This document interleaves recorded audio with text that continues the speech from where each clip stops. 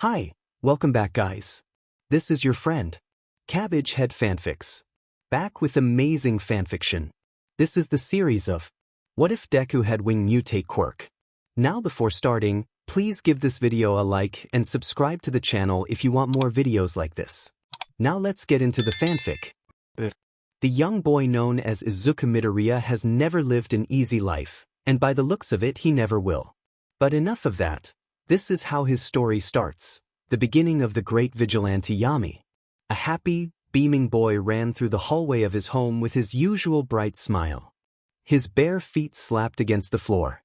Voices sounded from the living room as he made his way through. Today was a special day for him, and he was overflowing with excitement. "Hisashi, can't you stay longer?" asked a feminine voice that Izuku recognized as his mother. "Inko, I can't. This is important work," the male countered, his voice laced with anxiousness. At that, Izuku ran into the living room, landing his bright green eyes on his parents. His bright smile dropped slightly as he saw the expressions on their faces. His mother's straight green bangs were pulled behind her ears, and her expression shifted from a slight look of anger to pity. Izuku knew where this was going. His smile faded into a thin line as his eyes met his father's matching gaze. "Izuku, I'm sorry, I can't celebrate your birthday with you," Hisashi said, and Izuku felt deflated at his father's words. This was the same as all the years prior. Izuku was now 4, and his father would leave again without the ability to celebrate. This year was especially important. It was the day to check what quirk he had. Every child received one at the age of 4. Those who didn't were often deemed quirkless and faced grim futures. "I'm sorry, Izuku." Hisashi drew out his words, as if dreading to leave his child once again on his birthday. "It's okay, Otosan," the small boy replied with a sad tone before brightening up. "Can we go get ice cream before you go?" he exclaimed, a bright smile returning to his features. His father glanced at his wife before nodding and smiling softly at Izuku. "Of course, we can all go." His words made Izuku run happily to the door to slip on his favorite red sneakers, grabbing his All Might action figure from a nearby table. The boy and his parents arrived at an ice cream parlor and chose a variety of flavors, each liking a different one for specific reasons. But their peaceful family outing was interrupted by a crashing noise and a loud boom. Smoke filled the air, and screams of terror echoed around them. The smoke screen didn't aid their escape. Izuku was scooped up by his father, who gripped his mother's hand tightly. It was a frantic run for their lives as Izuku cried and clung to his father for support. His father remained focused, leading them safely away. That seemingly safe route was proven wrong when a shadow towered over them. To their terror, a box truck was hurled their way, leaving them with no way to escape. The boy's father instinctively threw him aside to protect him from being crushed by the large vehicle. Everything felt like it was in slow motion as the father shouted, "Authausen!" The child screamed at the top of his lungs, straining his voice as a crash erupted in the air. Debris flew through the air and struck the child, causing him to cry out in pain as he tumbled to the ground. Rushed footsteps ran past him and headed toward the truck, completely ignoring the injured boy. It was his mother, who screamed her husband's name, her voice filled with sorrow and grief. From her perspective, blood was splattered beneath the overturned box truck, blood that belonged to her husband. In that moment, she believed it was all her child's fault. In her eyes, Izuku Midoriya had caused Hisashi's death. From that day forward, his life felt like a never-ending nightmare, as if he were trapped without a way out. Green eyes opened to the pitch black of the cramped space he had been forced into the night before. His body ached, and his stomach protested for food. The frequent pains in his back had worsened, sometimes debilitating him, but his mother would never allow him to rest without punishment for being lazy. Stomping footsteps broke the silence as the door was slammed open. The familiar expression of disgust filled his view as his dull eyes met his mother's furious gaze. "Out!" she barked, her once tender voice now harsh. The boy crawled from his spot, standing up with pops sounding from his bones, pain flaring through his body. He kept his eyes downcast, shoulders slouched. A sinister smile formed on his mother's face as she glared at him, knowing he would obey her every command after learning the hard way. "Get ready for school, brat," she ordered before walking off to prepare her meal. She only provided him with food occasionally, forcing him to rely on the meager offerings from his school. As usual, he left the house and headed to school, where he faced bullying in the morning, ridicule during classes, and more beatings after school. However, he was grateful to have a moment of peace during lunch. When he returned home, the stench of alcohol filled the air, a scent he recognized all too well. "Get out, rat," she yelled, her words slurred, revealing her drunken state. "Get your things and leave, never come back. If you do, I'll kill you like you killed your father." Her words cut deep, and he quickly gathered what little belongings he had, shoving only the essentials into a bag.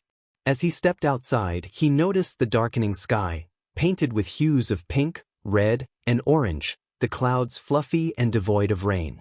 With a sigh, he walked deeper into the city of Mutate, eventually slipping into an alleyway in search of shelter for the night. The night was relatively quiet, which brought him some comfort. He stared blankly at the night sky while sitting on a pile of cardboard he had collected. Just as he was drifting off to sleep, a sharp pain erupted in his back, causing him to cry out as he fell forward onto the pavement. Izuku gripped his clothes tightly as the pain intensified. Suddenly, a weight pushed him down and he lost consciousness. When he awoke, everything seemed louder and brighter, with stronger scents than before. The smell of the trash beside him was overwhelming. He groaned softly and tried to recall what had happened the night before. He wasn't dead, that much was certain. His thoughts were interrupted when something brushed against his arm, soft and comforting. He sat up abruptly, only to recoil in surprise when he touched something soft on his back. Looking behind him, he saw that his shirt was torn. And in the hole of his shirt were wings. Dark green feathery wings, a pair of 4 wings adorning his back. To say he was surprised was an understatement. He held back a yell of surprise by biting his lip, but that was a bad idea. Pain flared on his bottom lip, and a drop of blood fell down his chin. His right hand lifted to his mouth and brushed over his teeth, feeling the sharpness. He glanced at his hands and noticed how sharp his nails looked. It was all intriguing. This meant he had a quirk. He had finally gained a quirk. A late bloomer, but it didn't relate to either of his parents. That was odd. Multiple thoughts raced through his mind, and words occasionally escaped his troubled mind. He knew he needed to stop that habit. But what would he do now that he had a quirk? He couldn't go to school now, having been expelled. He still wanted to be a hero. What was the next best option?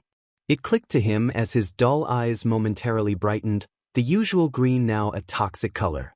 He could become a vigilante. He would become Yami. For the next few years, the boy trained himself, mentally and physically. After a little over 2 years on his own, he started Vigilante. They named him Yami for the dark clothing he wore all the time. He grew to instill fear in villains as they caught a glimpse of his large green wings. It didn't take long before heroes and police were on his case. One detective, known as Naomasa Tsukachi, was the leading officer trying to learn more about Izuku. No specifics were given, such as age or name. Everything like that was a complete mystery to the police.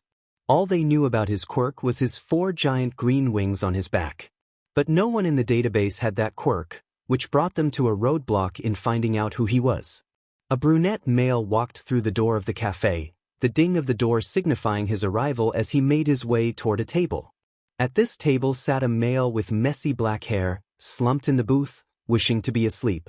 Aizawa greeted the brown-haired male with a small smile as he took off his hat. A grunt was the only response, indicating that Aizawa was not in the mood. "Tsukachi," he murmured in a monotone voice.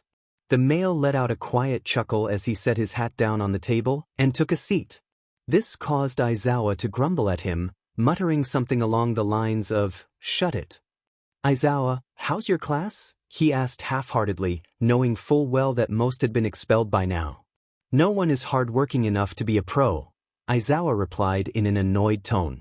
That seemed to be one of the reasons for his foul mood. "Well, you were never wrong." Tsukachi paused, glancing at the waiters, his eyes landing on a short male with unruly green hair and a pair of green wings. "Let's just get a coffee, then we can talk," he finished, trailing off as his eyes locked on the thin frame of the male. The male, who seemed to feel the gaze, slowly turned to meet Tsukachi's eyes. His eyes were a toxic green, holding a cold feeling that sent a shiver down his spine. Tsukachi turned away swiftly and let out a sigh. Kids were certainly different these days. "What can I get for you?" asked a plain voice, holding a faint tone of kindness. Tsukachi looked back up, only to stiffen at the sight of the winged male in front of him. The green-haired male stared between the two with an eyebrow raised. "I'll get a medium black coffee," Aizawa answered first, letting the boy write down the order. He then looked at Tsukachi expectantly. "Oh, I'll have a medium coffee with some creamer packets," Tsukachi shouted abruptly before lowering his voice. The boy nodded and wrote it down. At his brief pause, Tsukachi noticed the amount of old scars on the boy. It made his blood boil. The boy seemed to be a teen, probably earning some cash for his own wishes. With that brief glance, the barista walked off to give the order to the cafe chefs. "Did you see that boy?" Tsukachi asked, glancing at Aizawa. Before Aizawa could answer, he shook it off and waved his hands. "Never mind, let's get to the subject at hand." Aizawa shrugged. "I can guess who it's about." "Yeah, Yami. Have you gained anything else about him?" At his question, Aizawa shook his head and grumbled. "No," he said, annoyance evident in his voice. "We've been chasing the Vigilante for 5 years now." "I know, and we still haven't found anything helpful on this case," Tsukachi replied, making Aizawa sigh.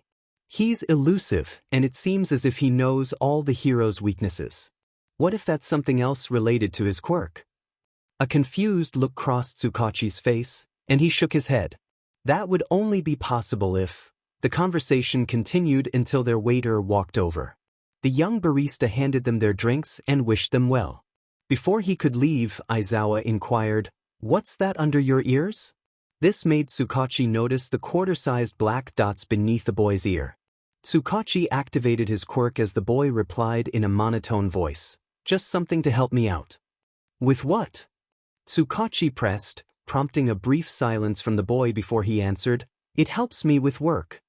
Just as Tsukachi was about to ask again, his phone buzzed with a message. His eyes widened at its contents, and he quickly gathered his things.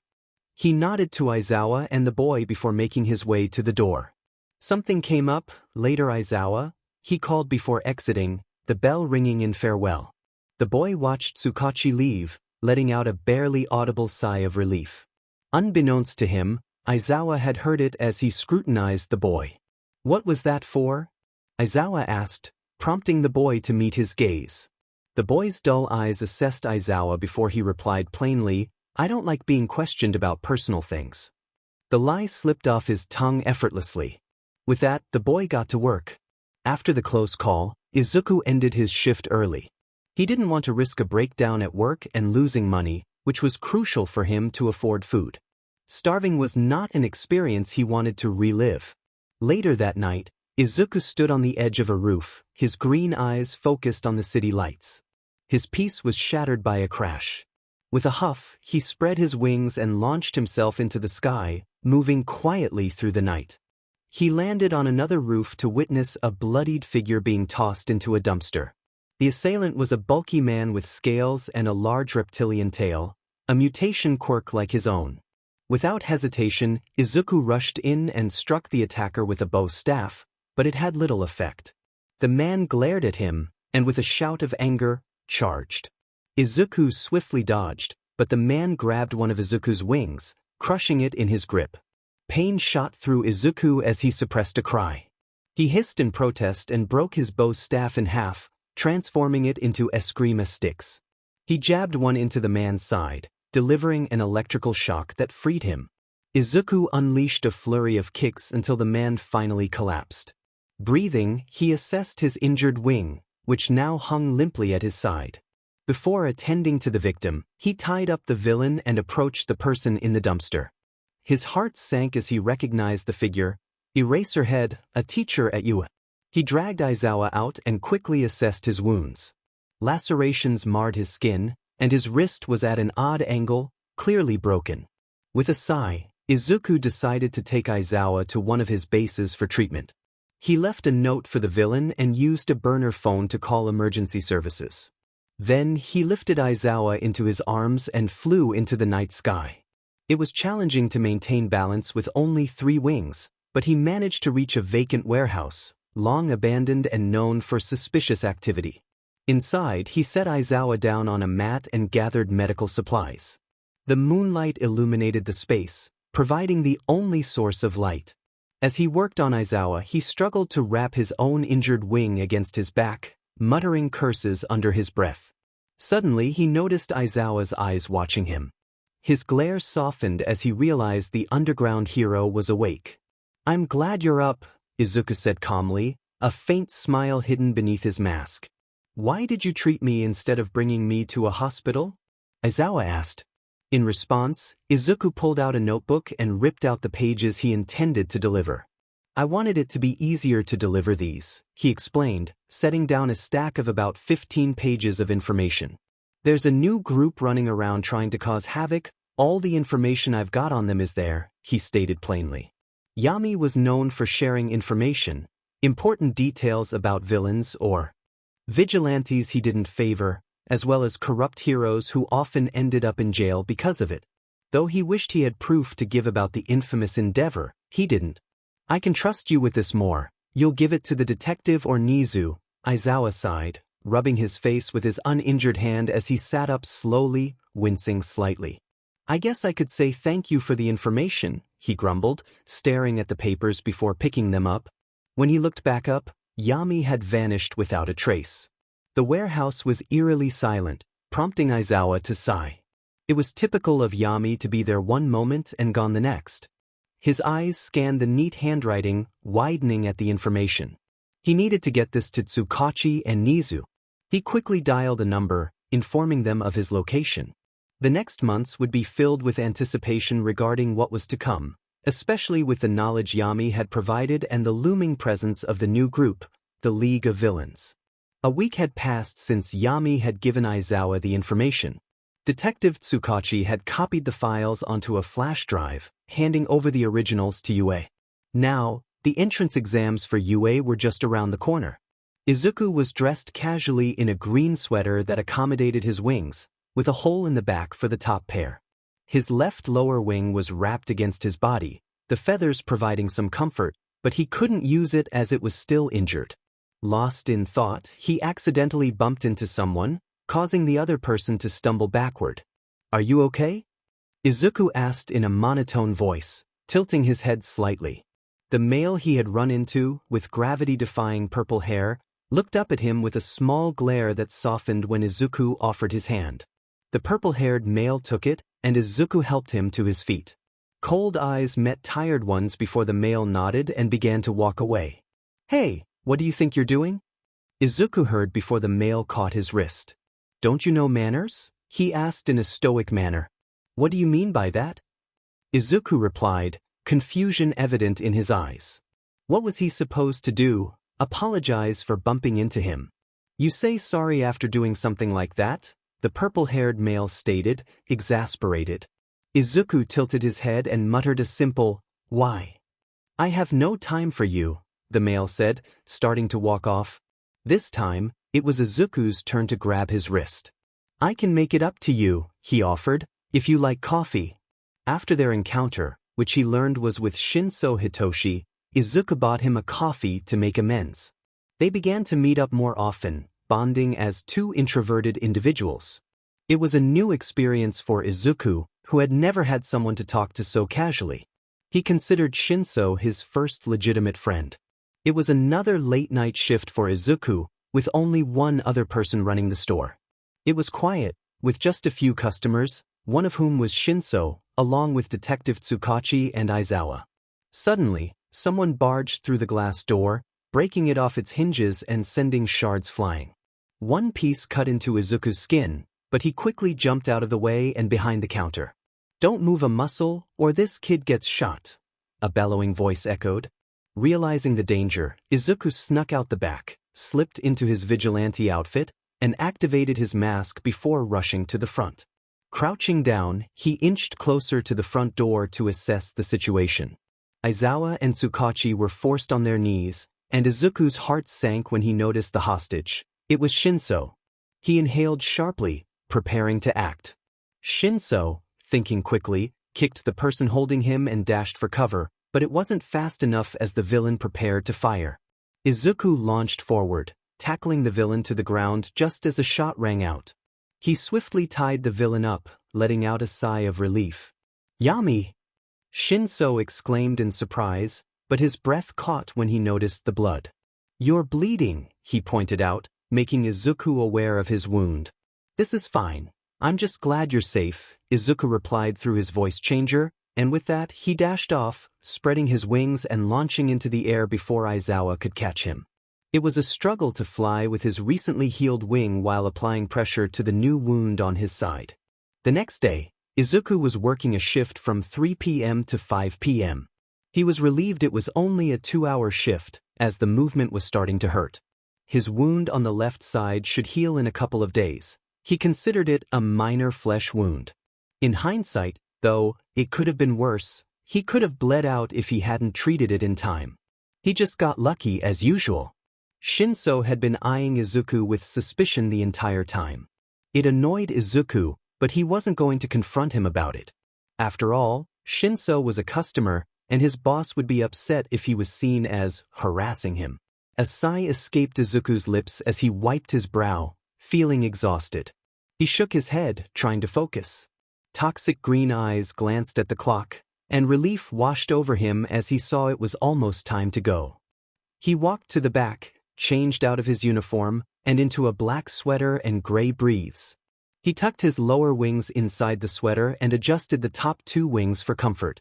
Grabbing his bag, he draped it over his shoulder and exited through the staff door to the front.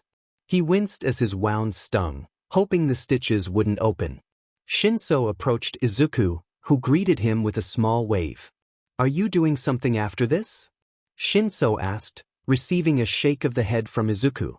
A small smile formed on Shinso's face. "Why don't we go somewhere to eat, somewhere that isn't here?" Izuku nodded at the thought, his eyes sparkling with a hint of excitement. "Then let's go." They walked down the street to their destination, opting not to use the train or a car. It was a peaceful walk, filled with light chatter. However, Izuku felt someone else's eyes on him, making him uneasy. Shinso suggested taking a shortcut, and Izuku hesitated but agreed. As they turned into an alley, something felt off. Izuku slipped off his gloves and tucked them into his pocket, his fingers flexing in anticipation as his feathers twitched. Suddenly, Shinso was tackled to the ground, surprising Izuku. In a flash, Izuku lashed out, using his nails to pierce the attacker's flesh. He was pulled back by another person as Shinso began to talk to the one he was dealing with. The attacker covered Izuku's mouth, but Izuku retaliated by biting down hard. Blood filled his mouth, making him GG at the salty taste. The attacker stumbled back, and Izuku yelled, "Shinso, go get authorities or heroes. I can handle them for now." Shinso hesitated but then ran off. The initial attacker, a bulky male with dark brown hair, charged at Shinso, but Izuku intercepted him, slashing at his eyes. The attacker yelled in pain, swinging blindly at Izuku but missing. Another attacker, a male with black hair and red eyes, grabbed Izuku again. Izuku tried to claw or bite, but it was ineffective. He decided to flap his wings, shaking with all his might. His expression remained cold as he lifted off the ground. The black-haired male tried to disrupt his flight by gripping Izuku's left wing and twisting it. This threw Izuku off balance, and he crashed to the ground, the wind knocked from his lungs. He wheezed, feeling his wound reopen, warm liquid dripping onto the concrete. The attacker held his wing in a way that kept him grounded. Izuku struggled to break free, but each attempt resulted in more hits. Thankfully, the sound of approaching footsteps distracted the attacker momentarily. As the figures dashed into the alley, Izuku flapped his free wing, creating a strong gust of wind that knocked the attacker off him. He stumbled to his feet, breathing and backing up against a wall. Relief flooded through him as he recognized Shinso, along with Eraserhead in civilian clothes and Present Mic. Shinso rushed towards Izuku, who let his wings fall limply to his side. Shinso wrapped his arms around Izuku in an embrace. Confused, Izuku didn't know how to respond but eventually eased into the hug. Present Mike and Eraserhead detained the two attackers and assessed Izuku's injuries, surprised by the scratches and bite marks. "So what happened here?" Aizawa asked in a calm voice, though he was clearly seeking answers. Izuku glanced towards Aizawa and sighed. Shinso released him and turned to the attackers. "We were being followed by those two. They ambushed us. I defended us. It was self-defense," Izuku explained plainly, as if it were obvious. His wings were now covered in dirt and grime from the fight, which annoyed him. His clothes were messy and dirty, and he had a wound on his side. Izuku focused his energy, closed his eyes, and took a slow breath. Gradually, the bleeding stopped as the wound healed. He pulled his hand away and looked at the blood, scrunching his nose before wiping it on his already dirty sweater. "Are you okay?" "You're a mess," asked Yamada, concern evident in his voice. "I've been through worse," Izuku replied, causing worry for the two pro-heroes who taught students. Aizawa had seen the scars Izuku bore. It made him wonder what this child had endured. The feathers on Izuku's cheeks twitched adorably as he flexed his wings, checking for any injuries. Shinso noticed the feathers and chuckled softly, which confused Izuku. He tilted his head, his wings folding behind him, and met Shinso's purple eyes with his toxic green ones. Yamada smiled at the interaction, reminiscent of his own bond with Shota. "Mike, let's take these two to the police and leave them to themselves," Aizawa said, glancing at Izuku. "We'll start looking into this boy," he concluded before turning to leave. The villains were captured by Aizawa's weapon, and Yamada chuckled at the sight. "Bye, you two. Don't get into any more trouble," he called before following Aizawa. Izuku waved slightly with his left hand before turning to Shinso. "I think we should get food later. I don't want to walk around in these dirty clothes," he suggested. "How about you come to my house and wash up? I want to talk to you about something," Shinso proposed, hoping Izuku would agree. Izuku hesitated for a moment before nodding slowly. "Okay," he replied, following Shinso to his apartment. Once inside, Shinso closed the door behind them. "The shower is down the hall, first door to the right," he informed, walking toward the couch. "My parents won't be home for another day, so we won't need to worry about them." Izuku nodded and headed to the bathroom, setting his bag aside as he undressed.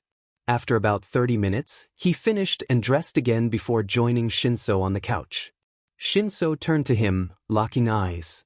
"You're the Vigilante Yami, aren't you?" he asked, surprising Izuku, who instead of denying it, accepted the truth. "Yes, I am. You going to report me to the police now?" Izuku asked, his tone flat, not expecting Shinso to do so. "Why would I? You're my only friend.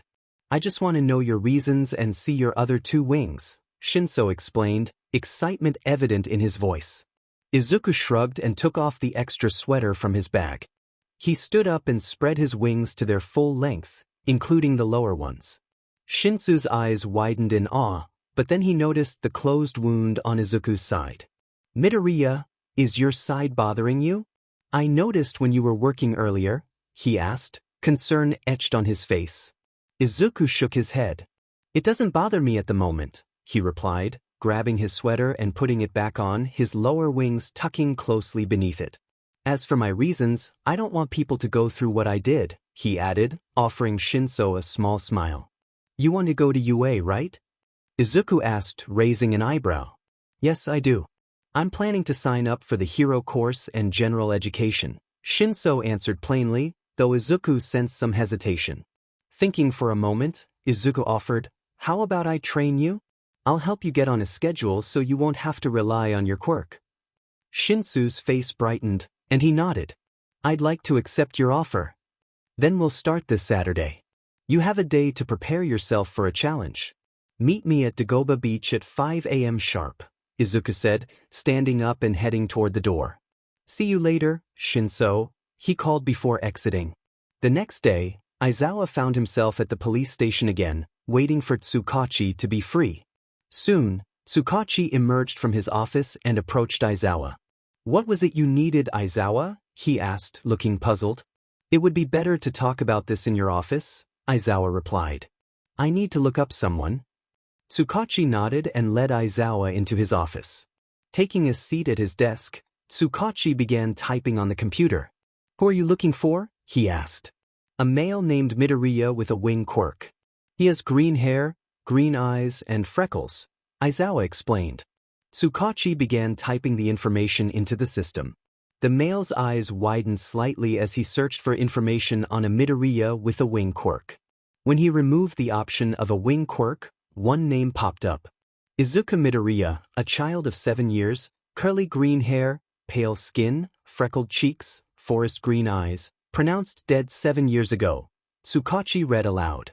The information confused Aizawa. Was the kid using a fake name? Search just the description without the name, suggested Aizawa. Tsukachi complied but came up with another blank. I think we're dealing with something urgent, concluded Tsukachi as his worried eyes met Aizawa's. What are his intentions? Aizawa interrupted. He's a child, looks to be close to the age of my own students.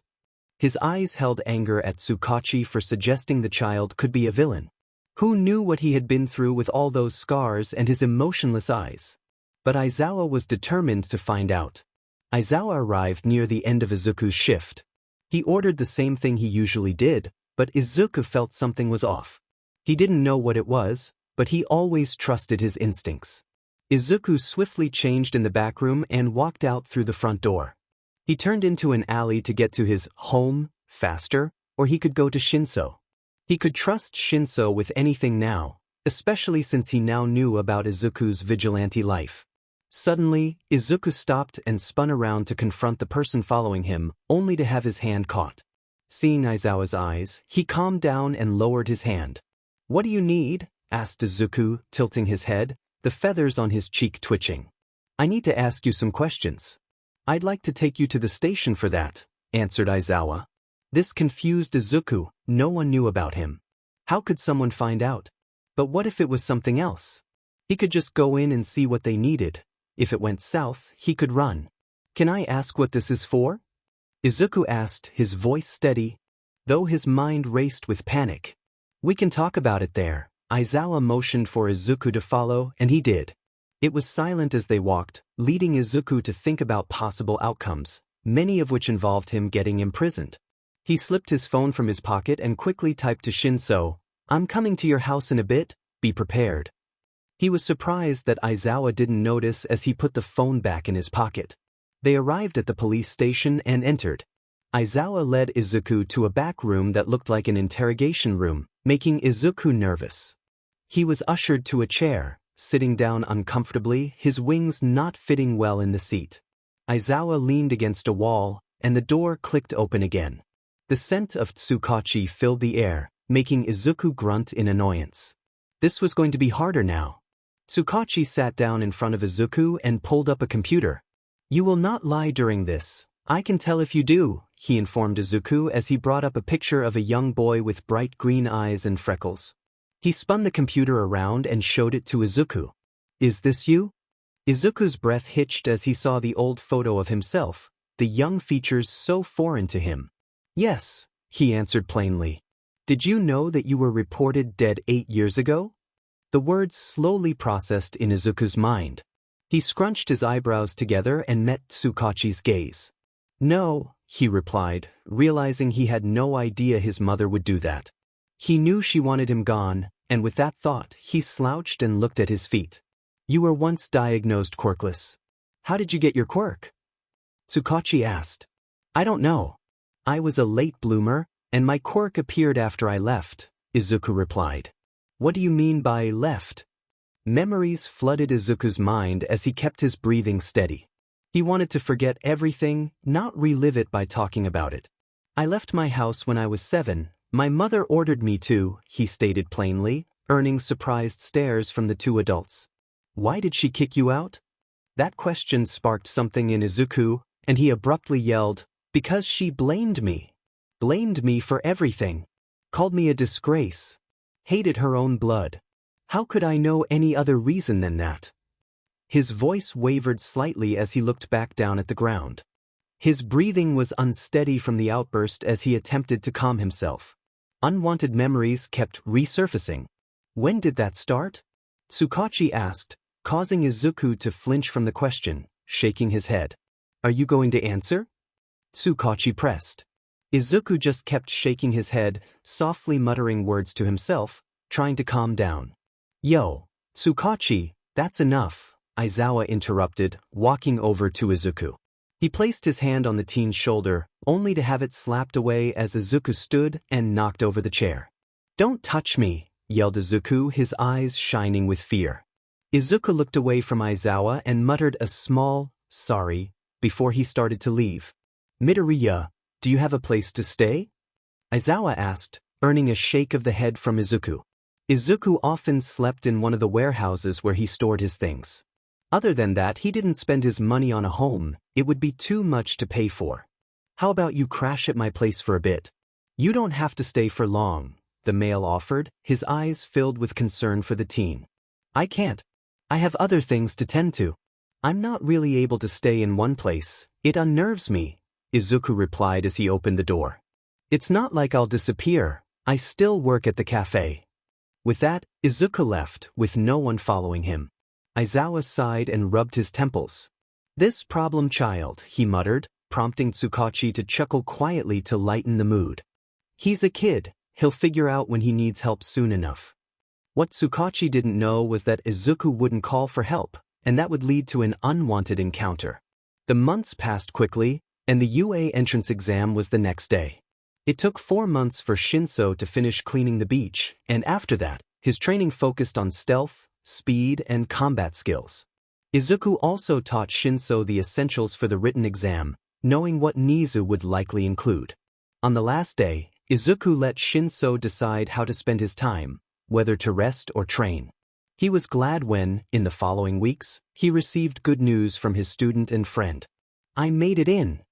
Shinso exclaimed over the phone, excitement evident in his voice, a rare emotion for him. I got into 1A. At that, Izuku thought up a plan. How about we go out to celebrate? Eat out, suggested Izuku in a light tone, his usual monotone voice brightening when he spoke to Shinso. Yeah. How about we go to that one cat cafe? I think it's called Hikari's Treat, Shinso replied. Great. I'll meet you there at Get Ready. Izuku hung up the phone and glanced around the warehouse, considering what to wear. He ended up in a baggy long-sleeved gray shirt with shirt printed in black, paired with black sweatpants and combat boots. He wore matching gray gloves to cover his nails. Arriving at the cafe by 2:30, Izuku wanted to be early just in case. As he walked inside, he was greeted by a multitude of cats. The cafe wasn't busy at that moment, which he was grateful for. He sat down at a booth and was soon swarmed by cats, who pawed at him, practically begging for affection. One climbed onto his head, and he pressed his wings against his back to avoid accidentally hitting a cat or having them mess with his feathers. The ding of the door turned Izuku's attention to the person who walked in. It was Shinso. Shinso smiled softly upon seeing the winged male, and chuckled at the cats surrounding him. You seem to be enjoying it here, Izuku said, nodding with a faint smile. Some cats moved to Shinso as he sat down in front of Izuku. The waitress approached, amusement lacing her voice as she glanced at the cat on Izuku's head. What can I get you too? I'd like 2 vanilla ice creams and 2 coffees. For now, that'll be it, Shinso ordered for both of them. Izuku tilted his head at the mention of ice cream, not entirely recognizing the name. Noticing his confusion, Shinso asked, Don't you know what ice cream is? The frozen treat. Izuku shook his head, and Shinso gasped dramatically. Then you have to try it. The waitress returned with their order, and some cats padded off. The one that had been on Izuku's head settled next to him and purred. Shinso passed the ice cream to Izuku. It looked familiar, and he realized he might have seen it online or somewhere else. He grabbed the frosty treat and examined it. A cold sensation radiated from its surface, just like ice. Slowly, he brought it to his mouth and tentatively liked it, expecting a terrible taste.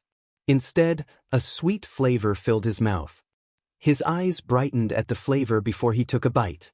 The frozen treat slipped on his tongue before he swallowed, the cold sensation soothing him and reminding him of the blurry face of the father who had risked his life for him. A soft smile appeared on his face as he wished he could remember what his father looked like.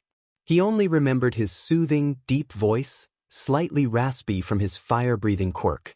"So you like it, huh?" Shinso asked, earning 2 quick nods from Izuku as he continued to enjoy the treat. "Thank you, Shinso," Izuku said, pausing his eating.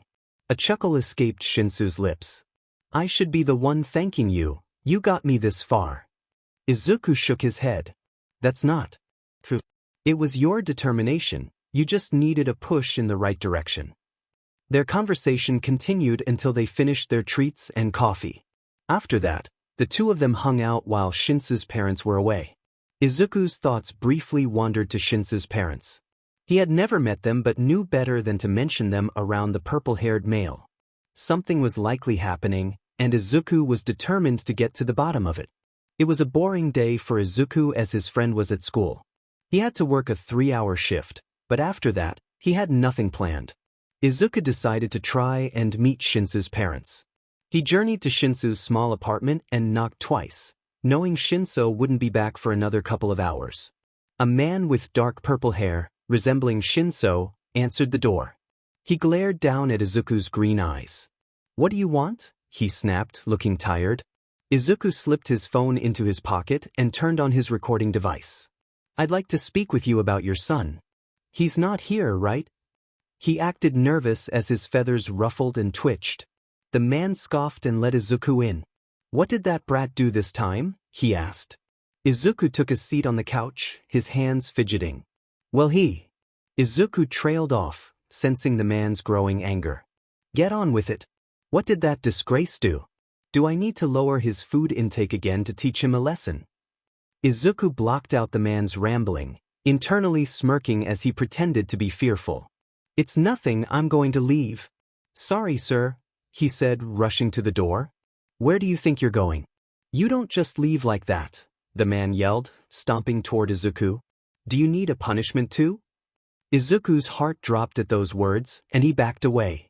"Sir, don't do this. You'll regret it," he said in a calm tone. "Regret it? You need a lesson," the man shouted, his voice rising painfully. Izuku's back hit the wall as the man advanced, the smell of alcohol overwhelming. "You're drunk, sir," Izuku mentioned, ensuring his recording device captured it. "I'm not anything, brat," the man screamed, raising his fist. Before Izuku could react, the man slammed it down on his head, causing him to crash to the floor. As the man kicked at his stomach, Izuku endured the pain, knowing this act could lead to the man's arrest and protect Shinso. Eventually, the man stopped and ordered Izuku to leave. Izuku faked a limp and exited, the door slamming behind him. He pulled out his phone and stopped the recording, then called emergency services to report the situation, mentioning he had it all recorded. Within 5 minutes, police arrived quietly, and Izuku recognized Tsukachi among them. He showed the detective the recording while officers went to arrest Shinso's father. "Why did you do this?" Tsukachi asked. "I'd do anything for Shinso, he's practically my brother. I noticed something was wrong, so I investigated, and my gut feeling was correct," Izuku replied plainly. Tsukachi sighed, rubbing his temples. "And about Aizawa's offer to me months ago, I want Shinso to take that." The detective looked surprised. "I guess I'll check with Aizawa." He paused, unsure. "I don't know if he will." "I'll say yes. He can stay as long as he needs." "The offer still stands for you, problem child," Aizawa said, appearing unexpectedly. Izuku nodded in greeting, while Tsukachi jumped. "Thank you, but my answer is still the same," Izuku said, rubbing his stomach as the ache set in, knowing there would be a bruise. "Midoriya?" Shinso appeared, looking confused in his uniform. He glanced between Izuku, the detective, and his teacher. "Hey Shinso, you could have told me what was going on." "I would have found out either way," Izuku said. Shinso's eyes brimmed with tears as the situation began to piece together. He launched himself at Izuku, wrapping his arms around him. Izuku stiffened for a moment before wrapping his wings around Shinso in a comforting manner. With his free hand, he ran his fingers through Shinso's purple hair as he cried into Izuku's shirt. Aizawa and Tsukachi watched with soft expressions, Tsukachi smiling gently while Aizawa hid his expression behind his capture weapon. The day ended with Shinso packing his things, and he and Izuku heading to Aizawa's house together. Izuku stayed the night, comforting Shinso whenever he woke from terrible dreams. As usual, Izuku didn't get much sleep, but he was fine with that. He stayed up, looking at the moon with a peaceful expression, occasionally brushing his fingers through Shinso's soft hair. Eventually, Shinso passed out against the wall, and Izuku curled his wings around him like a blanket. Izuku awoke in an unfamiliar place, initially scared, but calmed when he caught the familiar scent of Shinso. He glanced down at the messy purple hair, finding Shinso peaceful and feeling a faint smile rise on his lips. It fell once the handle of the door was turned and quietly opened. The black-haired male walked through and nodded at Izuku in greeting. Izuku returned the greeting, slipping his hand through his feathers and performing a two-fingered salute, the fingers pointing to Aizawa before falling back into the mess of green feathers. The teen was reluctant to wake Shinso, as it had taken a while for him to finally fall asleep. With a sigh of reluctance and a knowing look from Aizawa, he lightly shook the male with the feather he lay on. Shinso stirred and soon got ready to leave. He and Aizawa left Izuku as they traveled to UA. After that, Izuku often visited the residence of the two sleep-deprived males, bringing a sense of warmth to their bond. He and Shinso grew to a brotherly relationship, finally calling each other by their first names. Izuku felt glad but also scared about having such connections. What would happen to him if one of them got severely injured or worse? That was a thought that often crossed his mind, even when he didn't intend to. A week later, after the incident of getting Shinso from his house, Izuku was on one of his regular patrols. It was late at night when he rushed toward a meeting spot, a flash drive clenched in his fists. His green wings flapped furiously behind him as he dashed through the streets. The person he was meeting was Eraserhead, the closest ally he had at the time to deliver this important information. The muscles at the base of his wings were growing sore from the constant beating, but he tried to distract himself by mumbling the information to himself. That successfully took his mind off the discomfort as he pushed himself harder, his speed picking up. The park quickly came into view, and Izuku slowed down as best as he could. He landed awkwardly, almost tumbling to the ground. His toxic green eyes landed on the hero, and he quickly shoved the hard drive into his hands. "Take this to Nizu immediately," ordered the teen in a calm voice, urgency lacing his tone. "Wah! Hurry!" Eraserhead would have flinched from the sudden stern tone, but his experience kept him steady. Just as Aizawa was about to speak, he was suddenly pushed back.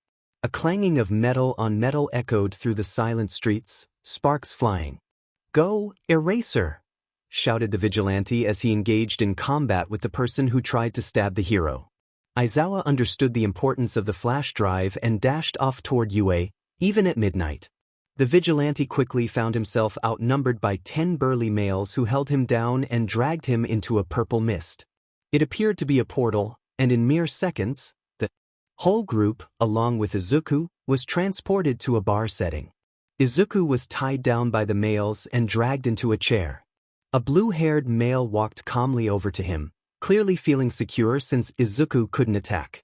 His teeth clenched as he glared at the male with toxic green eyes, which only caused the male to let out a low chuckle.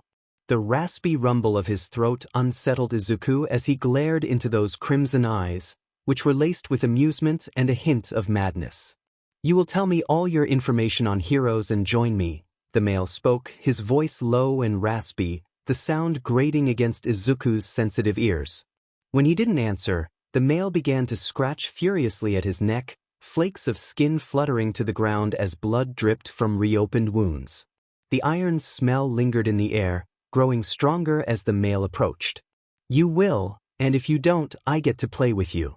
Shivers ran down Izuku's spine at those words, but he kept his glare steady. "Try me," he threatened, knowing full well what would happen next. He was prepared for everything. He would never betray those he cared about. "Sorry, Shinso, I don't think I'll make it back to you in one piece," That thought trailed through Izuku's mind as he braced for the pain to come. "You brat!" howled the male, his voice echoing off the walls of the bar, filling Izuku's ears. He gripped Izuku's neck tightly, a stinging sensation rushing through him. Izuku squirmed as the male pulled back, his own blood filling his senses. "I'm surprised you didn't scream." "Well, let's have some fun before we present you to the heroes." Izuku attempted to escape his binds, but nothing worked. Then the pain began, endless hours of torment with little respite. Thankfully, they didn't remove his mask, and Izuku endured it, fighting back screams like he had with his mother. The pain finally ended 2 hours later. The blue-haired male left him in a dark room, reminiscent of the broken freezer he had been kept in with his mother. The confined space allowed only a fetal position, and Izuku passed out, haunted by nightmares of the past, before he was dragged from the room the next day. Izuku was painfully dragged from the chair he was tied to. Many untreated wounds littered his body, clotted over by his fast healing, but he was unable to heal them fully with his limited stamina. His wings were tightly bound to his back, the ropes digging into his green feathers. His hands and feet were also tied, leaving him dazed as a thug pulled him through a swirling purple mist of a portal. The bright lights of the new location blinded him momentarily. Izuku was thrown to the ground and kicked forward, suppressing any sound of pain as the disintegration of his flesh was far worse than the kick. Panicked voices filled the air as he struggled to stay awake, knowing the dangers of passing out. A hand grabbed him, causing him to squirm under the touch. He was lifted into the air, his bound feet hovering above the ground.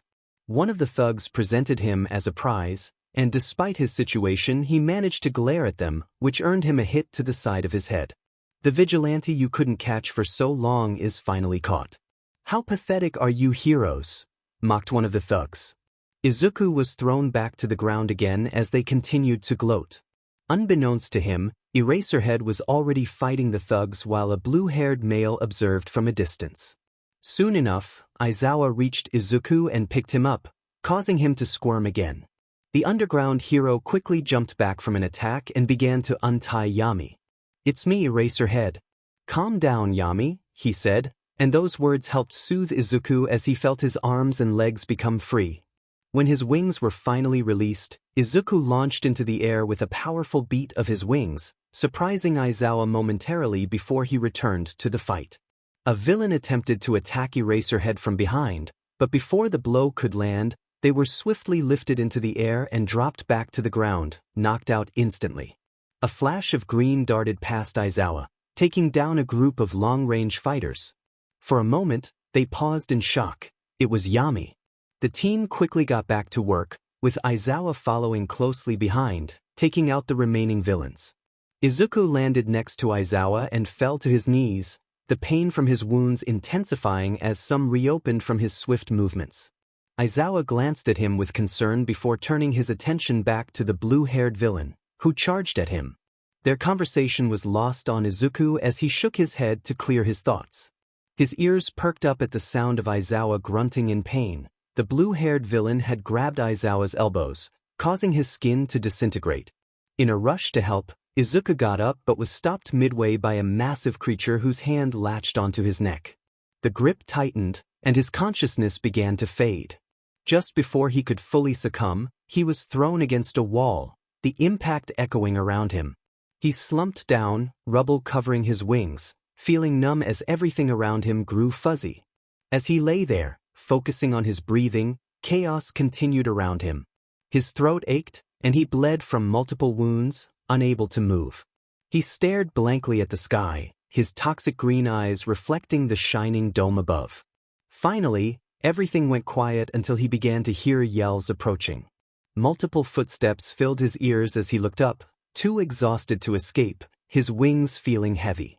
Concern filled the faces of those arriving as they saw him still and unmoving. His chest rose and fell weakly, and voices called out to him. "Yami! Can you hear us?" one of them yelled. The feathers on his cheeks twitched slightly as he barely moved his head in response.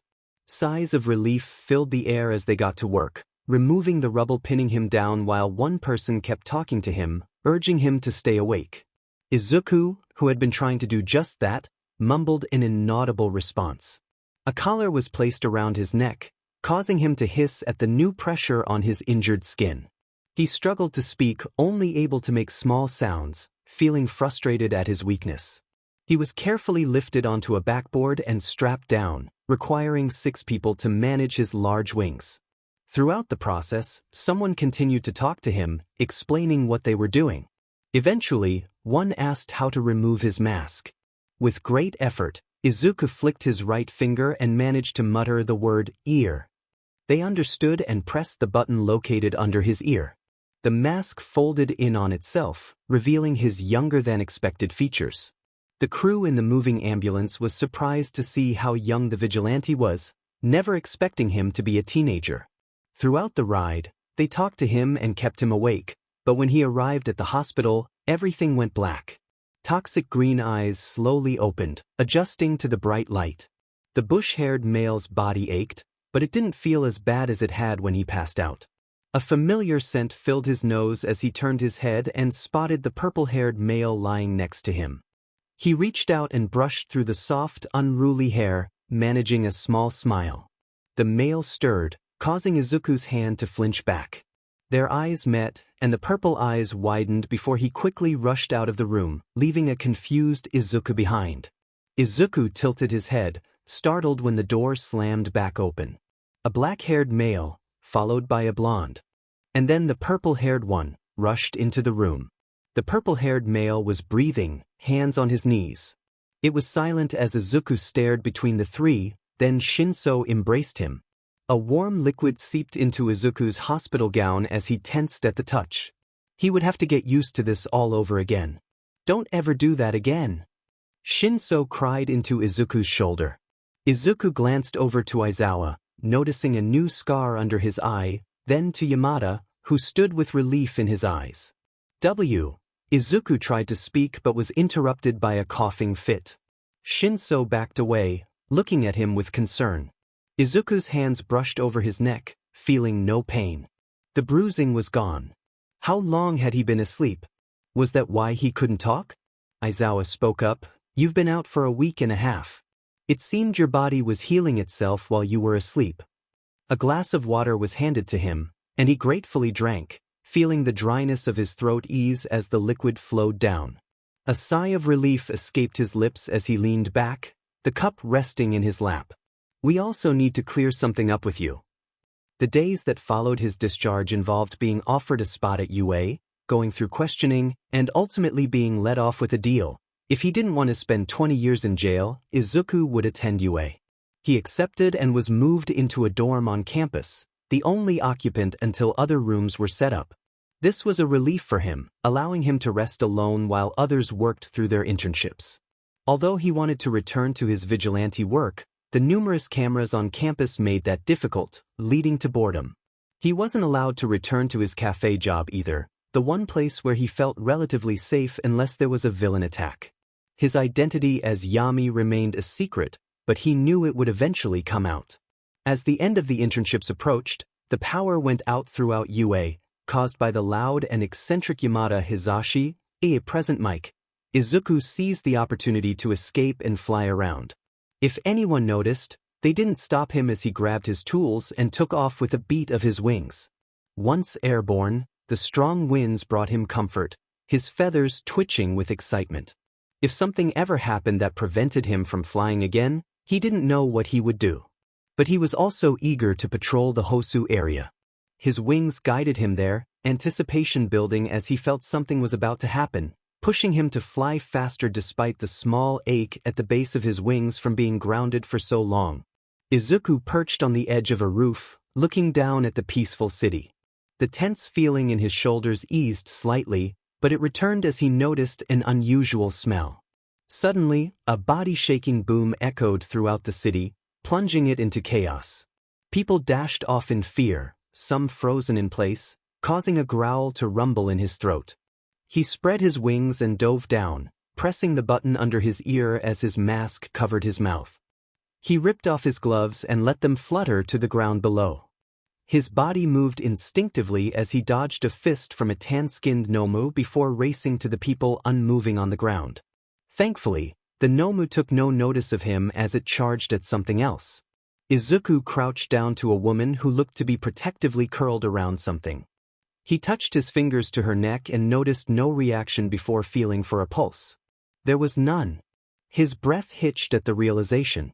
He could have stopped this, but he was too slow. Frustrated, he rolled the woman over to see what she was protecting. He didn't expect it to be a small animal. Izuku assessed the creature, which appeared to be a young avian. The young animal had a pulse, making Izuku sigh in relief. At least he was able to save someone. He tucked the avian in his sweater, ensuring it was safely wrapped against his body, and closed his sweater before lifting the woman and flying off to a more peaceful area where she could rest. Gently, Izuku laid the woman on the grassy ground. His thoughts were plagued by how he could have helped her. Like many others, he was unable to save in his line of work. He wouldn't admit that he often dwelled on his failures. He knew it wasn't healthy, but he couldn't stop himself. Those thoughts were persistent, much to his annoyance. The young avian slept soundly inside Izuku's sweater as he took off once again, deeper into the chaos-ridden city. Soon enough, he stopped to assist the heroes, keeping the avian hidden and safe. If anything happened to the small bird, he would do whatever it took to protect it. He was in the middle of a fight with a beige Nomu when he felt an increase in heat. A hiss escaped his lips as he launched into the air, the tips of his feathers singed by the searing heat of orange flames. He shook his wings to stop the fire from spreading. An agitated sound came from his attacker. Of course, Endeavor would try to stop him in the middle of a battle with a Nomu.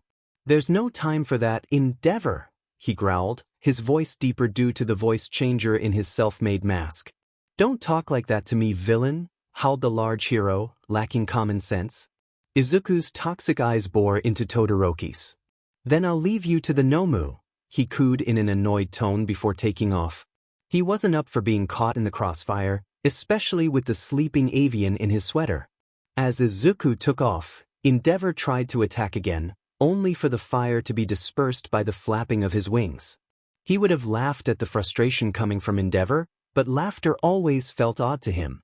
The teen was about to continue when he picked up a distressed sound from a dark alley. He dove down and glared at the scene. A hero he recognized as native was slumped against the wall, the metallic stench of blood filling the air. He wasn't the only one bleeding. A teen his age was on the ground with a vengeful expression, dressed in a hero outfit similar to Ingenium's. This was Ida Tenya.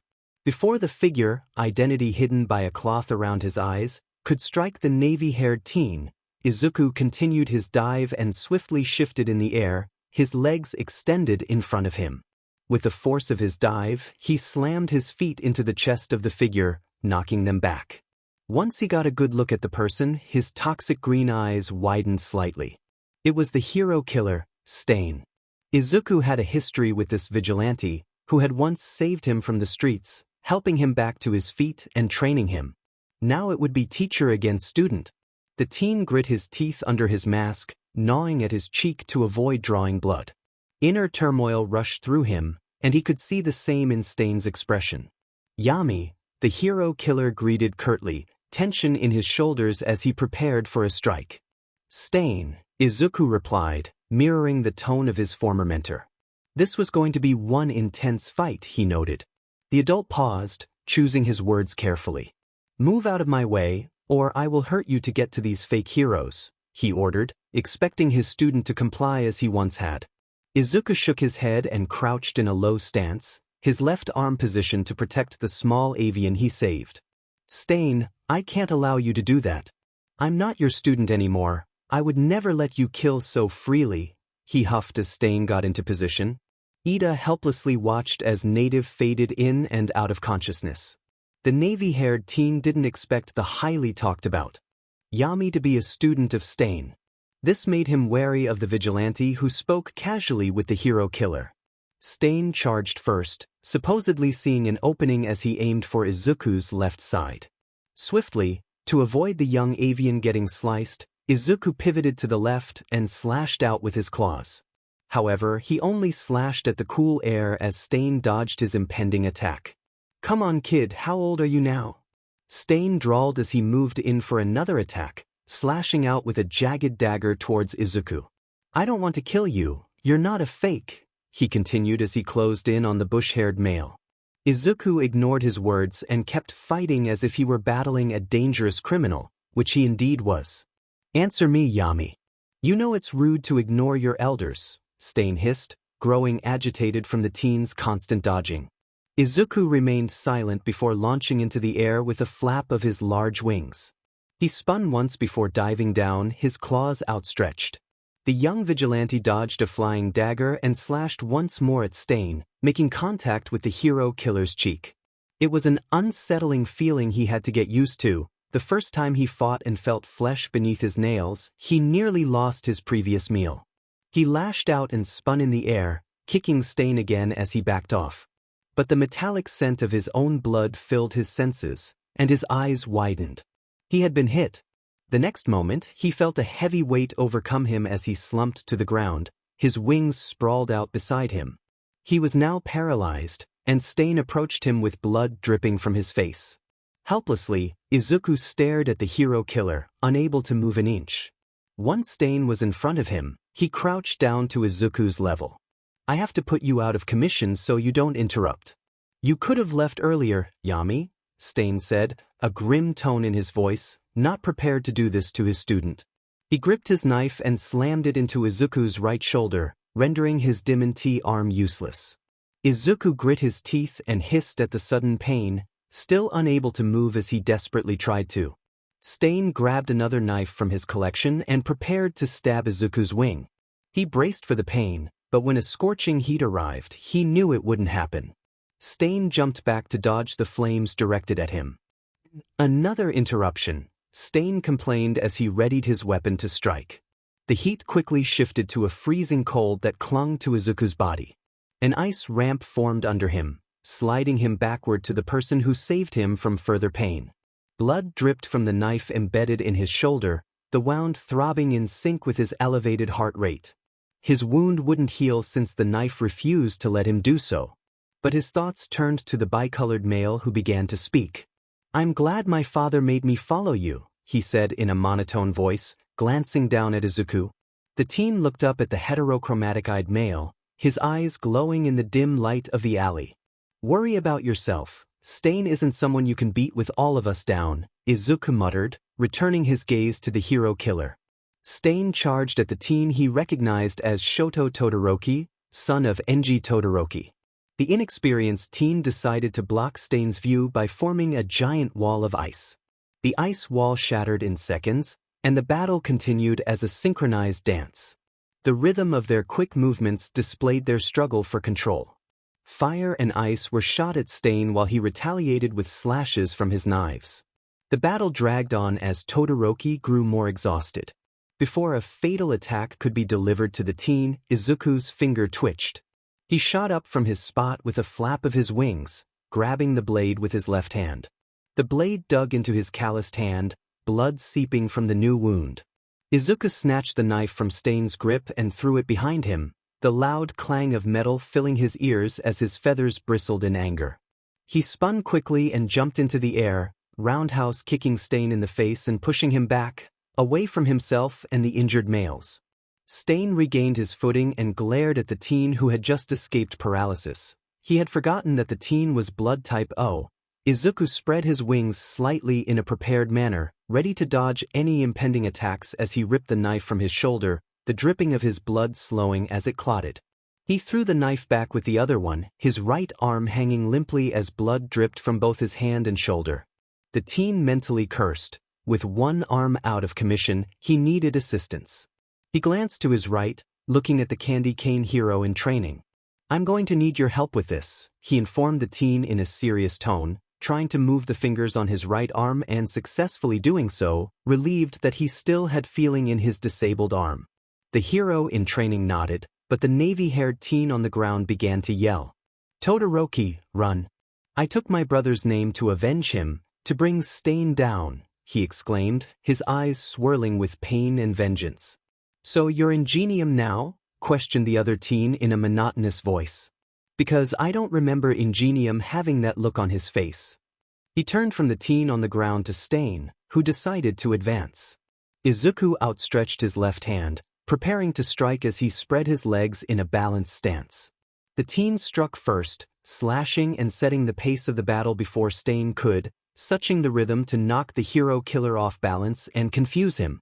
Not only did he have to fight the Vigilante with one arm, but he also had to avoid well-timed fire and ice attacks. With Izuku's naturally short battles, he was tiring. He didn't know how long he could last, but a knife launched into his leg told him it wouldn't be long. He was then kicked backward by spiked combat boots, the air knocked from his lungs as he gasped for breath, making contact with the wall. With a thud, he landed on the ground. Now with a knife embedded in his left leg, he would be unable to continue battling, but that didn't stop him as he shot up to avoid another attack from Stain aimed at the sleeping avian in his shirt. He backed up next to Todoroki and dropped into a low position. Knowing his wound wouldn't heal, he left the knife in his leg. His left arm touched the ground as he kept his right leg balanced, lifting his injured leg off the ground. Under his mask, his teeth were bared, eyebrows scrunched together, wings spread behind him, feathers bristling with anger. A low rumble left his throat menacingly as his eyes glowed. Stain had almost injured the sleeping avian. He would pay for that. In a fierce manner, Izuku launched himself at Stain, propelling into the air with a flap of his wings. He hissed in pain at the throbbing of his leg as he twisted in the air and dove down, ready to strike with his uninjured arm. Todoroki froze Stain's feet, keeping him in place for Izuku to slash at the hero killer's arm. He aimed for a deep wound, avoiding arteries but targeting the muscles to incapacitate that arm. Stain reeled back in pain, his arm falling limp as he tried to strike at Izuku, only to be met with fire. Izuku hopped backward, balancing himself next to the candy cane male. The young vigilante knew he couldn't last long in his state. He might pass out from blood loss, starting to feel dizzy. He stumbled, putting pressure on his injured leg to balance himself, wincing as pain shot through his body. Izuku huffed, almost missing the chance to dodge Stain, who charged at the two teens. The teen stumbled backward and flapped his wings to launch himself back into the air, but the alley was cramped. "You're getting tired, give it up, Yami," scolded the vigilante in a dark tone, his voice echoing in the alley. A huff escaped the teen's lips as he hovered above the group. In a last attempt, he dove down, not noticing the engine starting up. He extended his arm and slashed at his old mentor while being kicked in the gut. A snapping sound echoed in his ears, making him wince. Izuku's nails made contact with the side of Stain's face, clawing his ear. However, he didn't land as gracefully as planned. His injured leg hit the ground first, and he stumbled, falling to the side. Though he knew he had to move quickly, pain grounded him. Breaths escaped his lips from exhaustion as he glanced at Stain, who was being disarmed by the heroes in training while Native remained paralyzed. With his uninjured arm, Izuku weakly pushed himself up, huffing with exhaustion, on the verge of passing out. Running footsteps dashed toward him, and he was slammed back into the ground with a kick, letting out a quiet cry of pain. Thankfully, he was kicked on his right side, keeping the young avian in his sweater safe. The teen blinked his eyes open to see Endeavor, the bane of his existence. Fire radiated off him, blinding the already exhausted teen as he awaited the pain, curling his wings protectively over the bird. He tucked his head in, only to feel nothing. Peeking out, he saw the hero looking down at him with a scowl. "You saved my son, you get to survive a few burns," grumbled Endeavor in annoyance, clearly forced by his son to spare the young vigilante. This caused the cold teen to tilt his head, confusion shining in his eyes. Why would someone do that? He wondered, unsure why people would act that way for someone considered a technical criminal. He was surprised when two people he had helped lifted him up. Izuku allowed their assistance as he folded his large green wings behind him. His hobbling grew weaker, and black dots began to cloud his vision. But he was too stubborn to pass out in front of strangers. Fear gripped him at the thought. Why was he scared of a couple of heroes? Perhaps it was his instinct to protect the young avian. Huffs escaped his mouth as his toxic green eyes remained calm, though his mind raced, trying to devise a plan in case things took a turn for the worse. They had stopped at the end of the alley, and both heroes in training were about to set him down when everything happened too quickly for them to process. Izuku suddenly shoved them both to the ground, yelling for everyone to duck. He wasn't lucky. A cry of surprise and pain escaped him as large claws snatched him up. The beast dug into his skin, blood pouring out. Frantically, Izuku glanced around and recognized the creature, a Nomu. He struggled to claw his way free, but feeling quickly faded from his injured arm, and his other arm began to follow suit. He thought he was done for, but then the beast suddenly fell, letting out a startled yowl. With the creature now paralyzed midair, Izuku escaped its grasp and spread his wings. He glided down, landing awkwardly as exhaustion overtook him.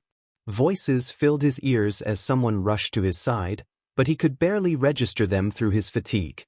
The arm that still had feeling was placed near the young avian, who was peacefully sleeping in the warmth of his sweater. He stared blankly past a figure in front of him. His eyes felt heavy and he longed for sleep, but he fought to stay awake. The figure was speaking, their lips moving as they talked. Izuku focused on their lips, catching the words, "don't" and "close." He nodded slowly, barely noticeable, understanding they didn't want him to close his eyes. Yet, despite his efforts, he kept his eyes open the entire ride in the ambulance, everything around him a blur as he concentrated on the roof of the emergency vehicle. Once he arrived at the hospital, everything faded around him as he was wheeled in. Toxic green eyes opened, only to be blinded by a bright white light. Groggy with sleep, he groaned and moved his right arm to cover his face. A shock of pain shot through his arm, causing him to cry out. The beeping of the heart monitor quickened, and he calmed his breathing, feeling pain spread throughout his body. How many times had he been injured now? All because of heroes in training and the League of Villains? It was frustrating. He glanced around the room, his eyes landing on a mound of feathers nestled against his wings. A soft look crossed his face as he smiled. The little avian had made it out alive. He was surprised they allowed it in here. The door opened with a soft click, causing him to snap his head in that direction, ruffling the feathers on his cheek. The person jumped at his sudden movement and cautiously approached. It was a female with burgundy hair and blue eyes, seemingly American. Since All Might had left America, crime rates had surged, and many had suffered. Hello young man, I'm glad to see you're awake, she stuttered in an accented voice. Her Japanese was good, but the small slips revealed her origins. He nodded in response. What are my injuries? I want to leave as soon as possible. The female's eyes widened in surprise at his fluent English, and he caught a glimmer of amusement in his toxic green eyes. She began, explaining the extent of his injuries. He had puncture wounds in both shoulders, with his right shoulder having healed somewhat. He had also been stabbed in his left leg, where the blade had nicked a vein, and he had wisely kept it in. Then she told him about the little avian he saved, a young, brown gerfalcon. He nodded in understanding before she asked, "You have visitors. Do you want them in?" Izuku thought for a moment, then shrugged softly to avoid pain. "Why not?" he replied plainly, guessing who it might be. His guess proved correct when Shinso burst into the room, his purple eyes swirling with worry. He rushed to Izuku's side, taking a seat next to his bed and gripping his right hand tightly. "What did I tell you?" he whispered as the nurse walked out, calmly closing the door behind her. Once they were alone, Izuku smiled softly despite the pain and moved his right hand to gently clasp Shinso's. "You can't keep a bird caged," he said, locking eyes with the male. "Izuku, you have to at least be careful for me." Hitoshi's words tugged at Izuku's heart, and he winced. "Sorry, Hitoshi," he mumbled, glancing off to the side. He didn't know what this feeling was. Guilt? Probably. Hitoshi brought Izuku's gaze back to him, slipping his hand from Izuku's grip and gently placing it on his cheek.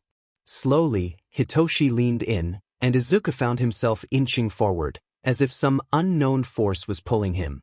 Just as they were inches away from each other's lips, the door opened. Both teens jumped, Hitoshi's face flushing bright red while Izuku averted his gaze. "Oh, was I interrupting something?" questioned the newcomer, Hisashi, the loud blonde. "No, I was just leaving," muttered Hitoshi as he got up slowly from the seat.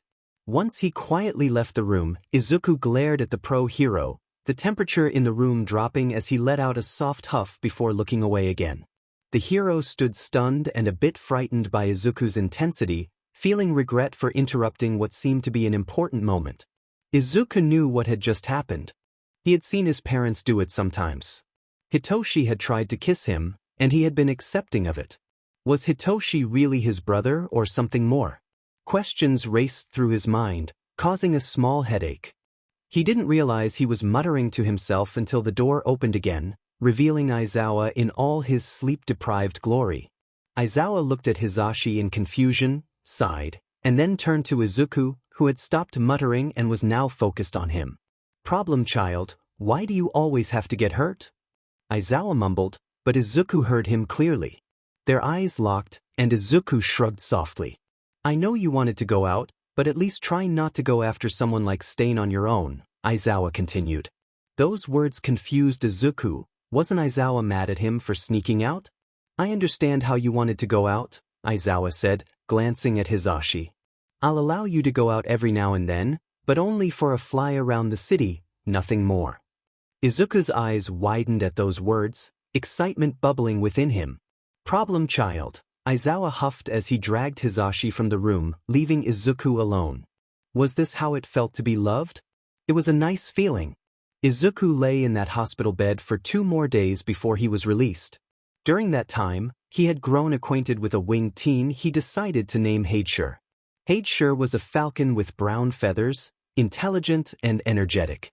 Specialists who visited him said she should mellow down, but Izuku didn't mind her personality. She only spoke when necessary. He believed he could take her on missions in the future, once she grew her flight feathers.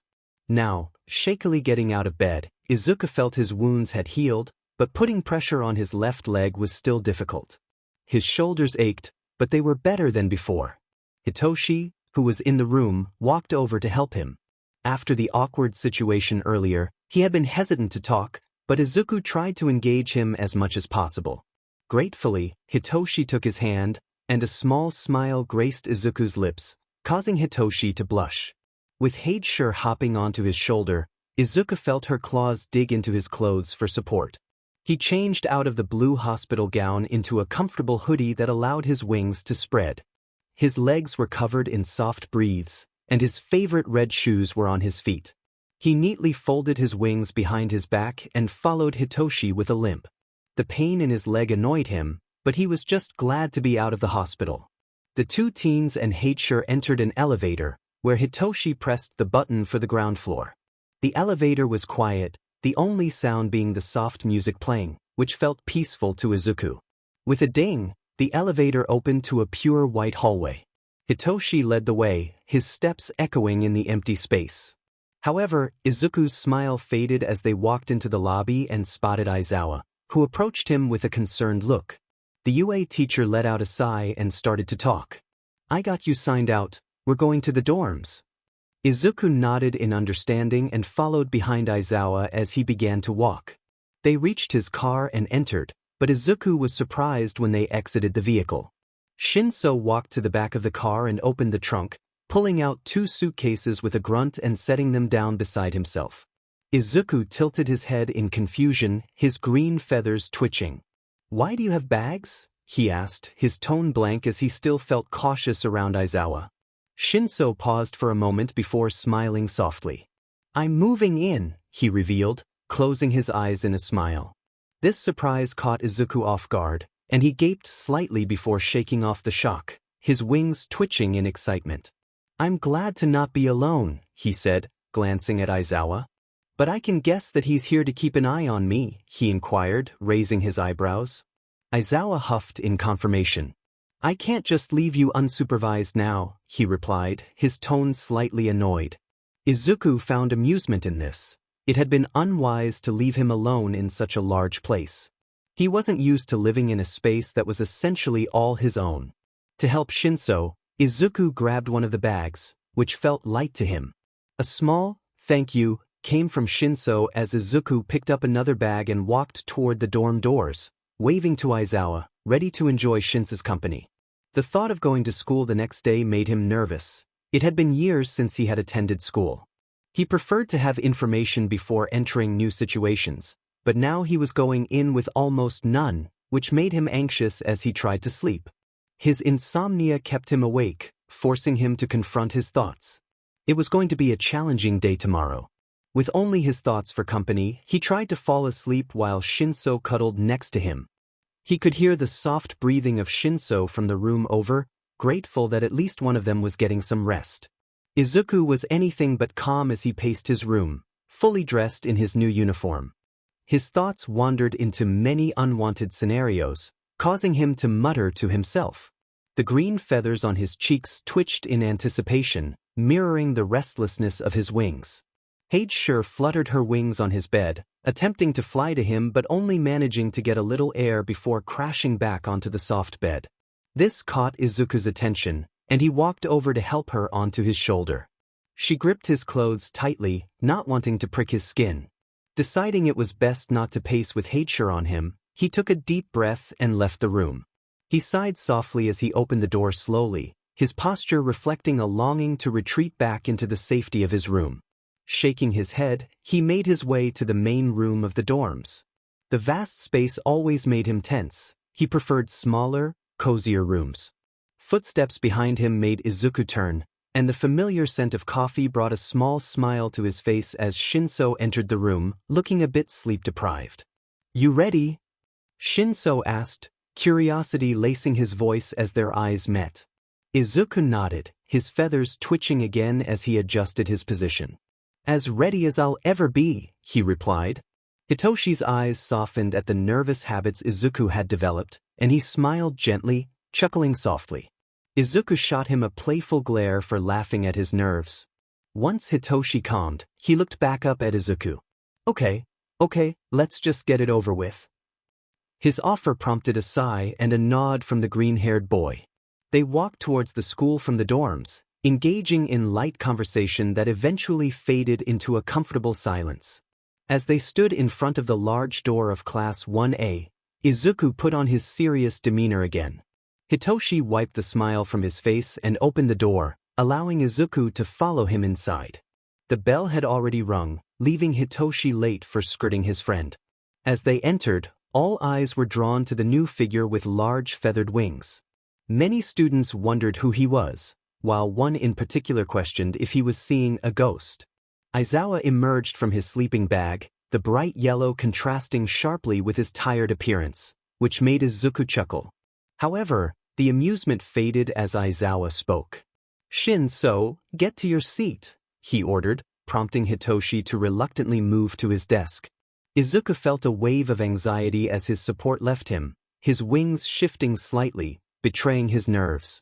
Aizawa turned his attention to Izuku. "Introduce yourself." "Problem child," he commanded, causing dread to wash over Izuku. He wasn't ready to speak in front of the entire class. With a sigh, Hoshi pecked his cheek. He waved her off and began his introduction. "I'm Midoriya Izuku." His voice carried a chilling tone, and his intense green eyes added to his intimidating presence, despite his unassuming stature. Aizawa glared at him for the lackluster introduction and groaned softly. He decided to continue for Izuku. "Midoriya will be your new classmate starting today," Aizawa said in his usual tired tone. "He's here for rehabilitation. He was a vigilante, but after he helped at the USJ and was captured, he was offered a spot here." The class erupted in chatter, which annoyed both Izuku and Hitoshi. Among the noise, a soft whisper caught Izuku's attention, causing his eyes to widen in surprise. The familiar name echoed in his ears, and he felt a shift in the atmosphere. Aizawa noticed the change in Izuku's demeanor with concern. Memories flooded back, and his heart raced. His wings fluffed up, and he felt a wave of horror wash over him as he locked eyes with someone he never expected to see again. No, it couldn't be. He wanted to bury those memories deep. "Deku?" A deep voice called, resonating within him as he felt the urge to flee. There, in the classroom, was his childhood tormentor, the one who had belittled him for being quirkless and had added to the pain he endured at home. The constant darkness and confinement he had faced were all tied to this person. In a seat in Class 1A sat none other than Bakugo Katsuki. The ash blonde stood slowly, disbelief etched on his face as he stared at Izuku. Their eyes met, toxic green clashing with crimson, one filled with fear and horror, hidden beneath a cold exterior. Deku? Bakugo repeated, unable to comprehend what he was seeing. His former friend was alive, now sporting what appeared to be a mutation quirk. The classroom fell silent, the tension palpable as Aizawa moved to touch Izuku's shoulder. In a swift motion, Izuku smacked Aizawa's hand away, shooting him a fierce look that warned him to stay back. Hoshi, sensing Izuku's distress, pecked at his cheek to reassure him. "Don't call me that," Izuku growled, directing his glare at Bakugo. His feathers fluffed defensively, a clear warning for Bakugo to back off. The ash blonde took a step closer, surprise and regret flickering across his features. "We thought you were dead." Auntie was devastated, he whispered, his voice carrying throughout the room. "Don't talk about that monster," Izuku shot back, indifferent to the notion of being presumed dead. Confusion crossed Bakugo's face, revealing his ignorance to the abuse Izuku had suffered. It was almost laughable, a bully mourning the loss of his victim without understanding the true extent of the pain he had caused. A low chuckle escaped Izuku as he locked eyes with Bakugo. "You were too naive to even notice what happened after your little quirk sessions, were you?" he teased darkly, not mentioning how he had been the target of the quirk training. "What do you mean?" Bakugo asked, confused by what his former friend meant. Instead of answering, Izuku turned to Aizawa and urged him to leave. "I don't want to be here anymore," he voiced, frustrated that an old bully had gotten into the hero course. Aizawa took a moment to process the situation and shook his head slowly at Izuku. "It's that or jail, you know this," he warned. Izuku hissed under his breath and clenched his fists. Hoshi pecked his cheek, helping him calm down. "Where do I sit?" he asked, ignoring the curious gazes of unfamiliar classmates. Aizawa motioned to the only open seat, behind Bakugo. His mood plummeted again, and he turned to Aizawa with an incredulous look. The adult gave him a soft glare, urging him to go. With a sigh, he dragged his feet to the desk. Bakugo tried to talk, but was silenced by a glare and a puff of green feathers. Hoshi detached herself from the teen's table and hopped onto the desk. Izuku shifted his wings and folded them behind his back, resigned to the annoyance of the day. Finally, lunch arrived, and it felt like the day had dragged on for ages. He already knew most of the material. He just wanted to take the licensing exam and move on. Years of experience, both academic and street knowledge, had prepared him for this. He let his head fall onto the desk, groaning in frustration. Hoshi hobbled over and poked him, wondering if he was okay. "I'm fine, just done with everything," he groaned in response. Footsteps approached, one pair he recognized. The familiar scent of Shinso filled his senses, calming him. He turned his head and looked up at him with a quirked eyebrow, maintaining an emotionless expression. "Hurry up, I'm getting food," Shinso ordered in a cold tone. Izuku yawned softly, not used to being at school and learning things he already knew. "I'm not hungry," he countered, wanting to lay his head down and sleep. Shinso grunted and kicked Izuku's shoe. "You're going to eat or I'm dragging you there," he threatened sternly. But Izuku didn't budge. He closed his toxic green eyes, trying to fall asleep but failing. Shinso attempted to drag him, but his wings added too much weight. Giving up on that method, he got food and returned to find Izuku in the same spot, still awake. He set the food down and stared at the winged teen, not noticing Aizawa in the corner, bundled up in his yellow sleeping bag. "Get up, you lazy," he started, but Izuku interrupted. "Swear jar," he said blankly, aware of Aizawa's presence. He still didn't trust Shinso enough to show his true emotions, uncertain if anyone was eavesdropping. Shinso came up with a different idea and picked up a spoon from the bowl of rice. He scooped out a spoonful and shoved it into Izuku's mouth, catching him off guard. Despite his surprise, Izuku swallowed it whole, coughing and sputtering as he sat up and pounded his hand against his chest. "What was that for?" he yelled, glaring at Shinso, who looked alarmed by the genuine anger radiating from him. Shinso chose the only option he had. He ran.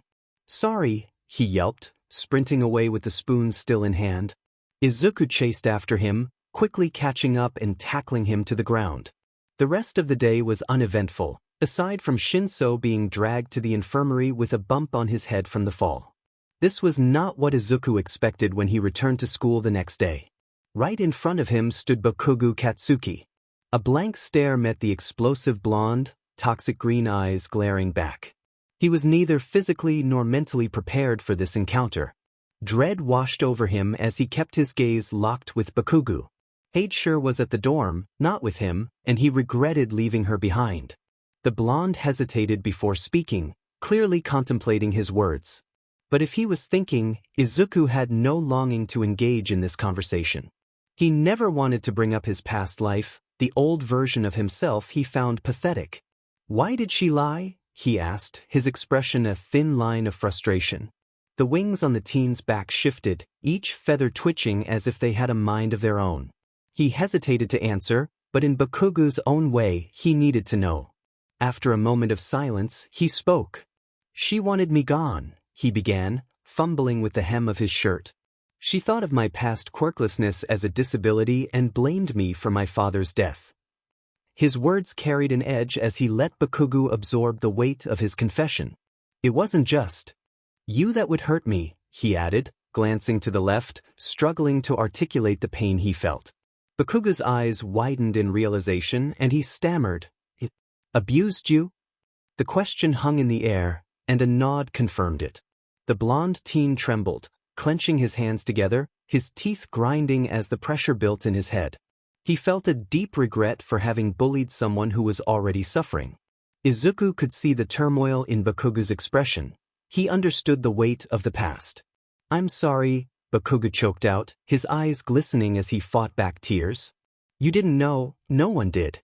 You just followed everyone else's thoughts on quirkless and people with weak quirks." His words came out slowly, unnerving both of them as they felt the truth settle between them. Bakugo started to protest, but Izuku raised a hand to stop him. "We started off on the wrong foot," he said, lowering his hand and extending it instead. "I'm Midoriya Izuku, here at UA for the rehabilitation program. You may also know me as Yami." His introduction was brief, but he offered a hint of kindness through his gesture. Hesitantly, Bakugo took his hand, shaking it lightly. "My name is Bakugo Katsuki, and I welcome you to UA," he replied awkwardly. After releasing his grip, relief washed over Bakugo's features as Izuku turned to catch up with his purple-haired friend, leaving behind a stunned Bakugo. The buzz around the class was loud, annoying the winged teen. He rested his head on his desk, trying to drown out the noise with his thoughts. He sensed something was coming, an odd energy in the air. His ears perked up as the classroom door slid open. Aizawa entered, looking exhausted from his night patrol. It was no surprise when he mentioned the final exams, but it sent the class into a louder chatter. With a groan, Izuku let his head fall back to the desk. Most of the class was too preoccupied with their worries about the upcoming test to notice. Shinso, however, decided to check in on him. He walked behind Izuku and tapped him on the shoulder, locking eyes with him. "Do you think you're ready for the finals?" Shinso asked, concerned that the winged teen might not be prepared for joining mid-year. Izuku allowed a soft smile to grace his features. "I should be. Just because I haven't been to school in years doesn't mean I slacked on learning," he replied, his tone casual yet steady. Shinso seemed relieved and nodded in understanding. "What do you think will be the practical?" wondered the male as he leaned against the green-haired male's desk. "Well, because of the activity this year between villains, probably a hero," was a logical guess from the teen, as he wouldn't expect something like robots or fellow classmates. "Can you help me out then?" Those words shocked the teen. Train him for the days to come? Now that's ridiculous." The violet-haired male looked at him with raised eyebrows, as if waiting for a response. He would have to train this male for their week of preparations. He would need to make a training schedule. Oh, what a hassle. Without thinking, he replied awkwardly, "Sure," and it went from there. For their week of exam preparation, Izuku set up a training regimen for Hitoshi. It included waking up early, eating a healthy breakfast, going for a mile run, weightlifting, fighting lessons, sparring, having a healthy lunch, and then studying for the rest of the time. Rinse and repeat. A day before the exam, Izuku allowed Hitoshi to rest his sore muscles but insisted he study on and off, eat healthy, and go for one jog. During that week, Izuku focused on strengthening his wings, using large pieces of trash to pick up and fly around with. This made him faster in flight. He also brushed up on combat classes and kept up with his flexibility stretches to maintain his agility. Izuku and Hitoshi met up in the kitchen of the dorms that morning. Izuku, who hadn't slept well the night before, was making a quick breakfast for the two of them. The breakfast was a simple herb soup with fish on the side. They both gobbled it up, and Izuku had to leave Higeshi in his room as her flight feathers were still growing in. When they arrived at the school, the two were forced to separate to their seats. The test started not long after, and Izuku was the first to finish. He hadn't expected to be going to school again, which led him to read many books in his free time and teach himself various subjects. He passed college-level material swiftly, moving on to more advanced lessons until he grew bored. To keep himself engaged, he learned more languages, including English, French, JSL, and Morse code. The hour passed slowly as he mindlessly tapped words to himself. It was quiet, and he didn't expect an answer. The tapping was too soft for the class to hear, but his keen ears caught a sound. There, on the ground, Aizawa was tapping on the floor beside him, bundled in his sleeping bag in the corner of the classroom. The words intrigued him, and his eyes sparkled with interest. Now things were going to get fun. Amusement buzzed in his system as he was held back by Aizawa while the rest of the class streamed out the door. Hitoshi gave him a confused look, raising an eyebrow before leaving, which only added to his amusement. His sensei looked down at him, smirking. "So you agreed to help twist up their test?" he inquired, his black eyes gleaming. "Nizu will be entertained, kid." Aizawa handed him 4 small objects and a silver case labeled with a number. "Thank you for allowing me this opportunity." Now his role was simple, and very fun. A staff member met him halfway on his walk after visiting the locker rooms to change, where no other students remained. He now wore a black, tight-fitting outfit made from protective cloth that wouldn't gleam in the light. He had no actual shoes, just black protective socks over his feet, fingerless gloves on his hands, and a green visor over his eyes to aid his vision. He also wore weights on his wrists and ankles to slow him down. An explanation was happening outside the door where he and the staff member stood. It was clear the class wasn't happy about facing the teachers, but that wasn't all they were facing. "That's not all, students," cried the voice of Principal Nizu, the school's head. It was obvious he had a wide smile on his face. "There is a trump card that the teachers or students can pull, if you find them." The class erupted in speculation about who the trump card would be. Izuku prepared himself, blowing a tuft of hair out of his visor's way. Then the door opened. He walked out with a blank expression, and a shocked frenzy occurred. He calmly walked to stand next to Aizawa, silently flexing his wings and shifting them to a comfortable position on his back. "Wait, doesn't that mean one team will be uneven?" Momo Yaoyorozu asked calmly. "Why is he the trump card?" shouted a Pomeranian. "He's just a vigilante that broke the law. He shouldn't be the trump card," shouted the infamous Tenya Ida, punctuating his words with 2 chops of his arm. "It was expected," his violet-haired friend countered. Silence fell as their local underground hero shot a pointed look, activating his quirk to add to the intimidation. Not all questions can be answered at once. Their sensei's monotone voice broke the stillness, urging Nizu to continue. "There will be one group of 3, given that the class is uneven." He paused, raising his paw. "And discrimination against a classmate results in expulsion," he warned ominously. Izuku felt a twitch on his cheeks at the mention of discrimination, memories flooding back. He shook his head to clear those thoughts and focused on the task at hand. In an alternate universe, All Might would have been present, but in this one he wasn't needed. The groups were swiftly formed. Todoroki, Bakugo, and Shinso versus Eraserhead. Sato and Kirishima versus Cementos. Ida and Ojiro versus Powerloader. Azui and Tokoyami versus Ectoplasm. Uraraka and Aoyama versus 13. Siro and Yayorozu versus Midnight. Hakigure and Shoji versus Snipe. Ashido and Kaminari versus Nizu. Kota and Jiro versus Present Mike.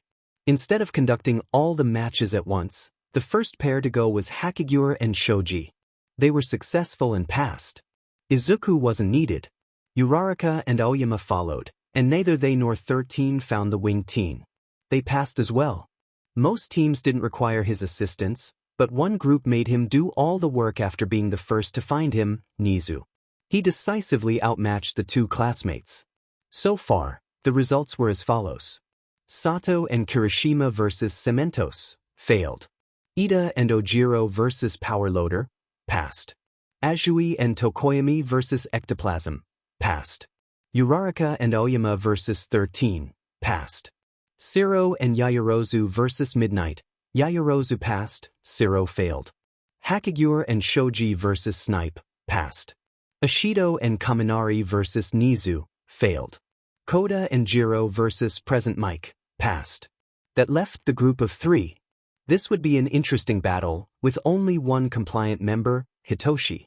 The other 2 were likely to clash as they tried to take charge, relying heavily on their quirks, while Hitoshi had received some lessons from Izuku.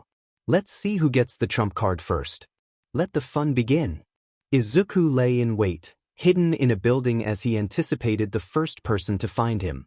He had to move spots soon. He couldn't remain in hiding the whole time. A rule mandated that he had to change locations every 5 minutes. He was surprised that nothing had happened yet. His ears perked at a sound near the entrance. Someone was close. He could sense Aizawa. Trying to even the playing field? Izuku stood up, waiting as his sensei came into view, a smirk on his lips. "'Cause a distraction, I'll pick them off," his teacher ordered, and Izuku nodded in response. "Get Hitoshi first, he has decent combat experience without a quirk," Izuku informed him as he opened the window beside him and flew out, amused. He had to follow the orders of whoever found him, serving as a pawn for their use. He was relieved not to be ordered around by another hero. The thought of Midnight made him shudder. He needed to stay focused. Just because they were less experienced didn't mean they couldn't cause damage. Izuku let a serious expression flash across his features, toning it down to a blank look, determination shining in his eyes. From the sky, he spotted his targets, his cheeks twitching in anticipation. It was rare for him to have fun. Curling his wings inward, he directed himself toward the heroes in training. His speed picked up quickly, the wind pressing against his face. As he neared the ground, he opened his wings, waiting for the right moment. At the last second, he spread his wings wide, catching the air and stopping midair in a glide. His fast-moving form surprised the 2 below, knocking them to the ground as they collided with his wings. The impact made his flight wobbly, but he quickly corrected himself. He was relieved to avoid crashing. The sound of explosions drew his attention to Bakugo, who glared at him with a scowl. Izuku sighed as he landed near the 2, ready for the action to begin. And it started with a reckless move from Bakugo. The teen dashed forward, explosions propelling him faster. Aizawa hadn't said he couldn't fight back, so Bakugo assumed it was fair game. Izuku prepared himself as the purple-haired teen behind Bakugo began to rise. The Pomeranian was on Izuku in an instant, striking forward with an outstretched hand, explosions popping from his palms. Izuku simply grabbed his wrist, using his momentum against him. His feet shifted to stabilize himself as he threw the male over his shoulders. A thud came from the ground behind him, followed by a wheeze as the air was knocked from the male's chest. The teen winced, not expecting the impact to be that hard. He had to fly up to avoid a wild, brainwashed opponent dashing toward him. With 2 strong flaps, he was back in the air, but the gust of wind knocked Hitoshi off balance, making him quickly adjust his feet to stop himself from falling. The familiar scent of Aizawa flared in his nostrils the moment Shinso fell to the ground. He knew he wouldn't be needed for the next step. He needed to find the 3rd student to their merry party of anger and bluntness. With a small wave, he took off, trying to remember what scent the student gave off. It was confusing, a mix of frosty wilderness and a campfire. He almost passed up the scent when the campfire hit him at full force, surprising him how close he'd gotten before noticing. Izuku had to bounce off a nearby building as a glacier of ice hurtled his way. Confusion clouded his thoughts before he saw the teen drenched in water. His eyes widened in realization. The student had masked his scent, as showers or rain could temporarily eliminate a body's natural scent. How did he not think of that? The teen must have created a glacier and melted it, drenching himself in case Izuku came along. He didn't know the kid was this clever. A wave of fire shot in front of him, forcing him to retreat backward, his outer feathers singed from the flames. This was followed by another glacier, not giving him time to think as he flew out of its range. Aizawa would be much help at that moment, but he couldn't move as fast with these heavy weights. What was taking that hero so long?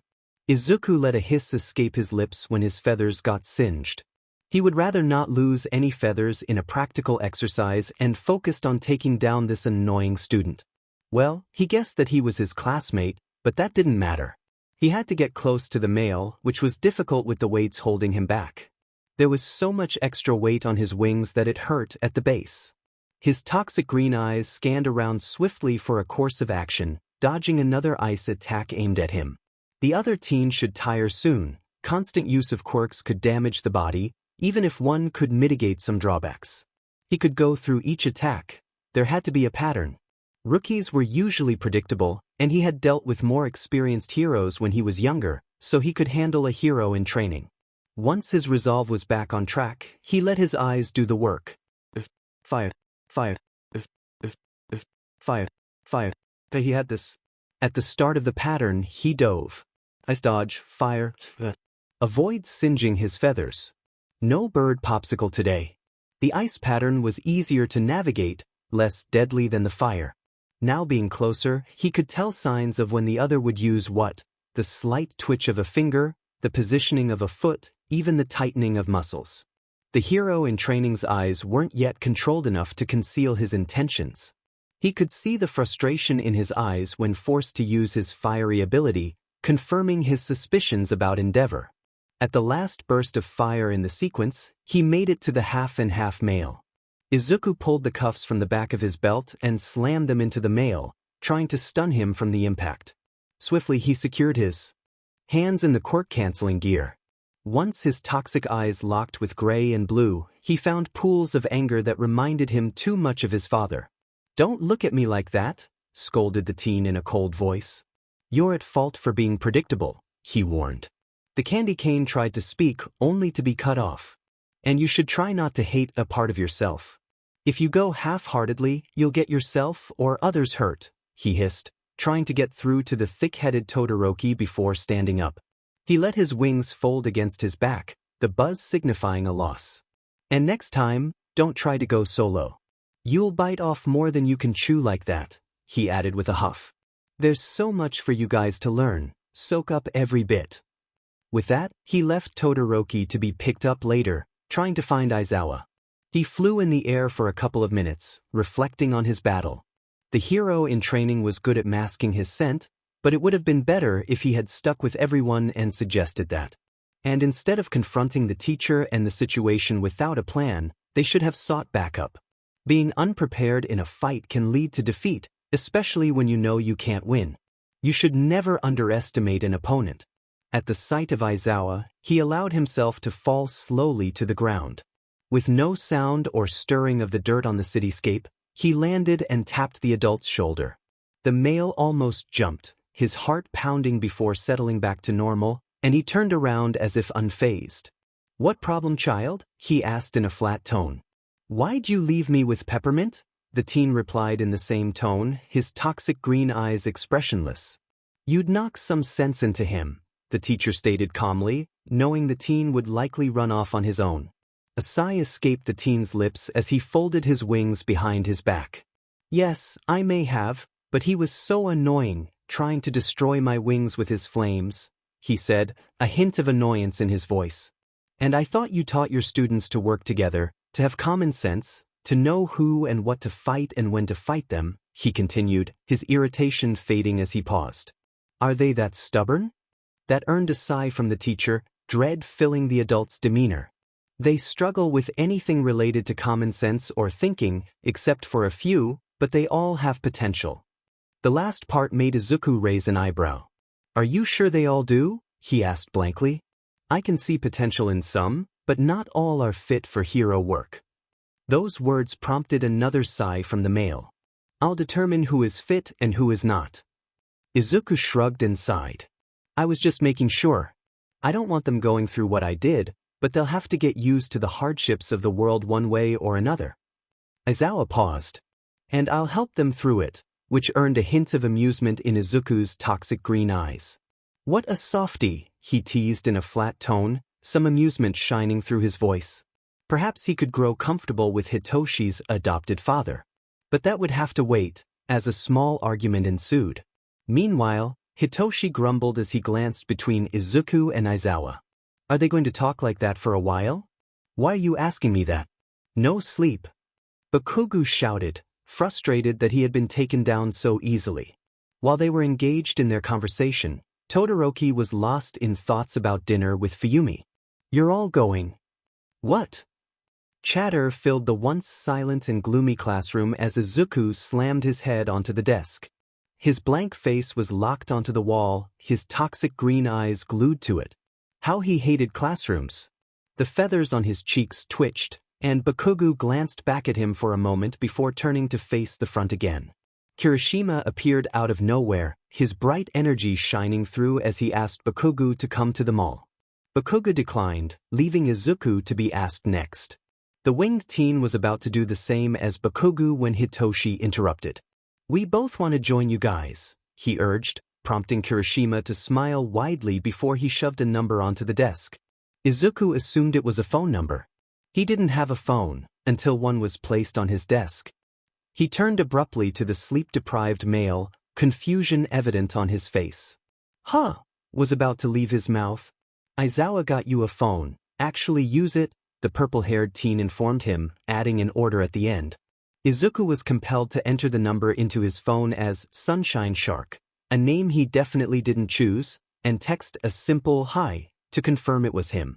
Oh, how strange it felt to have a phone. The day passed quickly, making the mall encounter come sooner. Izuku dreaded every moment of it as he walked next to Hitoshi, the one who had caused him this suffering. He had to leave Higeshi at home. He didn't want unwanted attention drawn to him with his large wings, and adding a young avian to the picture wouldn't help. So, he left the bird to practice flying at the dorms. Why'd you make me do this? He asked again for what felt like the umpteenth time that hour, a frown on his face, unsure if it was from sadness or dread. Hitoshi sighed. You don't have everything needed for the camp, he started. I need to get stuff, and I'd rather go with you than anyone else. The purple-haired teen paused, his mood seeming to deflate. And 3.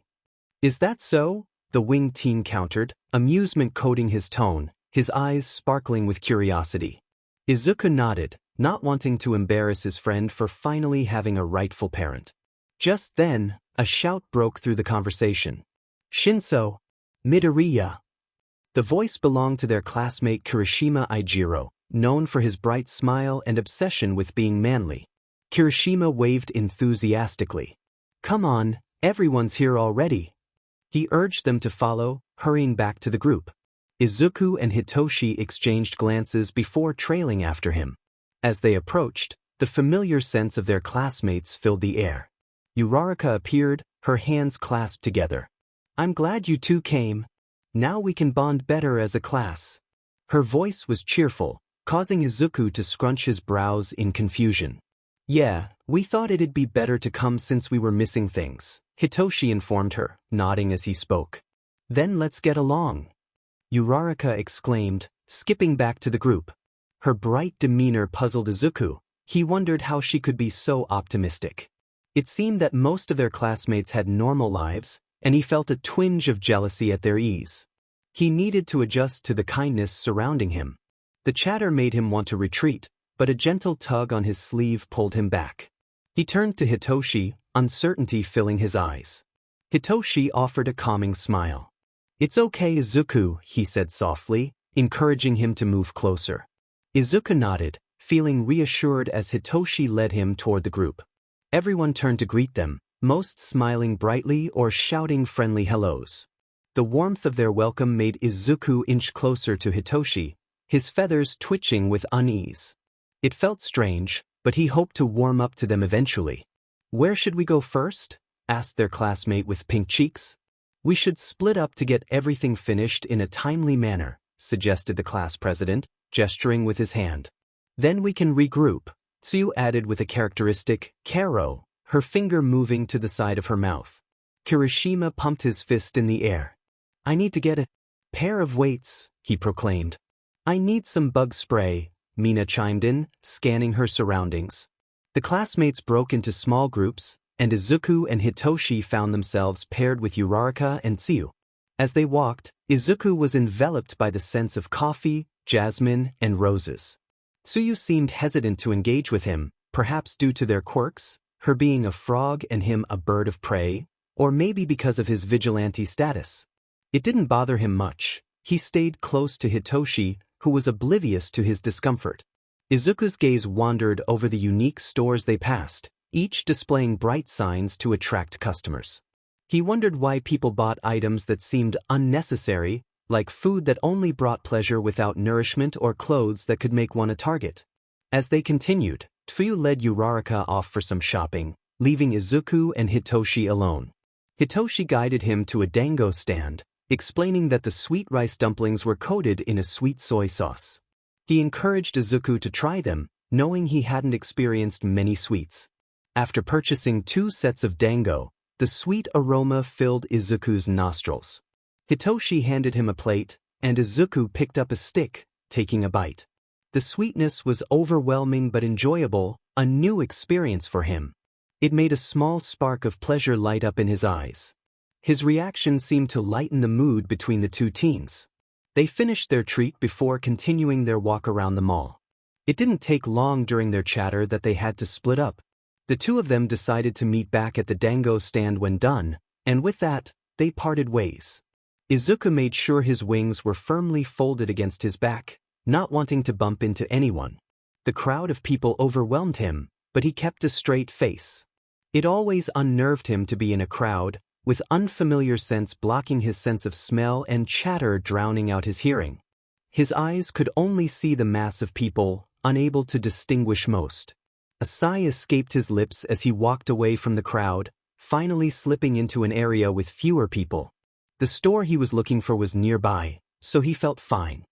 He was about to take another step when a familiar scent filled his senses. His body froze, but he willed himself to continue, following the scent to the less populated area of the mall. There was a large area of abandoned stores that had never been rented out for over a month, always closed due to mysterious activity. If he could just get this person away, it would be fine. The scent was still hot on his trail as he kept his breathing steady and his posture upright, trying to suggest he was unaware of the presence. His gloved hands slipped into his pocket. He removed his right glove with ease and typed on his phone. His left hand gripped a small earpiece that he kept on him at all times. He put it in his ear, brushing it off as he scratched the back of his head. Each movement was calculated to avoid suspicion. He pressed a button on his phone, a ringing filling his ear. His left hand moved back to his ear as he pressed a small button on the earpiece, making it an open mic to whoever he called. The earpiece rang a few times before clicking as a voice appeared. "Midoriya? What do you need?" called the voice of Tsukachi. He was about to answer when 4 fingers were firmly placed on his neck. "Kid," the detective called again. Izuku's breath hitched at the hand on his neck as a scratchy voice greeted him. "Why hello, Yami." The voice of one of his greatest enemies filled the air, laced with a sinister tone. "Shigaraki Tamura." Chaos ensued on the line he called, shouts and orders from the detective. The earpiece, covered by his hair, was his only protection and safety net. He let his eyes form into a glare. "What's the reason for this meeting?" He was led to a seat, the area around them devoid of the usual bustle of the mall. That meant he had chosen a good spot, even if it was farthest from the main doors. His heart thumped rapidly in his chest as he kept a blank look on his face. "Remind me your reason for being here?" inquired the winged teen, his gaze shifting to the corner of his eyes, up at the menace. A low chuckle rumbled in the villain's throat as his free hand lifted to scratch lightly at his neck, flakes of dead skin falling around them, the smell of iron filling the air. "Oh Yami," the villain cooed, "who knew you were just a child all along?" His grip tightened on Izuku's neck for a moment, cutting off his breath before loosening again. "You were foolish to come here where no one else is around, you're useless on your own." Izuku wanted to voice his thoughts but let the villain continue as Tsukachi's voice filled his ears, needing to know his location. "I just wanted to come to the Kiyoshi Ward shopping mall in peace, and I needed some quiet. That's my reason for going towards the abandoned stores." He spoke in a tone void of emotion, maintaining his calm facade. A growl left Shigaraki's lips. "You're so frustrating," he murmured, "but this will lead to your downfall. At least no one is around to witness this," Izuku voiced to himself, knowing Tsukachi was listening to the conversation, trying to gauge the situation without openly talking to him. This caused more scratching from the blue-haired villain, more flakes of skin falling onto his dark clothes. "This is so annoying," he grumbled. "Answer me this," drawled out the villain. "Why does everyone only pay attention to you and that hero killer?" Izuku pondered the question. "Well, for one," he paused to egg the villain on, "he has morals that others can follow." This seemed to anger the villain as his grip tightened. "I have morals," he growled, suffocating the teen who held his breath as long as possible. "I'm going to kill that demon pillar." Izuku choked out a breath once the grip was released, trying to calm his breathing. "That's not much of a goal, every villain is trying to end All Might," he croaked, his voice hoarse from the lack of oxygen. The distraction allowed Izuku to strike. He pulled his right hand from his pocket, nails ready, and slashed at the villain's wrist. A shout of surprise escaped the villain as he recoiled, losing his grip on the teen. Izuku jumped back with a flap of his wings, landing a few feet away. He could feel the bruising forming on his neck, swelling painfully, making it hard to talk. The villain began to throw a tantrum, stamping his feet and shouting about how unfair it was. This gave Izuku a moment to rip off his left glove and throw it aside, flexing his hands. Once the villain finished his outburst, he charged at Izuku, hands outstretched. Izuku dodged a hand aimed at his arm and flapped into the air, landing behind Shigaraki. He had to swiftly dodge another hand directed at him. Breathing was difficult, the swelling in his neck protested against his efforts. The space around him was cramped, with objects jutting out every few feet, making it hard to maneuver. Unfamiliar laughter filled the air, and two new scents caught his attention: spray paint and cigarettes. The villain charged at them, malice radiating from his figure. A girl noticed and screamed, prompting Izuku to shout, "Run!" with his hoarse voice. He had to push his wings faster, moving between them and the villain. He spread his wings wide and clenched his teeth as he brought his hands in front of him, but it wasn't enough to counter the villain's attack. One hand pressed against his stomach, disintegrating his clothes and reaching his skin. The other brushed against his arm as he kicked away, but the damage was done. Pain flooded his senses as he registered the injury, nearly knocking him off his feet as his wings felt too heavy to carry. The two he protected stood frozen, unsure of what to do. Shigaraki grunted and pulled himself from the ground, eyes gleaming with satisfaction at his work. Just as he prepared to strike again, a gunshot rang out. The bullet missed its mark, and the villain fled into a store, never to return.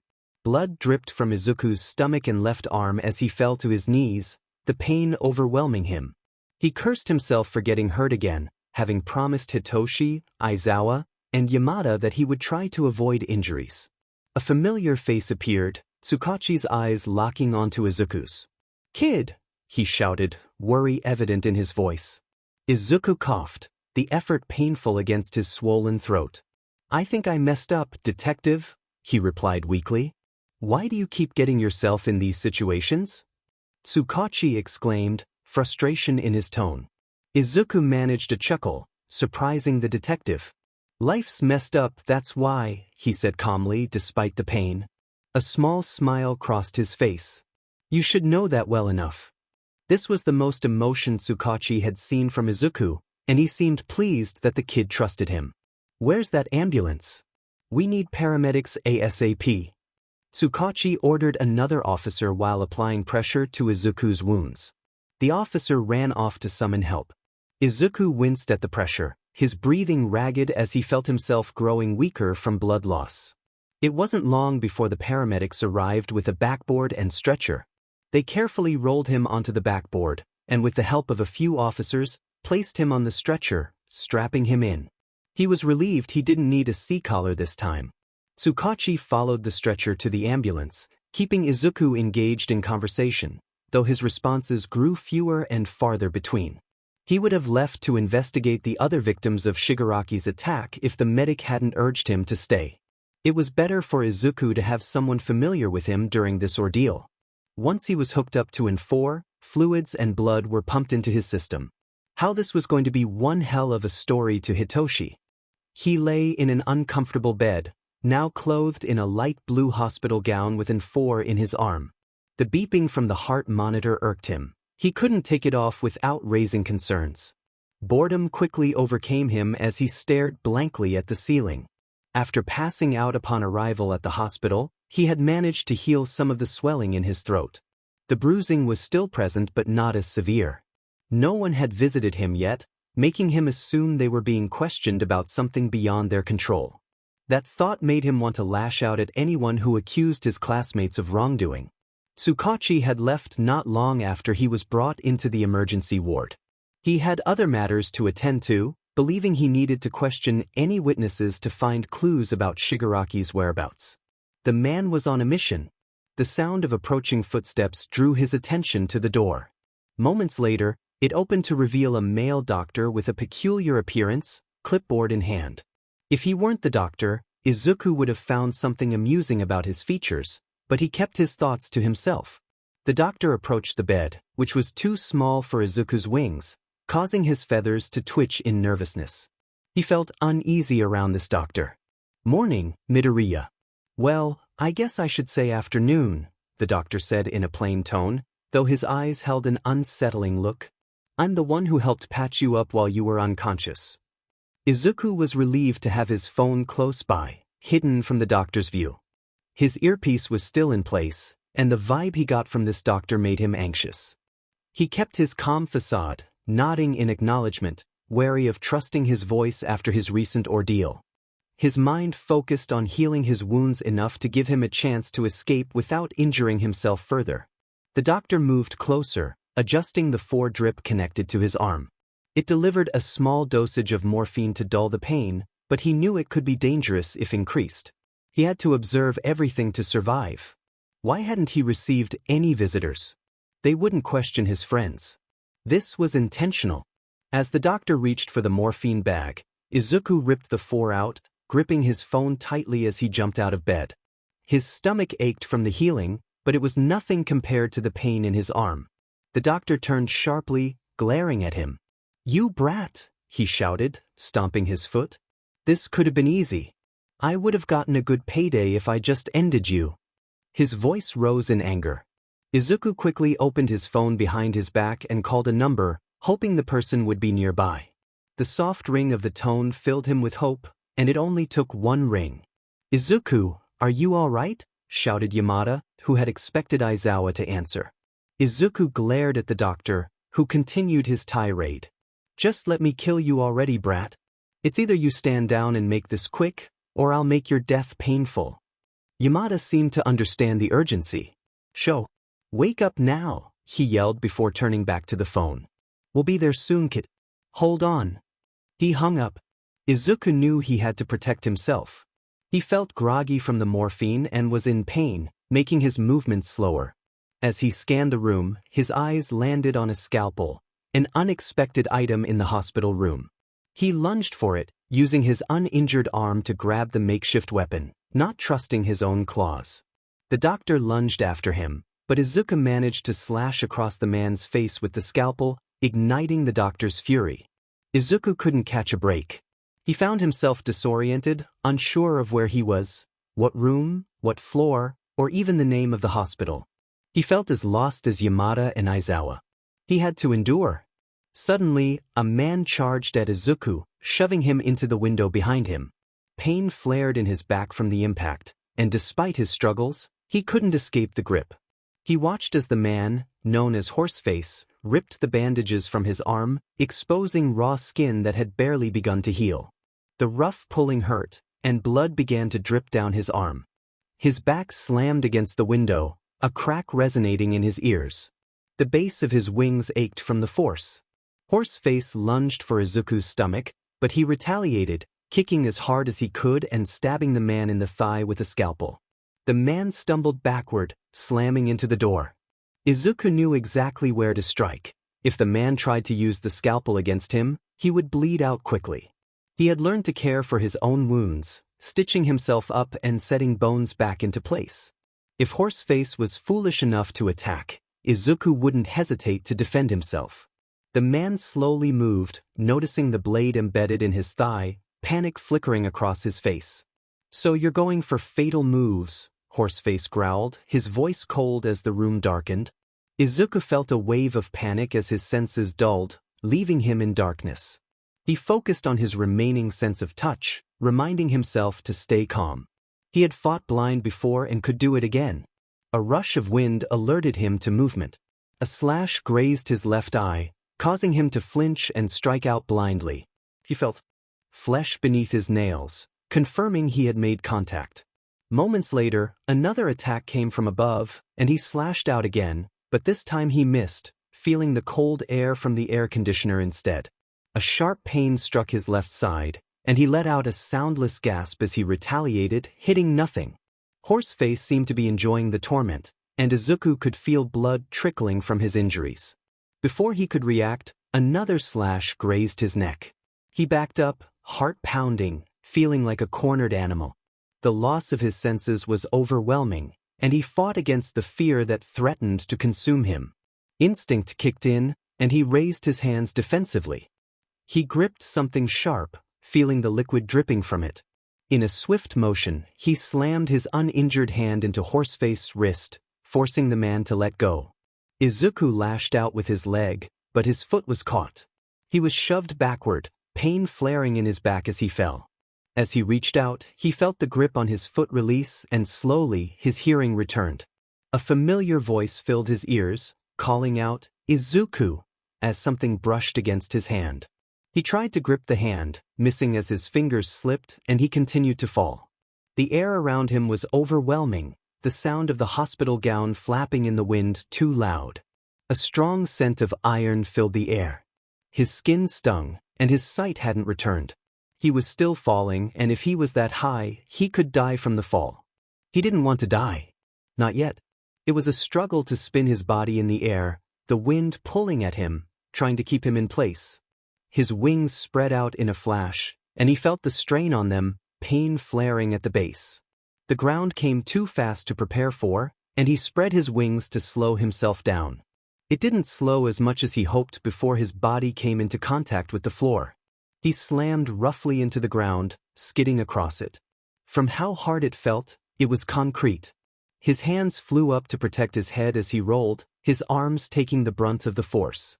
He stopped rolling, his body stinging and in pain. He lay still for a moment, panicked voices sparking around him as he wasn't moving. His eyes were screwed shut, tight, and not revealing the toxic green underneath. Briefly, his wings shifted, signifying that he was alive. His hand twitched, and he slowly opened his eyes. The light surprised him, way too bright, brighter than he was used to. His sight was blurry from his left eye, and he assumed it was just the blood, hoping it wouldn't stay like that. A hiss left his lips as he tried to move but remained grounded. Every part of his body stung as he lay there, everything too loud, too potent in smell, or too bright. It felt so quick to have someone next to him. At first, he didn't recognize them, the sensory overload messing with him as he flinched at the touch and tried to move away. The voice came to his ears before the smell or image. Izuku. It was soothing and soft, seemingly meant to be a whisper, but to Izuku, it felt like he was talking in his ear. Did that quirk do this to him, give him the sensory overload, or was it his body trying to adjust to the blockages of each sense, making them unnecessarily stronger than they already were? A hand was placed on him, feeling strange as his nerves flared in that area. He was so used to not being able to feel if something touched him well, due to what his mother had done to him. The hand felt comforting, allowing him to relax as his body tried to adjust to the sudden enhancement of his senses. His eyes finally focused, still sensitive to the blinding light, his left eye still giving a blurry effect. "Why does this always happen?" he questioned the adult he trusted, his voice quiet but loud in his own ears. Aizawa didn't urge him to speak louder, giving a soft smile to comfort him even more. From Aizawa's perspective, he looked like a mess. His left eye was sliced, dragging from the top left corner of his forehead down towards his nose, splitting his eyebrow and cutting into his pupil. To say it looked painful was an understatement. Not only that, but there was a small gash near his waist, and the wounds on his left hand were severe. The skin was torn underneath the fingers, matching marks filling his palm. The previous wound on that arm had reopened, bandages vacant as the blood had clotted. Dots of blood were on his stomach, signifying that the wound had reopened. Blood dripped from the left side of his neck. It wasn't as deep as some of the others but seemed likely to scar like the rest. Scrapes littered other places on him, most prominently on his left arm and leg, the skin raw and ragged from dragging against the concrete. The teen's wings were sprawled and seemed slightly different somehow. They were ruffled from the fall, with some stray feathers on the ground, but this was different. The wings appeared slightly larger than the last time he'd seen them, making the teen look smaller against them. There was a new color at the tips, a gray hue reminiscent of smoke. Now that he examined his kid, he noticed other new things. His nails, now resembling claws, seemed sharper and tinted a darker color. He suspected the same was true for his teeth, but he couldn't tell. There were light green markings on his face, on his forehead, cheeks, nose, and beneath his eyes. It looked too real to be fake, resembling his skin but in a different color. What worried him most was the crowd in the room. Yamada arrived shortly, out of breath, glancing at Izuku and then at the onlookers. Anger surged within him as he shouted, "This isn't just something entertaining for you to watch. Clear out." His voice echoed through the yard, causing Izuku to whimper softly as he curled in on himself, hands instinctively moving to cover his ears. The noise was overwhelming, and he didn't like it. Instead of being taken back to the hospital, he was transferred to Yue's infirmary, which made him grateful as he relaxed in the presence of Yamada and Aizawa. Still, he wished Shinso was there, probably back at the dorm. During the ride, his senses were heightened. He picked up every sound and scent, and he kept his eyes shut to avoid the fluctuating light that aggravated them. He just wanted his body to return to normal. Upon arriving at UA, relief washed over him. Yamada and Aizawa skirted him to the nurse's office, helping him walk as he limped slightly. A headache had surfaced before he entered, and the antiseptic smell only intensified it. He longed to sleep but knew he needed to be checked by Recovery Girl, who would ask him questions. He was laid down in a comfortable bed, a welcome change from the hospital, and was relieved to change out of the gown into actual clothes. The nurse entered with supplies to treat him, and he wished she would hurry so he could rest. The adults were ushered out as she began her questions. "Can you explain to me what happened?" she asked softly, dimming the light to ease his discomfort. It took a moment for him to process her words before he spoke slowly, trying to articulate his thoughts. "I woke up in the hospital in an uncomfortable bed. It was odd, but I didn't pay much mind to it. The doctor came in not long after, and he felt off." He paused, recalling the unsettling eyes he had seen. "His eyes reminded me of someone." He hesitated, not wanting to say his mother outright, "and it unnerved me." He moved to the foredrip where a small dosage of morphine was being administered. He tried to increase the dosage to harm me, but I managed to rip out the 4 and jump from the bed. The creaking of the bed filled his ears as he continued, "I called Aizawa a second later." He paused again, not wanting to mention the scalpel incident. "I think it was his quirk he used on me," he said, taking a shaky breath. "When he activated it, every sense was stripped from me except touch." He twitched his uninjured hand, carefully placing it on his chest.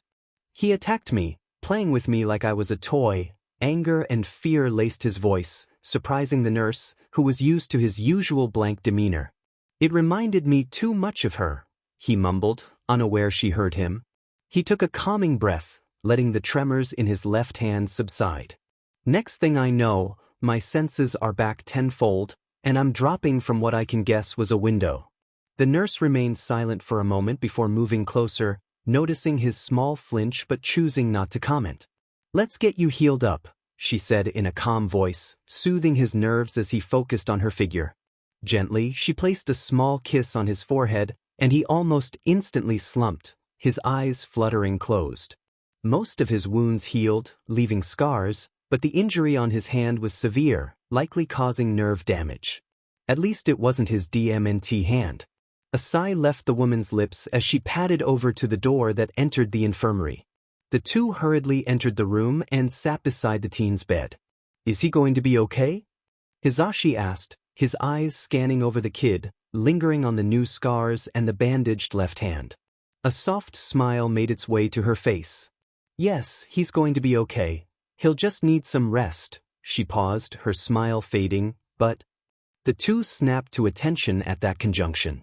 "Midoriya's left eye is damaged. His eyesight in that eye will be blurry, and it might deteriorate over time, potentially losing full sight in that eye," she said softly.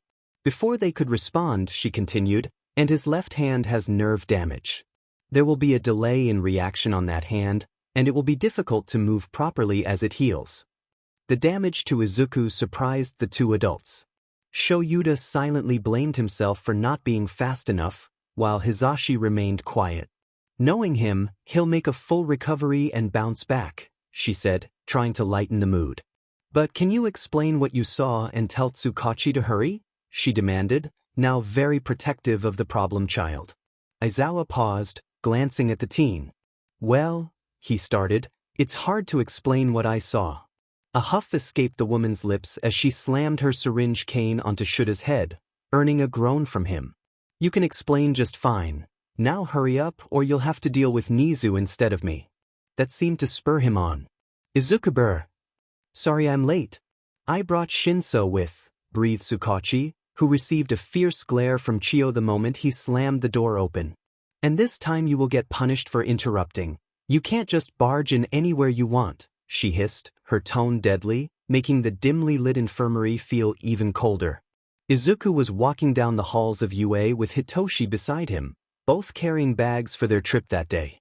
He wouldn't say the news of his injuries shocked him, he was just disappointed in himself for not being able to prevent it. However, it did seem to push him to improve further. He hadn't been informed about his new appearance, and it would be the first time his class saw him like this. It felt like Aizawa, Recovery Girl, and Yamada were keeping something from him, but he knew Aizawa would tell him at the training camp. Something inside him wished he could deny being nervous, but he couldn't. His wings dragged on the ground even when folded, which annoyed him. Thankfully, they didn't create a larger hole in his shirt. Higeshi was perched on his shoulder, flaunting her flight feathers as she shifted excitedly. She let out a loud squawk, having learned to fly while he was away. He was glad she was with him. "Are you going to be okay?" Hitoshi asked softly. Thankfully, his body had adjusted to his new senses, allowing him to regulate them as needed. A soft smile appeared on his face. "I'll be good, I'm just nervous." His friend inched closer, and Izuku filled the gap, appreciating the comfort of his presence. They arrived at the 1A door, the chatter inside loud and clear, all excited for the camp now that everyone was going. Hitoshi opened the door, and multiple pairs of eyes landed on them, most lingering on Izuku. Kirishima brightened at the sight of him. "Midobro. I'm so glad you're okay," he shouted before noticing Izuku's new appearance.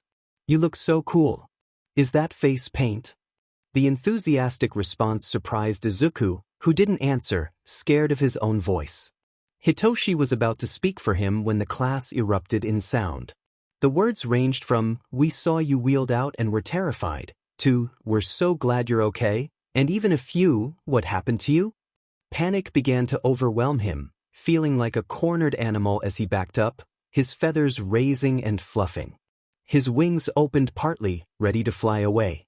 Aizawa, who had been seated on the floor, stood up swiftly when he noticed the light in Izuku's toxic green eyes. "Stop crowding him and get back to your seats, or you're not going to the training camp," he ordered, adding the threat for good measure. Once the class hushed, it was clear that Izuku was panicking, his fast breaths, raised wings, and wide fearful eyes revealing his distress. It was the most emotion they had seen from him, and it made them worry. This caused all of them to hurry. Izuku seemed to calm swiftly, muttering things to himself as his right hand tapped expertly on his breathed leg, spelling out, "Okay," multiple times. The glow of his eyes faded, and his wings folded back neatly against his back, brushing against the floor. Hitoshi moved in to touch him, but Izuku flinched back, shaking his head softly.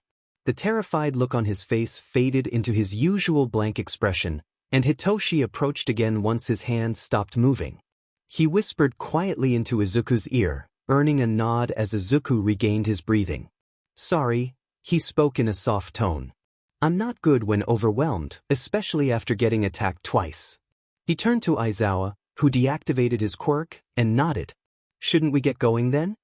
Aizawa glanced at the time, masking his surprise with a scowl. "Everyone hurry to the bus," he ordered. The bus was large, making Izuku grateful, and he and Hitoshi settled in the front near Aizawa. The people he felt most comfortable with were nearby. Kirishima and Uraraka in opposite rows but next to each other with the aisle seat, Tsuyu next to Uraraka, and Bakugu next to Kirishima. The rest of the class didn't seem to want to get close or were oblivious to being acquainted. The ride was peaceful, despite Bakugu's constant swearing and the jokes that led to laughter from Mina and Kaminari, until they arrived at a pit stop. Izuku could only picture this as the start of camp, seeing as there was nothing around but vast woods. They were on a cliffside, and a plain-looking car was parked away from the edge. "Wait, this isn't a rest stop?" someone asked. "Where's Class B?" Izuku found it amusing to hear the scared tone of his classmates. "To say there's no ulterior motive would be a lie," Aizawa said, giving everyone a dead stare.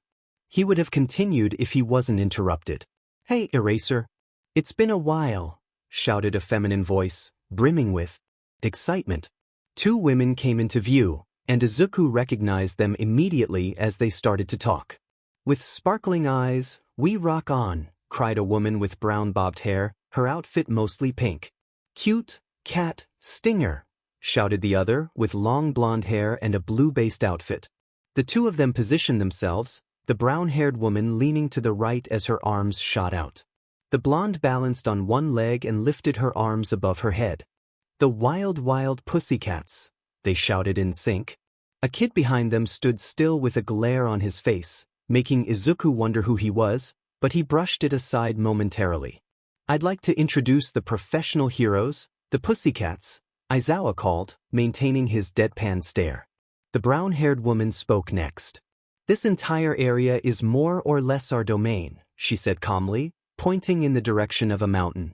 "The place you'll be staying is at the base of that mountain." Confusion radiated from his classmates until one finally got the memo. "Back to the bus," shouted one, while Izuku stayed put. As the blonde moved her hands to the floor, he flew up into the sky with a beat of his larger wings. The force of his wings surprised him, but he would have to get used to that. The ground lurched upwards and launched everyone from Class A into the air and off the cliff. He watched as they fell, feeling a twinge of concern for Hitoshi, but otherwise fine with letting his classmates fall, knowing none were in danger. He glided down to the three adults and a child silently, his wings flapping soundlessly as his feet touched the ground without stirring the soft dirt. H-sure landed on his shoulder as he turned to Aizawa. "So," he drew out, "do I have to help them or let them learn?" he asked his teacher. "And instead of me going, can you actually tell me what happened?" His second question hinted at the previous day's events, not surprising Aizawa that Izuku had figured out he was hiding something. A sigh escaped Aizawa's lips. "We have some talking to do, kid. You're getting some lessons and earlier food while your classmates are away." Izuku nodded. "Okay," he paused. "And you could have just told me to stop them from running. You should already know the capability of my wings." That earned an amused hum from Aizawa. "Okay, problem child." So that was part of the reason for his new features? It was interesting but also brought upon feelings he never thought would resurface. For once in his life, his mind drifted to his deceased father. While his sensei made him a schedule to practice this new aspect in a secluded area, Away from everyone, he was surprised when his classmates arrived. They looked exhausted, their bodies covered in dirt, and some had sticks in their hair. Was it really that difficult? Glares and betrayed looks were directed at him, but he remained unaffected, standing beside Aizawa. He spaced out, his gaze drifting upwards at the clouds as he felt Heichur snuggle into the crook of his neck. A pained groan startled him from his daze, and he turned to see Kirishima on the ground in a fetal position, hands over his midsection. Kota, the nephew of Mandalay, scowled at Kirishima as Ida rushed over to him. "I'm not going to mess around with a bunch of losers who want to grow up to be corny heroes," the child growled, stomping away. He might have felt bad for Kirishima, but it was his fault for not being prepared. Wait, he shouldn't say that. He had years of experience as an ex-vigilante. A sigh escaped his lips as he turned to Hitoshi, who had started walking over. He didn't take a step back, unsure of what his friend would do next. Hitoshi slammed his fist against Izuku's head, causing him to wince. "What the hell, Izuku? You could have warned us or at least helped," Hitoshi shouted. The yelling hurt his head worse than the light hit, but he kind of deserved it. "Sorry," he drawled. "Aizawa needed me for something. I even asked if he wanted me to help you guys out." He lied, keeping the truth to himself. His friend bought it and sighed. "Next time, at least warn us to brace instead of flying in the air to save yourself," he grumbled. Izuku nodded in agreement, lightly patting Hitoshi's unruly hair with his gloved hand. "I'll try to catch you next time," he joked. The exchange was short-lived as they would have dinner next. Izuku sat between Hitoshi and Bakugo. One side was quiet, while the other was loud. It was annoying, but he couldn't complain when it was about food. He grabbed a bowl of rice and miso soup, not being that hungry since he had actually eaten lunch unlike the rest. His whole class was getting so much food that there would probably be no leftovers, not that he cared. He quickly finished his meal before heading to the cabin. The hot springs were where he intended to go, as it would be nice to wash off the dirt and rest his body from earlier training. It didn't take long for others to follow him. He felt self-conscious about his scars, but he hoped that going in there would help him become more acquainted with the class and build trust. Slowly but surely, he hoped. He stripped off his clothes and set them down in an area he claimed in the changing room. After that, he entered the hot springs, where most of the other guys from the class were. It made him wonder how they could change out of their clothes so fast. Izuku slipped into the steaming water, keeping his still bandaged hand out of the water. Everyone was chatting animatedly, with Ida being the most animated, using hand motions. Kirishima, one of the closest to him, asked, "Hey Midoriya, how are your wings able to go into the water?" It was a good question. He himself didn't know how his wings weren't affected by water. Most birds have to preen themselves and spread an oil that makes their feathers waterproof. "I don't really know. It may be that my wings are entirely like a bird's, and mine might be naturally waterproof," he answered, a puzzled look on his face for a moment. Kirishima smiled brightly. "That's so cool. Does that mean you can fly underwater?" Now he wasn't expecting that as a follow-up question. His right hand flew to his face as he suppressed a laugh. He composed himself before answering, "Now that I wouldn't know, I haven't tried." Kaminari leaned over Kirishima's shoulder. "Imagine me sneezing right now," he joked, causing some of the guys to jump out of the water and shout at the startled blonde. Laughter erupted from others, and some of those who jumped out grew embarrassed. "Don't joke about that, Kaminari. Demon dude, you scared me. You ruined the quiet, Pikachu." Yeah, he thought he could warm up to these people soon enough. Waking up earlier than everyone else didn't bother him. He had to fly around. His body urged him to stretch out his wings. He had to avoid stepping on everyone, dodging bodies on the floor of the male's area. He almost face-planted after tripping on Ojiro's tail. It was easy to walk quietly down the halls of the cabin since his hearing was so acute, allowing him to adjust his body to be soundless. Helps quite a lot in his opinion. He opened the front door and shut it behind him, the cold morning air hitting him in the face. A breeze pushed at the trees, making the leaves shift and rustle. Birds chirped and gave out their morning calls. His wings spread out slowly, his eyes moving to focus on the sky rather than the trees and undergrowth. He moved without thought, the large wings silently pushing him up into the sky. Each flap was accompanied by the sound of the wind resisting against the feathered appendages. He felt so free in the sky, his eyes shining and brimming with excitement. A smile spread across his face as he soared above the cabin where everyone else resided. His body spun in a 180 degrees, his wings tucked in as he fell towards the ground. Just before he reached the ground, he flapped his wings again, propelling himself back into the sky. He rose higher, light beginning to fall upon the ground below him. His body stopped as he hovered in the sky, each flap of his wings keeping him aloft. He watched as the sun rose, vibrant colors of red and orange overtaking the once dark sky dotted with stars. His smile remained as he stared at the sun, too bright for his sensitive eyes but undeniably appealing. He wished he could look at it without discomfort, but that was the reality of his changing body. As he began to descend, the smile on his face faded, and the sparkle in his eyes dimmed. His expression shifted from excitement back to his usual mask. Once his feet touched the ground, he sighed, folding his wings behind his back. Footsteps approached him, but he was too distracted to notice. When a hand was placed on his left shoulder, he instinctively became defensive. His feathers bristled, and he moved faster than he expected, ripping off his glove and pinning the person to the ground before he realized who it was. He calmed down instantly, loosening his grip and relaxing as he helped the redhead up. "Sorry," he muttered, his feathers twitching nervously as he scratched at his left arm, leaving faint white marks on his skin. He wasn't in the mood to injure himself, no matter how he felt. To his surprise, the male jumped up and smiled brightly. "It's no problem," he beamed, his voice loud in Izuku's sensitive ears. "I should have known not to touch you yet. Is it because of your eye?" Those words caused Izuku to flinch. He hadn't expected any questions about his eye. After a moment, he responded, "Yes," hesitating before adding, "My eye will slowly lose sight over time. It's already pretty hard to see from it." Surprisingly, Kirishima stayed silent for a few moments, the other students around them not paying attention to the conversation. "Oh." Izuku didn't expect the redhead to be quiet. Did he feel bad for him? Did he say the wrong thing? Emotions were confusing. The teen's voice wavered. "Did I say something wrong? Are you okay?"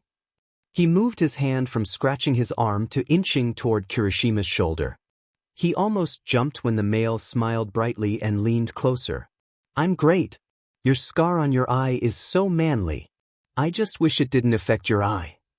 At the mention of his eye, Izuku deflated again, but then he bounced back and pointed to the scar over his right eye. "We kinda match," he exclaimed with the energy of a child who had just received a new toy. I guess." Izuku stumbled over his words, overwhelmed by Kirishima's brightness. It was too much, brighter than he was used to. His response earned another toothy smile before Kirishima retreated to his friend group. Hitoshi appeared beside Izuku, letting himself be known before approaching. "You good?" he asked the stunned Izuku, who was still in a trance of confusion.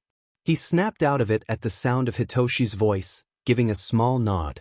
"Bright, isn't it?" Another nod from Izuku. "Get used to it." Izuku practically deflated at that sentence. After the scare with Kirishima, the rest of the class poured out from the cabin. It was clear how exhausted each individual was, given their weary movements and squinted eyes under the rising sun. Once everyone gathered in front of Aizawa, who looked as dead on his feet as usual, he began to speak. "Good morning, everyone," his voice rang out, clear over the tired quiet of the class. The chirping of birds was the only other sound in the air. Higeshi joined him outside after waking up, landing in his fluffy hair. "Today we begin a rigorous round of reinforcement training," Aizawa continued in a monotone voice. "This trip's mission statement is to strengthen everyone's quirks as a whole, allowing everyone to achieve their temporary licenses. This is preparation to stand against and up to live-action hostility and aggression from your enemy. Prepare your hearts and minds." He dug something from his pocket. With that said, "Bakugu, try throwing this." With his right arm, he tossed a spherical object to Bakugu, who caught it effortlessly, not tired in the slightest from waking up early. "This is from the physical strength exam," Izuku heard, getting lost at the mention of an exam since he wasn't present at the beginning of the year. Your records indicated you recorded a toss of 705.2 meters at the time of your admittance. The male paused. Let's see how much you've improved. With that, Bakugo started to wind up his arm, causing the class to erupt in excitement. Whoa, a skill growth test, exclaimed Mina. These 3 months have been pretty intense. I'm calling over 1 kilometer, Siro added. You got this, Bakugo. The blonde reeled his arm back, smoke seeping from his palms as it began to spark. As his explosions grew louder, he threw his arms forward, shouting, "Drop dead." The force of his quirk created a gust of wind. The initial sound of the explosion rang in Izuku's ears, forcing him to rub them lightly before letting his hands fall back to his sides. In the next moment, the device in Aizawa's hand pinged, a beep sounding from it. He held the device up to show the class, reading 709.6 meters. A ripple of surprise surged through the whole class, excluding Izuku, who expected the results. No one improves without pushing their quirk further. It felt unnatural. Huh. Siro drawled out, disappointment evident. That wasn't even close to what we expected. In 3 months, you have all gained a lot of experience, Aizawa stated, and Bakugo scowled at his words, obviously expecting a higher record. And of course, you have certainly improved. But that growth has been primarily emotional and practical. Now the time has come to concentrate on physical advancement as well. His words resonated with Izuku. As you can see, your quirks have only improved, at best, by a marginal amount. Aizawa shifted on his feet, scanning the crowd. So starting today, we will be focusing on upgrading your quirks. His demeanor changed drastically with his next words. I'll be pushing you beyond your limits. A dramatic pause accompanied by a manic smile sent chills down the spines of most. So try not to kick the bucket on me. For the next 30 minutes, breakfast was prepared, and Izuku was dragged into helping set up each task for the students. It was a challenge, but at least the breakfast was good. For a few hours, he trained on his own, separated from the rest of his class to bring an element of surprise with a new trick up his sleeve. Once Class 1B arrived, he had to fly without stopping until lunch. Flying non-stop took a toll on his wings, and he even had to carry things during some of his flying. He yearned for sleep once he got to rest. The day passed quickly as he helped with cooking dinner, preparing food while letting everyone else do their own thing. He couldn't deny that he was decent at cooking, having lived on his own for a while. The 3rd day arrived quickly, and his body adjusted to being sore, not aching at every moment. Better to have some soreness than a lot of it. At the mention of a test of courage, Izuku decided to go on a small flight instead. He hoped not to be grouped with Todoroki, Bakugo, and Hitoshi, but luck was rarely on his side. The dark sky surrounded him as he flew, carefree and relaxed. Shouts and cries from students participating in the test of courage reached him, but he tried to ignore them. Up in the air, he could relax and let his senses roam. But peaceful times were hard to come by. His body tensed as unfamiliar scents filled his nose. He heard heavier footsteps than he was used to, and he let his wings curl over his body as he dove down towards the direction of the pussycats. His left hand yanked the glove off his right hand in preparation. Before Pixie Bob could be struck by a villain with chin-length brown hair, he opened his wings and kicked them backward. The villains stumbled back towards their partner, a scaled male resembling a lizard. Izuku glared and pulled the blonde back as another attack came her way, taking flight with her in his arms to return to the other members of the Pussycats. Once next to them, he landed and let go of Pixie Bob, staring straight into the eyes of the villain. He raised his right arm in preparation, clawed fingers spreading out. However, he was stopped as a hand gripped his wrist. He fought the urge to flinch at the contact, his eyes darting to Mandalay. "Midoriya, you have to find Kota," she shouted, desperation clear in her tone as her eyes shone with fear for her nephew. Her words made him disengage and nod slowly before taking off again. No matter how hard he tried to force Higeshi to return to camp, she wouldn't leave him. So he pulled her into his hands as he picked up speed. He knew Kota often went off on his own, which made it difficult since he wasn't familiar with the boy's scent. Thank Kami that he spotted the faint scent of Mandalay along with a lightly familiar smell. It took a couple of seconds to arrive, shooting from the trees and landing on a cliffside. The kid came into view, and sensing the off smell in the air, filled with an unfamiliar scent, he dashed towards him. A hand whipped past his body as he crashed into the child and rolled, making sure to let Higeshi from his grip so she could fly into the air. He rolled over once before jumping back to his feet, Kota now in his arms instead of his avian companion. Izuku's head snapped to the villain, who was about to harm Kota if he hadn't arrived fast enough, and glared harshly. From under the cloak the hulking figure wore, he could see a mask clinging to his face.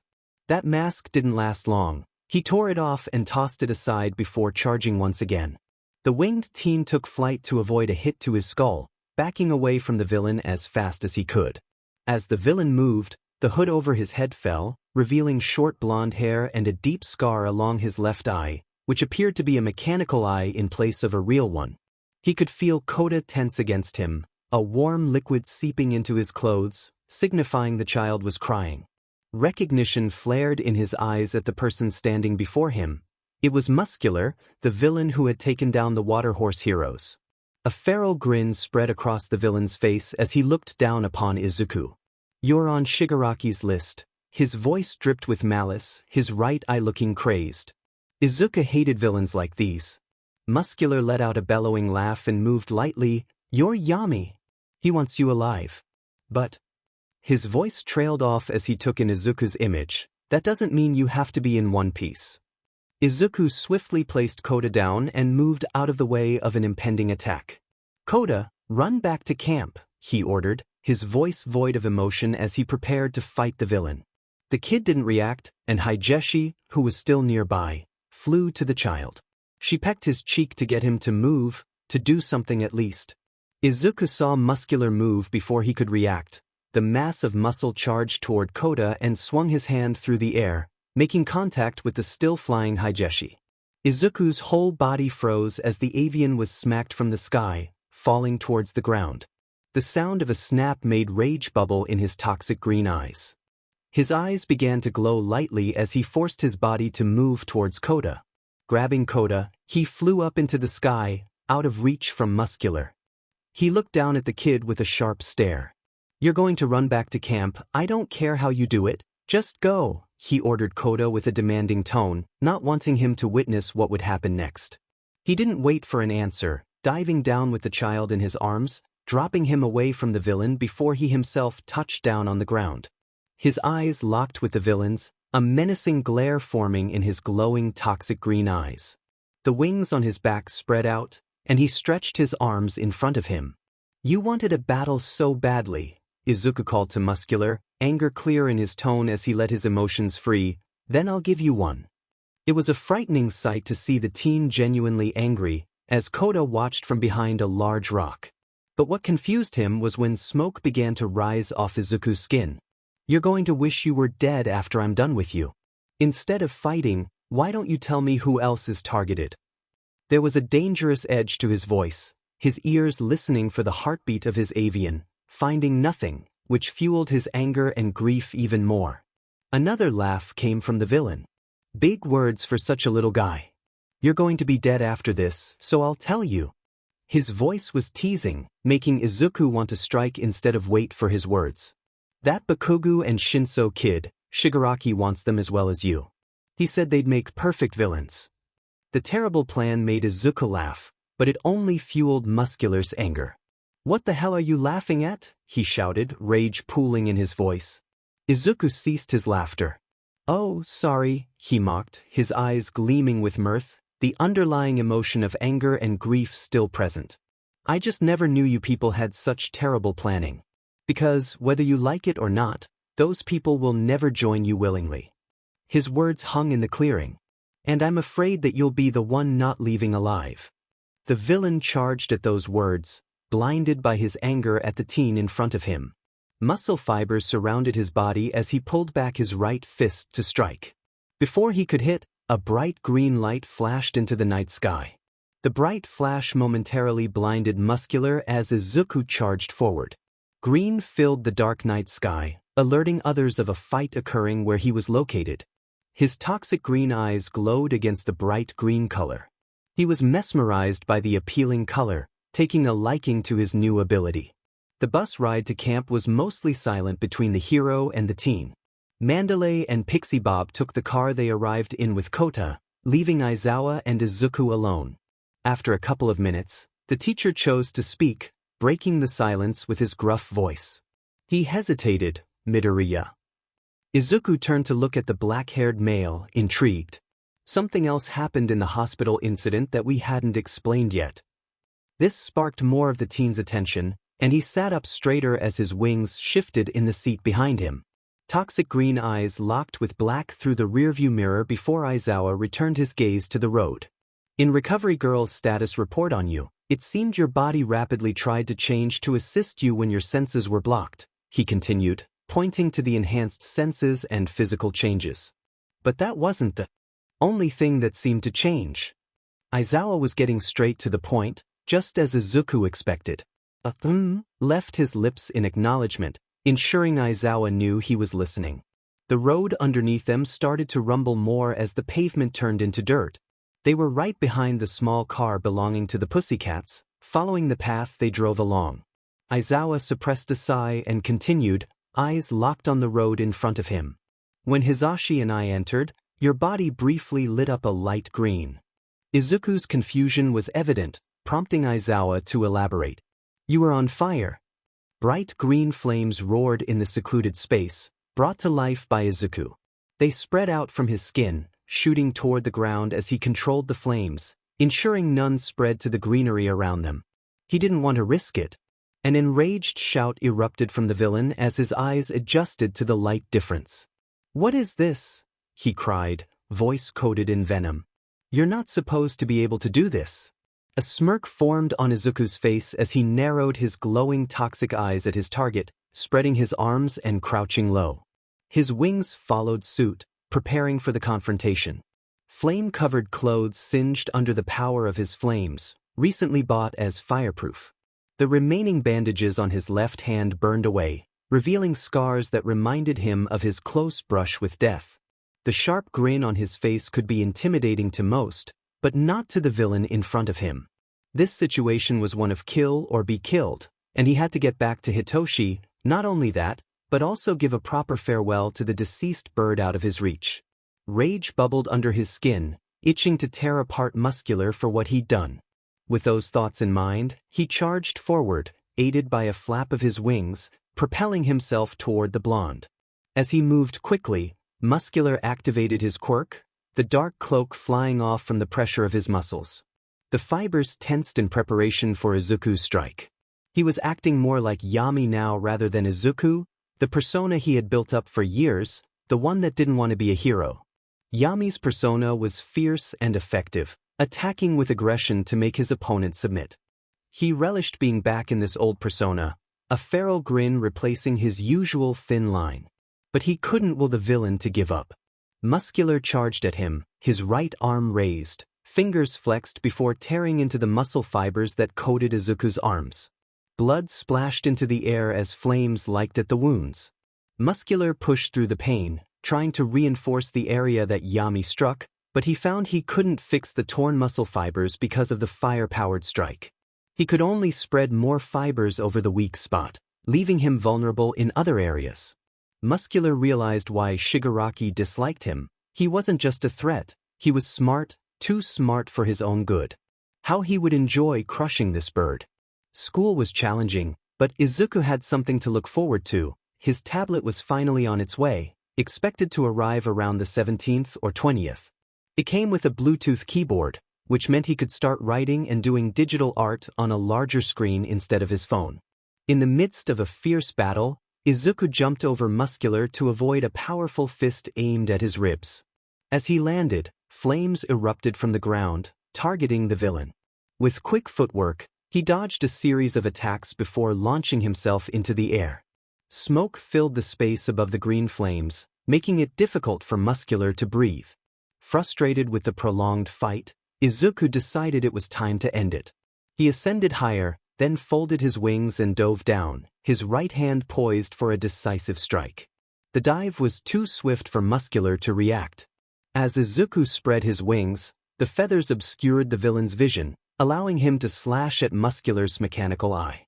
A wail escaped Muscular as he clutched his now sightless eye. Izuku felt a twitch in his own eye but pushed the thought aside. He directed his flames toward the villain, who cried out in pain as the heat overwhelmed his defenses. Once Muscular fell silent, Izuku let the flames dissipate, his heartbeat loud in his ears. He noticed Kota, frightened and unmoving nearby. With a heavy sigh, Izuku descended to the ground, spotting the mound of feathers that belonged to Higeshi. A wave of grief washed over him as he approached, realizing there was no heartbeat, no breath. He bent down slowly, picking up the lifeless bird, and felt something drip from his left eye. Suching the bird to his left hand, he rubbed at the corner of his eye, smearing blood but feeling no pain. "I told you to run, didn't I?" he said, his voice devoid of emotion as he approached Kota, who was visibly shaking. "Why yeah, but I didn't want you to die," the boy stammered, on the verge of tears. Izuku grumbled, grabbing the back of Kota's shirt and taking flight. The boy trembled but Izuku focused on getting him back to safety. "Stop squirming or you'll fall," he warned as they soared through the air, the cabin where Aizawa and the remedial classes were located coming into view. Aizawa stood outside, and Izuku touched down, setting Kota down gently. He crouched to the boy's level. "Can you place her somewhere no one will touch her?" he asked softly, his right hand twitching as he held out the bird. After a moment, Kota gingerly took the deceased bird from Izuku's palm, gratitude flashing on his face before he turned to Aizawa, who looked tense. "Aizawa," Izuku began, "Muscular is dealt with, but he's further in the woods. Can you have Kota help put out the fires?" Aizawa seemed taken aback by Izuku's sudden shift back to a flat tone, but understanding dawned as he glanced at the dead bird. "Okay, problem child," he replied. Izuku nodded and started to leave, but Aizawa called after him. "Midoriya, tell Mandalay that I authorize all combat and quirk use."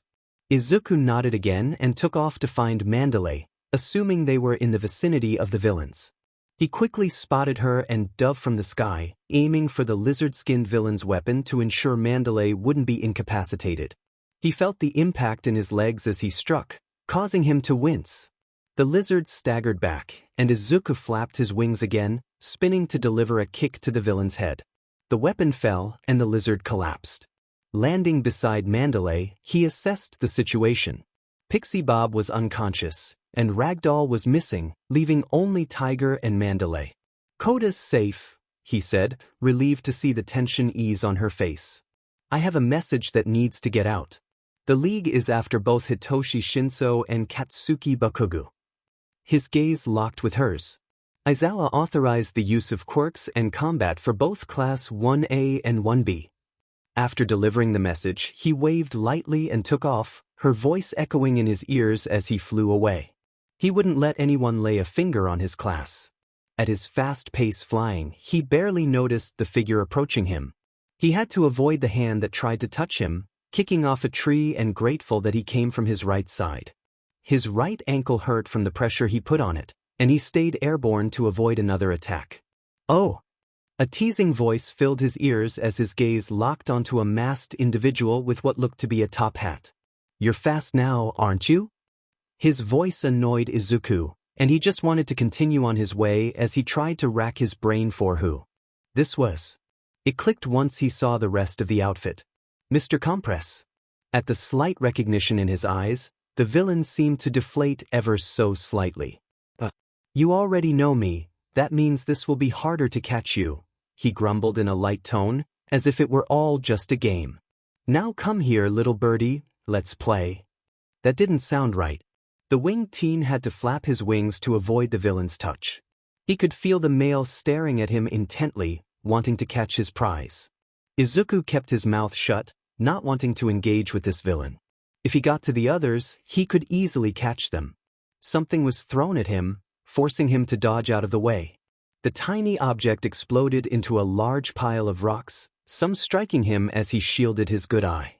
Unable to move fast enough, 2 hands touched him before everything faded to black. He hated the darkness he was subjected to. It reminded him too much of her. Not just her, but the weak, defenseless Deku. A nobody trapped in a broken mini-fridge. Back aching, wishing to be free. To fly away. To prove his worth. When he seemed to be released again, his body urged him to struggle.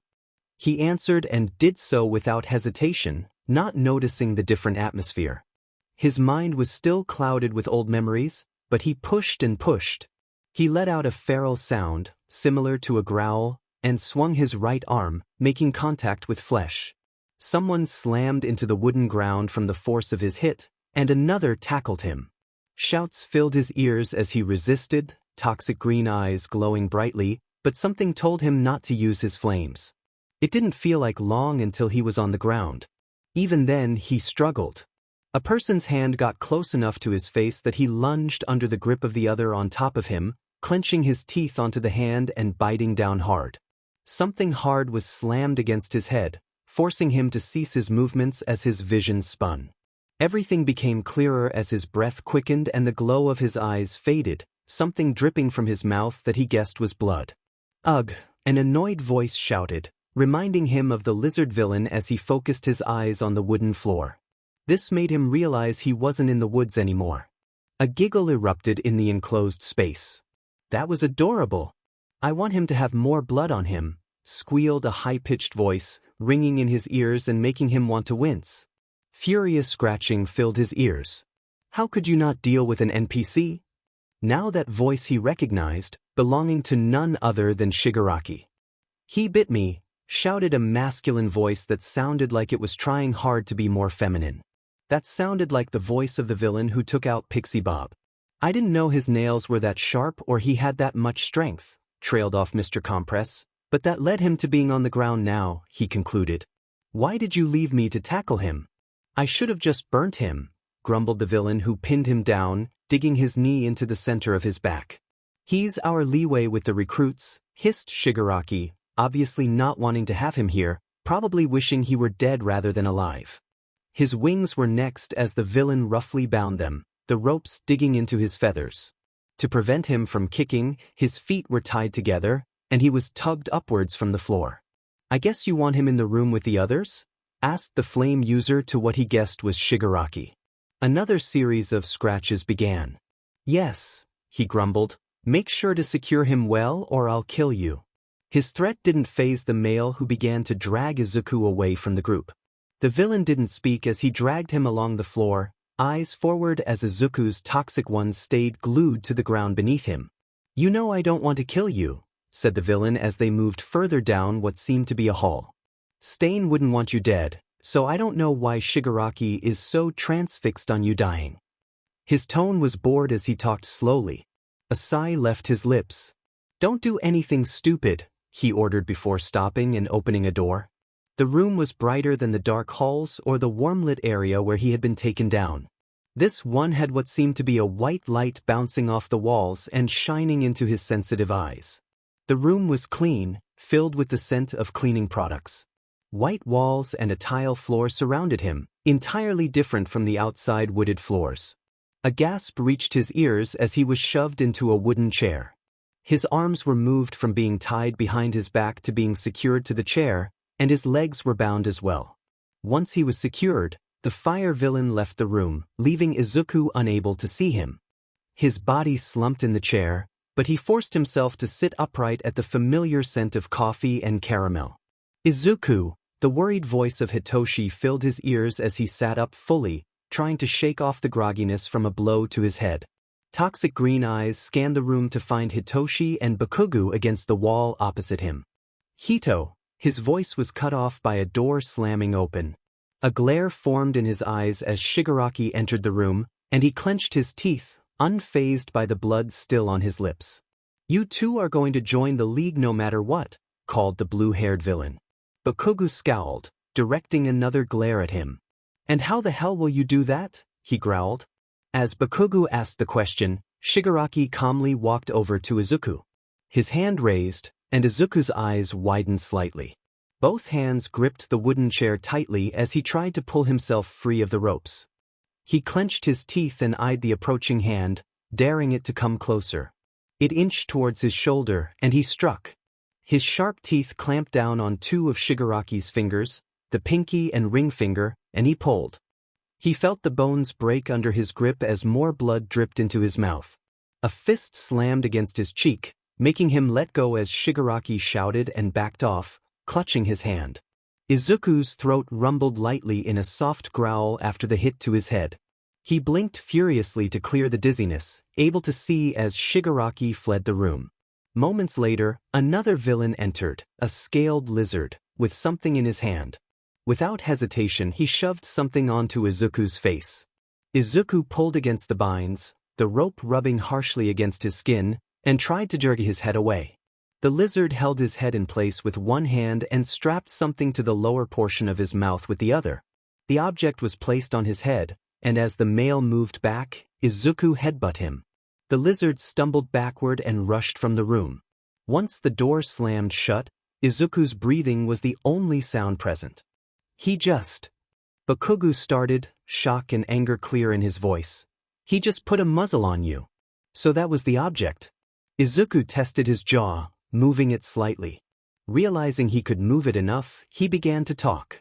Why do I keep getting into these situations? And that confirmed it. He could never catch a break. Izuku could admit that he would have laughed about the situation with Shigaraki if it weren't so serious. He should have learned that he could fight back and not just let the male injure him without a struggle. But he never seemed to learn. At least not much since their last encounter and the 2 attempts on his life. Wow, he really had a mortal enemy, didn't he? What are we going to do? Hitoshi asked. Clearly unhappy about being tied up, or the fact that Izuku was bound and muzzled. Izuku shrugged as best as he could, sighing as his mind drifted to Higeshi. His right hand twitched and he stared off to the side. Was it better that she died?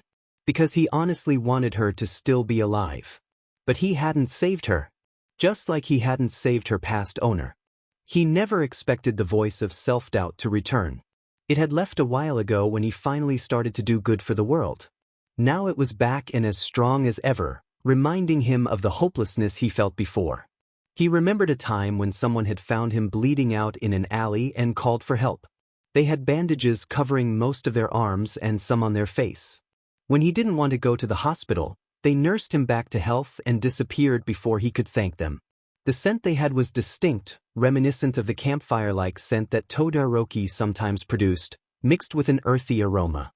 He paid no mind to that as his thoughts echoed familiar words, the same sentences he was so used to hearing in his head. Hopefully, he could ignore them again.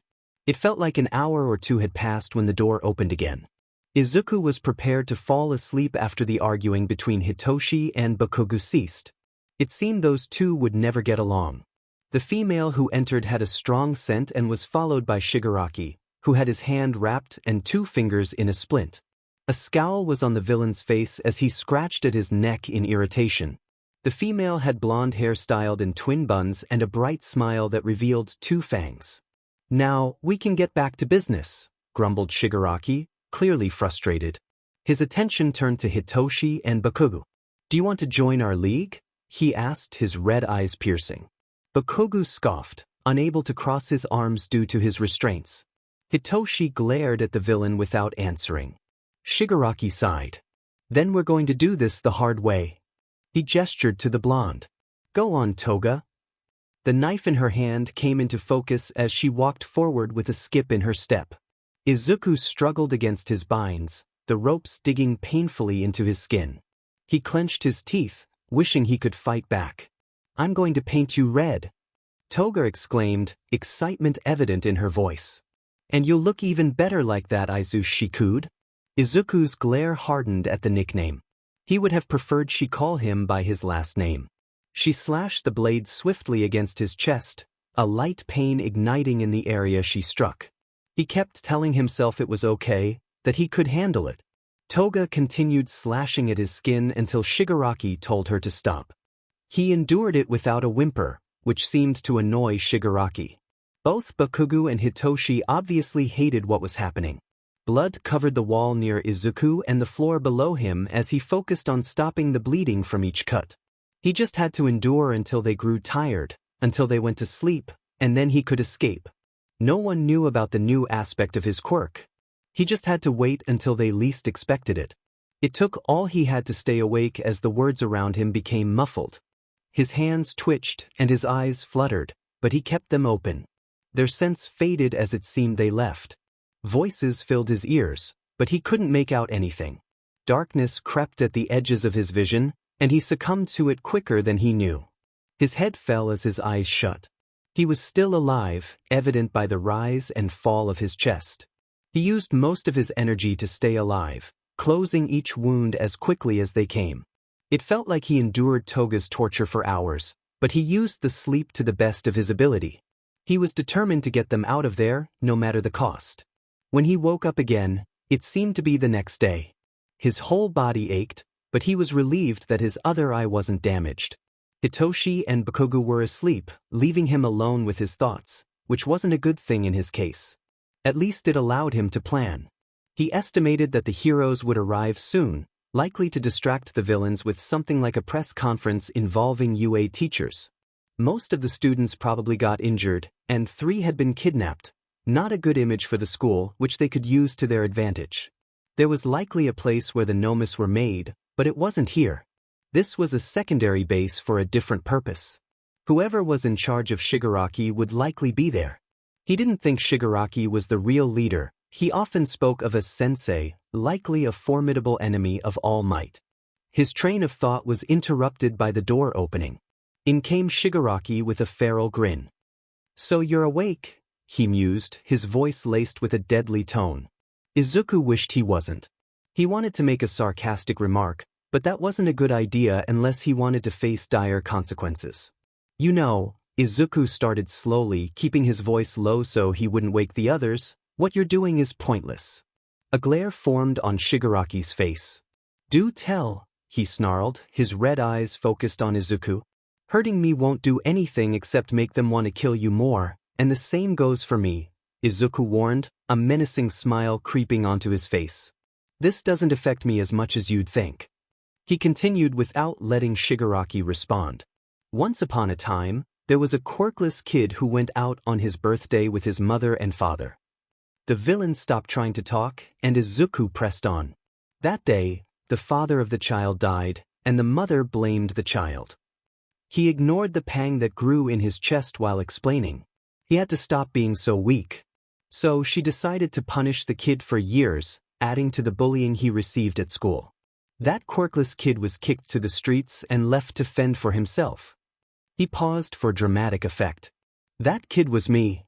Of course, the villain wouldn't believe him, as he obviously had a quirk now. "How is that you? You have a quirk," Shigaraki growled, his uninjured hand twitching, seemingly wanting to scratch at his neck. "Late bloomers exist, Shigaraki. They aren't as rare as the quirkless." Shigaraki stomped his foot. "And what does this have to do with this conversation?" Izuku deadpanned. "Torture. Work," emphasizing each word. It seemed to set him off more. "And neither will killing me. Go ahead and try it, I've been in this world long enough." Before he could say more, the door was slammed open. "Shigaraki, you're needed," a voice called, startling the other 2 awake. "Oh, and Shigaraki," Izuku called, making him look back. "What time is it?" He didn't get an answer from Shigaraki, but the other male, the lizard, shouted, "It's 8 p.m., before shrinking back at the glare Shigaraki gave him. With that, the door closed. Ignoring the voices of the League, Izuku concentrated, pushing his ears past the noise. Radio chatter entered his ears, and he realized it was a police radio. Perfect.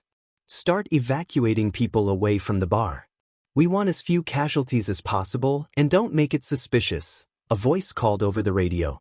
It was time to put his plan into action. He dampened his hearing back to normal and opened his eyes, a headache buzzing between them. His gaze turned to the 2 opposite him. "Ready to leave?" he asked, shocking them with his words. Not letting them answer or ask questions, he activated his quirk in the area of his arms first. Smoke rose off his skin before green. Flames coated his arms. The gloves and binds burned off instantly, and the wounds on his arms healed, leaving only scars when the fire dispersed. He leaned down despite the pain and untied his binds. Slowly, he pushed himself to his feet, the pain lingering everywhere else. Now standing, he lit his wings on fire, causing the rope that tied them together to disappear. He stretched out his wings, wincing slightly from the ache of not moving them. 2 shaky steps forward helped him get used to walking, his legs still covered in clotted cuts. Eventually, he made his way to Hitoshi, who was in the same situation as Izuku, arms and legs tied to a chair. He freed him swiftly, then moved to Bakugo, ripping apart his restraints and letting his arms free. Izuku then removed the muzzle from Bakugo's mouth and tossed it to the ground. His right index finger moved over his mouth in a shushing motion as he looked between the two of them. "We need to wait for the right moment.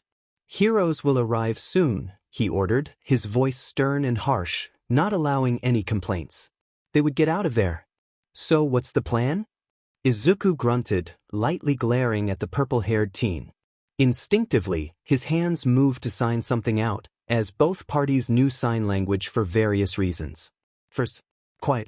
"Avoid villains," he signed, making sure the two of them saw his hands clearly. His left hand spasmed in protest of his quick movements, but he conveyed the message clearly. To be quiet and avoid villains. Simple, right? Probably not. Hitoshi nodded in understanding while Bakugo huffed, clearly not liking taking orders. When the two of them got used to walking after being tied up for probably 1.5 days, they stalked over to the door. His hand landed on the handle and twisted halfway before it stopped abruptly. But a grumble escaped his lips, and his right palm started to smoke. Green flames covered his hand, slowly melting the handle. Eventually, the door opened with a soft pull. He took a shaky step outside, staring in both directions before going with his gut and turning left. Quiet footsteps followed him, the sound of his heartbeat and their steps putting him on edge. He had to be prepared for anything. The direction he was heading was towards the main section of the bar, the only sure escape they had, which meant a possible fight. He stopped abruptly, putting his arm out as he peered around a corner. Voices filled his ears, and his eyes fell upon the bar. Brick walls and wooden floors created a warm atmosphere that would soon be disrupted. Distract. "Run," he signed to the two, his stern glare leaving no room for protests. With that, he dashed out, jumping on the first person he could, Mr. Lizard. His claws dug into the tough scales, and he tugged harshly, blood falling onto his already blood-soaked clothes. The villain shouted in surprise and tried to grab at Izuku, who pushed himself off, forcing the villain to tumble forward. Rushing footsteps alerted him to Hitoshi and Bakugo trying to run past. They were intercepted by Toga, who attempted to stab them but was knocked to the ground. Mr. Compress tried to attack Izuku, but he was sent flying to the other side of the room by a strong kick to the chest. Izuku grabbed a knife from the floor and launched it at Kurogiri, the metal piercing the plate and pinning him against the wall. Shigaraki charged forward as the flame user stayed back. Izuku would have engaged in combat if the two trying to escape weren't about to be slammed by a door. Swiftly, he backtracked, running to the two as a knock echoed against the door. He tackled them to the ground, shielding them with his body and wings. "Pizza de..."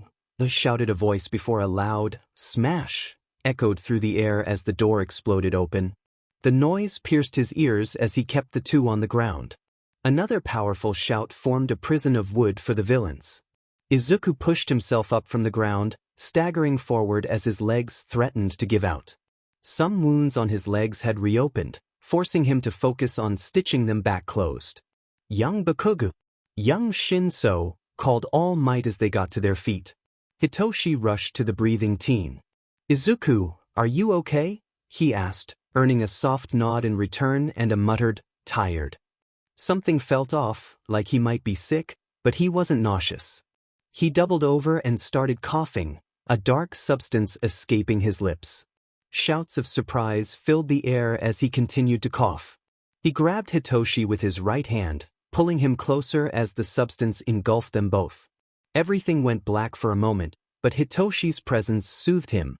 Senses returned in full force, and he found himself on the ground, coughing out the substance in a different place now. The sense of Bakugo and Hitoshi were with him. The ground beneath them felt like concrete, and the starry sky loomed above. Realizing the situation made him freeze. This was a building, now a wrecked place with rubble everywhere. "You're coming to kill me again, All Might?" asked a menacing voice, answered with a slam as All Might arrived. Izuku pushed himself to his feet. "Get up, we need to go," he ordered, glaring at the group of villains with fury in his toxic green eyes. He wouldn't let them lay a finger on his friends. Smoke lifted off his skin before flames erupted into the sky. His wounds faded into scars as he grinned, a wild look in his glowing toxic green eyes. The flames wouldn't harm his friends, they would only provide warmth for them. But not for these villains. He was ready to take them down. He shot forward at Shigaraki, low to the ground as flames engulfed him. He jumped to avoid a hand directed at him, slashing his claws against the left side of the villain's face. A large figure tried to attack him while he was occupied with Shigaraki, earning a swift kick. The blue-haired male gripped Izuku's other leg, disintegrating his flesh. At a splash, the male let go, and Izuku launched himself into the sky. He would have gone for another strike if he hadn't been pulled back to the ground by the lizard. But he was knocked free by a series of strikes from All Might and All for One. Lashing out against the villain and striking his head against the ground to knock him out was the easiest thing he could do. He was knocked unconscious, and his body was pulled back by Toga. The fight kept getting interrupted by the battle between the two powerhouses, while Bakugo and Hitoshi tried to help Izuku despite his wish for them to leave. He waved his hand, launching flames towards the group of villains, only to be countered by blue flames. His skin became singed, but he still didn't want to put all his strength into the fight, worrying for his friends nearby. What surprised him was when an ice ramp was created, launching 3 bodies through the air. "Bakugo! Shinso! Midoriya!" shouted Kirishima, the resident sunshine child. Izuku turned to Bakugo. "Go!" he shouted, grabbing onto Hitoshi and flying up to throw him. The look in Hitoshi's eyes as he was thrown to their rescuers was pained, as if he didn't want to leave Izuku behind. Izuku seemed to make the right decision as Bakugo flew past him with explosions, but then something struck one of his wings. A surprised sound escaped his lips as that wing ceased to function properly. It was his upper right one. He started to fall, unable to pull his weight with one of his larger wings out of commission.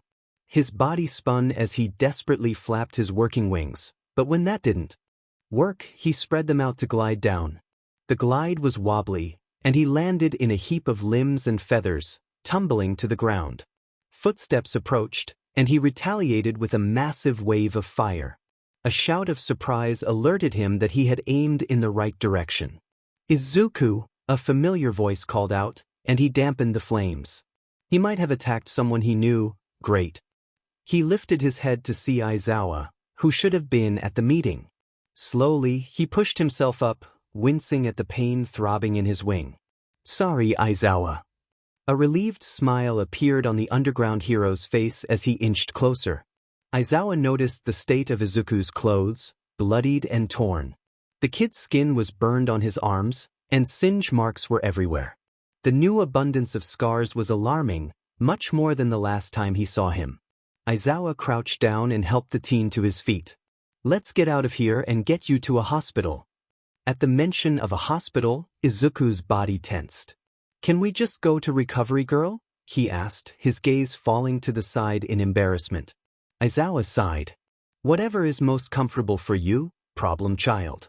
His voice was soft, soothing the teen as he leaned into Aizawa for comfort. Izuku tried to keep his mind from falling into a dark place, reminding himself to tell Aizawa about it later. He didn't want it getting worse and risking another attempt on his life because of it. Instead of arriving at the ambulances on standby, he was led to a black sedan. He was offered the back seat while Aizawa took the passenger's seat. Once he sat, he was surprised to see Tsukachi in the driver's seat. "Hey, kid," greeted the detective as he started the car. Izuku responded with a slight "ahem," shifting his injured wing into a more comfortable position. The ride was silent, filled with the sound of radio traffic. The dispatcher's voice was prominent, directing units in the area of the fight between All Might and All for One to assist with rescue operations. They arrived at UA quickly, but his treatment would be delayed since Recovery Girl was still out helping injured civilians and heroes. He was taken to the nurse's office, where Tsukachi left them to continue his work. that left only him and Aizawa, and he was grateful for Aizawa's presence, which kept him from feeling on edge. Slowly, he laid down on one of the beds. Exhaustion clouded him. Overusing his quirk could do that, and his body was trying to heal his wounds. He wanted to sleep, so he obliged and let unconsciousness take over, ignoring the worried look from Aizawa. When he awoke, he found himself hooked up to a heart monitor and 4 in his left arm, likely a saline drip. Thankfully, the lights were dimmed, and he reminded himself to thank Recovery Girl for that. If he had woken up to bright lights, he would have been in a terrible mood. Izuku stared at the ceiling, eyes half open, trying to ignore the thrumming in his legs that pulsed with his heartbeat. Beep, beep, beep. The monitor reminded him he was still alive. Would he be glad about that? He wasn't sure. He was glad to be alive, but only to avoid causing grief for Hitoshi. Aizawa and Yamada had been good to him, so they also counted as reasons to stay. But now Higeshi was gone. He had failed to save her, like so many others, and he hated himself for it. Despite his sore body, he pushed himself to roll onto his side, facing away from the door. He felt confident that no one would enter unless it was Recovery Girl. His body curled lightly in on itself, his left hand clutching his wrist tightly. He wanted to ignore the thoughts that plagued his mind, the dull throbbing of his injured wing, the ache in his ribs and legs. He wanted to be calm and unbothered, but nothing ever worked in his favor. The sound of the door opening made him instinctively close his eyes, falling back into a habit he had been forced into years ago. Stay quiet, don't talk, don't show that you're awake. Maybe they would leave him alone. Maybe she wouldn't hurt him. Quiet, quiet, quiet. But it never worked. Footsteps echoed in his ears, and he kept his heartbeat slow. Make it seem like he's sleeping. The scent that came over him reminded him that he wasn't there anymore. It wasn't her. But it wasn't anyone he could recognize easily. The iron smell of blood hung in the air menacingly, and as they drew closer, the smell increased. It reminded him of the same scent that plagued Shigaraki, who constantly scratched at his neck. Flashes of skin flakes fluttering to the floor, followed by the intense smell of iron. Whoever it was going to his fore, reeking of blood. He didn't want to die just yet. He had to make sure Hitoshi and Katsuki were okay. Katsuki. He called him Katsuki. Whatever, not the point. Focus on that when you're safe. Was he really in UA though? Was he back in the hospital? The room was caked in the smell of Recover Girl, so no. He was at UA. Then how did this person get here? A screwing sound made him tense, and the spike in his heartbeat was uncontrollable. Despite himself, he moved. He pushed past the pain in his legs and ribs, the pain in his injured wing. He fought to stay alive another day, to see Hitoshi once more. And despite himself, he didn't think, panicking. The fore ripped painfully from his skin as he jumped onto the person with a feral sound escaping his mouth. A glare was blazing in his toxic gaze, eyes glowing as flames threatened to burst from his skin. An unfamiliar face was under him, messy blonde hair and an emaciated form. Skinny, bony, not looking to be a threat but still not identified. A broken arm but still a threat in his eyes as his teeth bared and his clawed hands held the free arm down, digging into skin as his own free hand fit loosely against his throat. A choked cry of pain left the male as Izuku pinned him down, his left knee digging into the stranger's side. The teen blinked, noticing the worst sight of his left eye. He never expected the sight to deteriorate that fast. Focus, Izuku. Who are you? He hissed, his throat scratchy and voice hoarse. How long had he been sleeping? It was only a day, right? The male answered swiftly, I'm All Might. Izuku wanted to laugh at that. All Might? Yeah. His grip tightened on the male's arm, more blood dripping from where his claws scored the blonde skin. The extra pain caused the male to wince, trying to get his arm free. Light smoke lifted from his skin, threatening green fire to blaze, but he contained it, not wanting to cause a fire. Another question was about to slip off his tongue when someone rushed into the room. The sound startled him as his head snapped in that direction, his whole body tensing. At the familiar smell that entered his nostrils, he relaxed, loosening his grip on the blonde's arm. coffee smell and a dead tired gaze that flashed red to get rid of the smoke seeping from his pores. "Get off him, problem child," ordered the male, and Izuku hesitated before sliding off. He moved his hand from the blonde's neck, then arm, and lifted his leg off his side. He pushed himself up, stumbling forward and catching himself on the bed. Aizawa helped the man up as Izuku pulled himself onto the bed with arm strength alone. He lifted his left arm, seeing blood fall from where the fore had ripped out. "He was tampering with my fore. I heard the screwing sound. It wasn't morphine, just a saline line of sorts. He reeks of blood." His muttering brought Aizawa's attention. "Shigaraki has the same smell, reeking of blood." His eyes, which had been focused on his hands, trailed up to meet Aizawa's. "Why is he here? Who is he? He doesn't have the same smell that Recover Girl has. He isn't a doctor." A glare seemed to be directed at the male. "This is Yagi Tashinori, and I have the same question." Aizawa's tone was dangerous, sending Izuku on edge. "What were you doing in Izuku's room while he was resting?" Strict parent mode was activated. It was silent in the room, anticipating the answer from this Yagi Tashinori, who claimed to be All Might. Last he remembered, All Might didn't look emaciated, and he didn't reek of blood. Yes, he always had a faint smell of it, but this man didn't have that same scent. Well, the man stammered, clearly intimidated by Aizawa's protective nature of Izuku. Anyone would say it's cute, but right now it was the anger of a father. And that was terrifying. "I wanted to pass on my quirk." The answer that finally came out was confusing. "You couldn't transfer a quirk to someone. That couldn't be possible." Aizawa looked just as confused as Izuku, brows raised and annoyance flaring in his eyes. "And how would you do that?" he mused, voice low and holding a threatening edge. Yep, he was upset. "Can we speak in private?" "No." "Are you positive?" The emaciated male turned to Izuku, wringing his hands in front of him. He was nervous, greatly. Why was the question? Was it because he was lying? Izuku wouldn't mind showing Yagi out if it meant he could get healed and leave, even if his body protested. Glaring at Yagi, he turned back to Aizawa, only to be met with another harsh stare. He's practically trapped in this situation, unable to get out of it without facing backlash. A pause. How do I explain this?" The male questions himself, his frown deepening. Carefully comes the immediate answer from Aizawa, pushing Yagi to speak. Okay, my quirk is called One for All," he starts, his voice firm but holding a nervous edge. "It was passed down to me from my mentor. I'm the 8th holder." The explanation continues, detailing how the quirk was created and the conflict between All for One and One for All. It was a lot to take in, and the fact that Yagi wanted him to be his successor was beyond him. There were better people for this. He didn't deserve anything, so why would he deserve this? "I'm asking you to be my successor." The serious look on Yagi's face makes Aizawa want to laugh. As if he'd agree.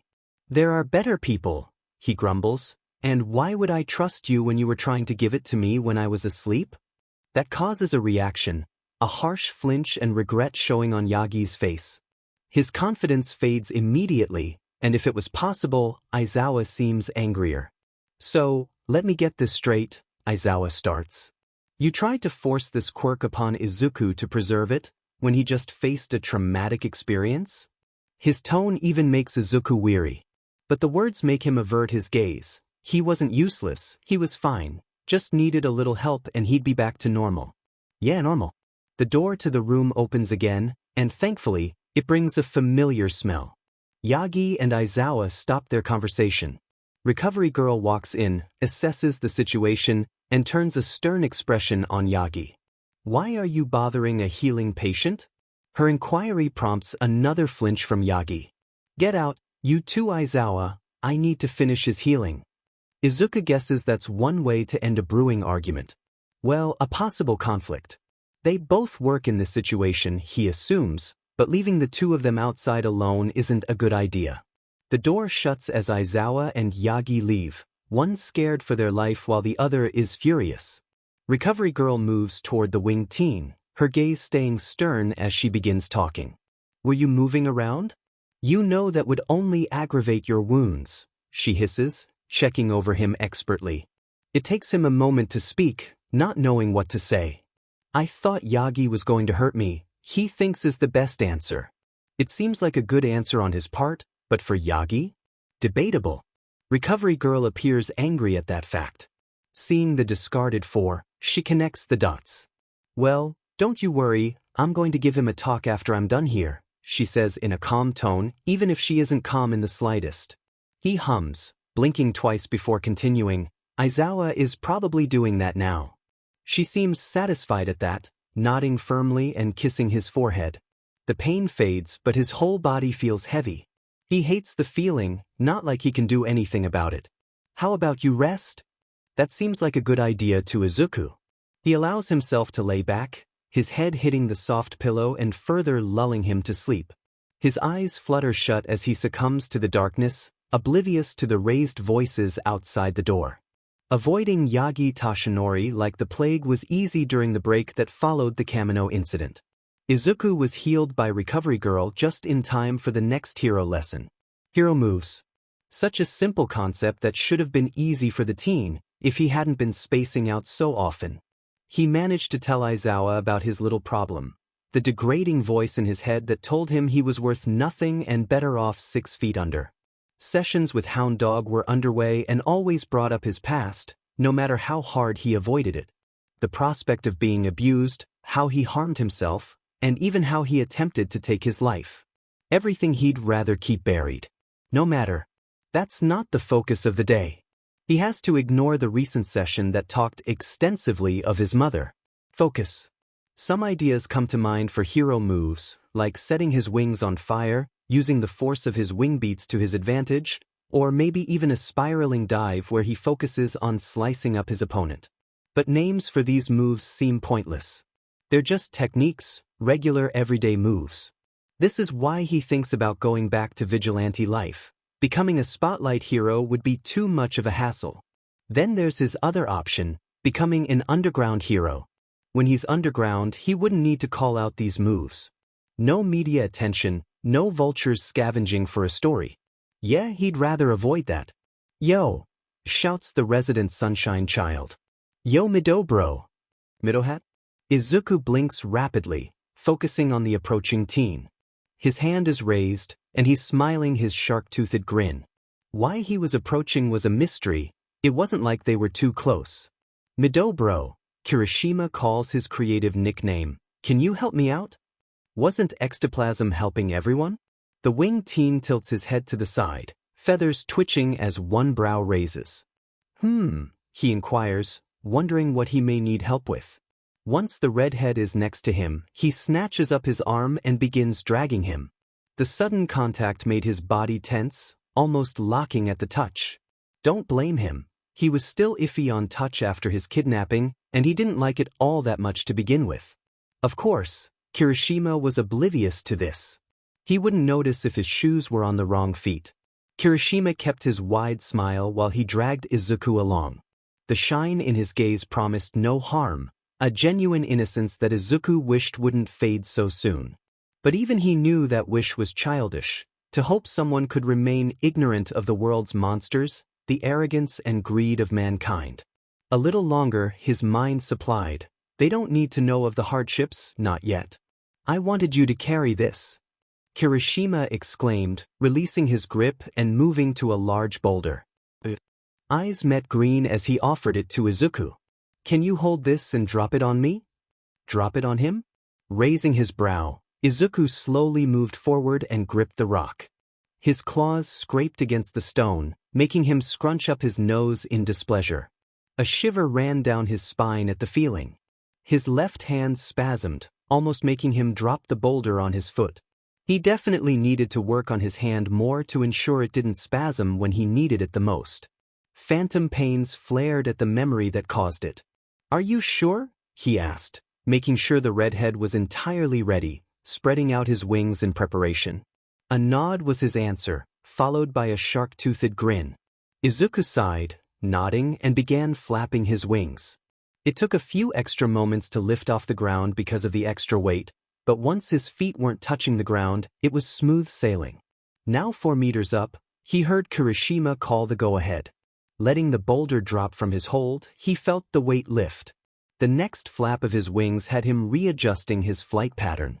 If he weren't an experienced flyer, he would have surely gone down. The crack he heard was followed by a shout of triumph. Then came cries of warning. Izuku's senses flared, and his toxic gaze locked on a stray piece of the broken boulder falling toward someone. That someone made his stare harden. Just the person he didn't want to see. Even with his reluctance to help, he wasted no time and began his dive. Pulling in his wings, he twisted his body midair to fall headfirst. He reached the blonde swiftly, spreading out his wings to slow his impact. The drag of the stagnant wind pulled harshly at his feathered appendages. His hands gripped the man's shirt, pushing him down to the ground instead of pulling him out of the way. Just as he flattened himself against the male, ignoring the puff of dust that obscured his vision, the rock piece whizzed past the back of his head. Pushing himself off the adult was done quickly, skin burning at the contact. Contact with someone he'd rather not trust at this moment. Izuku stared down at Yagi, hesitating before he offered a hand. Turning his head away to show his blatant distrust, he waited. A bony hand gripped his, and he hauled the man up to his feet. The approaching steps of Aizawa made him pull away, ripping his hand from the man's grip. Izuku, the coffee addict's voice made him stop, his left hand twitching. He turned to face Aizawa, his feathered cheeks twitching, his wings following their lead. Uncomfortable was a new level of emotion he wasn't used to feeling so much. So used to keeping to himself and allowing people only at arm's length, nowhere closer. "We need to have a conversation," Aizawa said. "What could it be?" Instead of voicing his curiosity, he nodded in affirmation, feeling the gazes of his classmates on him. If they could just keep their curiosity to themselves, he would feel much more comfortable in this situation. And All Might, using hero names in classroom settings? Understandable. "You will be joining us on this walk." His last words were whispered. "I can't have you wandering around here when you're a danger to yourself." He paused. "And you owe someone a formal apology." Izuku felt a wave of frustration wash over him. He was tired, emotionally drained being the main factor. Adding this mess into his day wasn't going to fare well for him. Not just the fact of having to speak to All Might, but also the unwanted attention it might bring in later conversations. It was totally normal to speak with the former #1 hero. He just wanted to be done with this mess already. Sleep called to him, promising at least a few hours of rest that weren't plagued by memories of the past. Nothing could help him now, not even attempting to ask for forgiveness for whatever he did in his past life to end up in this situation. Grunting, he opened the door to a meeting room. Room 4, one of the most secure offices for discussing important matters. The only cameras were on the outside of the door, and soundproof walls assisted in keeping whatever was discussed under wraps. There's even precautionary methods for hearing-based quirks. A high-pitched buzzing muddles the voices of those inside, which seems pretty expensive to him. Though, he'd rather avoid talking to that principal as much as possible. While the fluffy principal seems all cheerful and kind, he can be quite intimidating when necessary. He admits that he's somewhat afraid of the man. Once he enters, he's met with the bony figure of Toshinori and the exhausted form of Aizawa. The bags under Aizawa's eyes seem more like smudges of makeup in this lighting. Suppressing the urge to leave the room and flee to his own, he reluctantly sits next to Aizawa. He wants to stay as far away from Toshinori as he can, skin crawling at the unsettling sense surrounding him. Izuku knows he can't help it.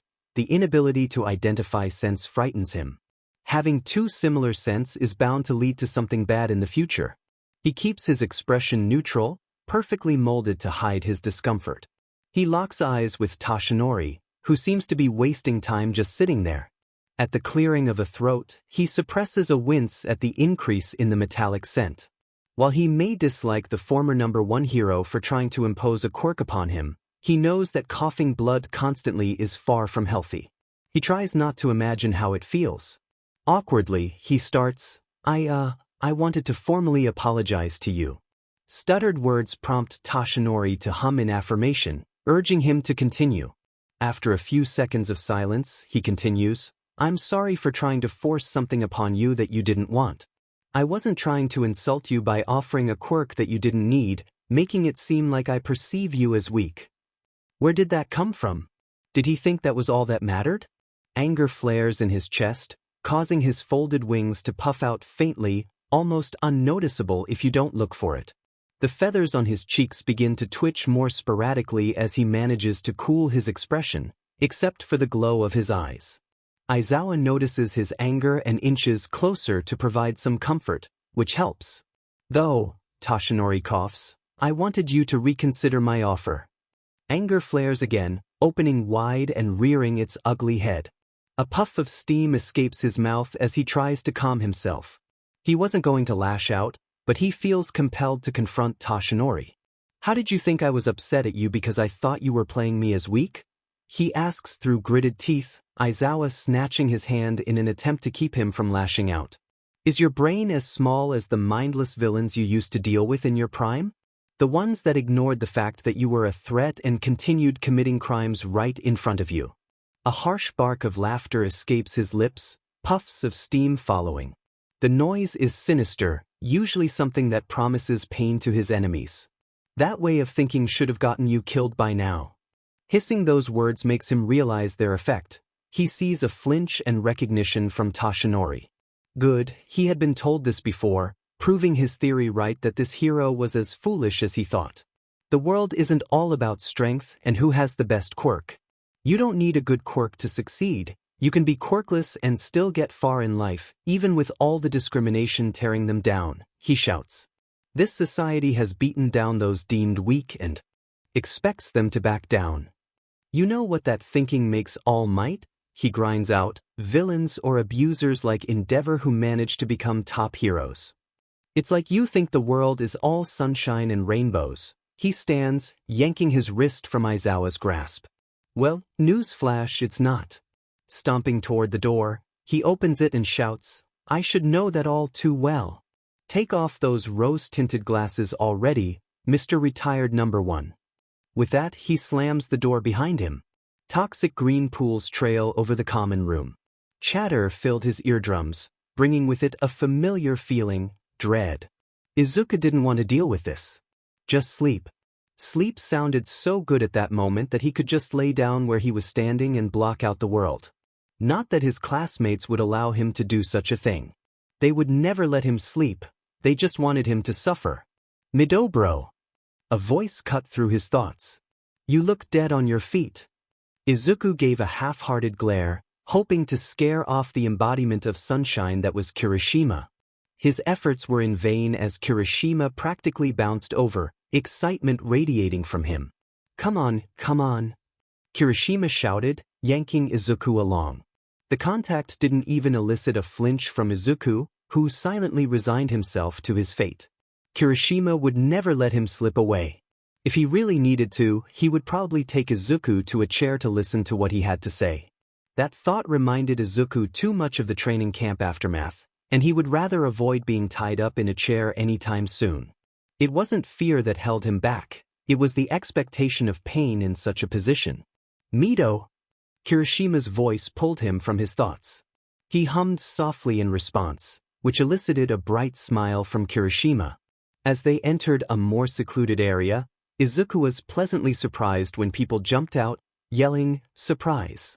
It took all his self-control not to let out a feral sound to intimidate the cause of the noise or hide behind Kirishima. But it was familiar faces coming into view. Hitoshi was pulling a confetti popper, Katsuki scowled with his arms crossed next to what looked like a cake, and Uraraka was waving a card. Mina had a party hat on her head, making it look like she had 3 horns. Kaminari, Siro, Tokoyami, Sato, Todoroki, Aoyama, and others like Yamamo, Jairu, and Hagakure were there too. What was this for? Kirishima seemed to read his mind. We never properly got to integrate you into our class or celebrate your arrival, he said, the underlying meaning clear. Any time we tried to hang out, we were attacked by villains or too busy with school. While touched, Izuku didn't know how to process this information. Huh? Escaped his lips as he was dragged into the chaos. Katsuki smirked at his discomfort, while Hitoshi whistled lowly, avoiding his eyes. Grinning, Izuku moved toward the two, grabbing Hitoshi and ignoring his protests as he stomped over to Katsuki. Before the blonde could escape, Izuku snatched him up with his free hand and dragged him into the social circle. Both squirmed in his grip, complaining equally, though one was more abrasive than the other. The lively atmosphere fueled Izuku's spirit. He ended up sitting the two down on a couch pulled closer to the kitchen. They were quickly brought into the conversation, which satisfied Izuku. Questions were directed at him, and he followed up with his own. Some questions included, favorite color? To which he replied, red. Favorite food? He admitted he didn't know, having to accept what he could scavenge or buy with pocket change. Favorite subject? He answered, history, finding it interesting to learn how the hero world came to be, even if he hated how it was right now. Lastly, when asked what type of hero he wanted to become, he replied with one that wouldn't cause unnecessary damage but could instill fear in villains and faith in victims. He's not power-hungry and just wants to help where he can. Grunting, Izuku stretches out his arms above his head, feeling the tension in his shoulders. The chatter has died down, and cake is being distributed. Izuku stares down at the sweet treat, recalling that he hadn't had cake since he was around 4. Giving in to the enticing smell, he picks up the fork and takes a bite. The rich flavor melts on his tongue, and a feeling of content washes over him, easing the tension in his shoulders. This is your official welcome to Class 1A, Midoriya, exclaims Mina, earning a chorus of agreement from his classmates. A warm feeling bubbles in his gut, pushing aside self-doubt and making him feel light. Was this how it felt to be loved? He liked it.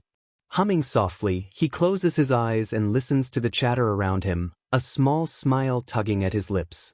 Izuku could certainly enjoy this. He smiles down at the card in his hands, his own blank face looking back at him, toxic green eyes shining.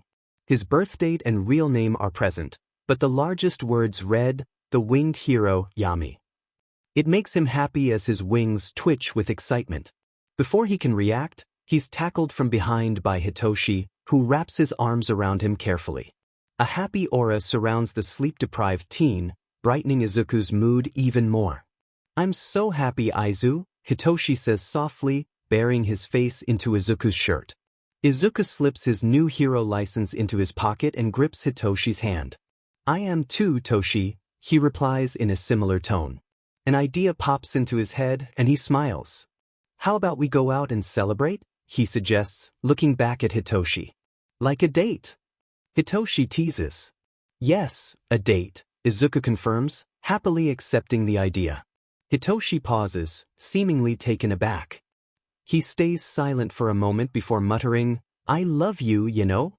Izuku slips from the hug and turns to face him, a light in his toxic green eyes, a huge contrast to his usual demeanor. He smiles softly and nods. I love you too. Then he leans in, not caring about the stares from others, and kisses Hitoshi. You! A voice cries out, a girl around 10 or 12 scrunching her freckled face in disgust. She didn't want to hear this while asking her father for a story. Her father chuckles softly and ruffles her hair. The girl huffs and crosses her arms as the boy next to her tilts his head. Why does One-E-san react like that when you and Pa kiss? The boy, around 6 or 8, asks with curious yellow eyes. The father stops ruffling his daughter's hair and turns to his son. His toxic green eyes meet the boy's shining yellow, and he wonders how to answer. Well, he pauses, tilting his head. I don't really know, he admits. He doesn't remember much of his own father, only of his mother, who wasn't a good person. He smiles softly and stands from the bed, ruffling his son's purple locks and kissing his daughter's freckled cheek. Her red eyes shine with indignation as she crosses her arms again. Get to bed, you two. You wouldn't want your pa to find you up, or we won't be able to tell stories, he orders gently, knowing that his husband is probably coming home soon. An escapes the purple-haired boy, and the girl's shoulders slump as she looks off to the side. They both still want stories, but they have school tomorrow and a small training session for their quirks.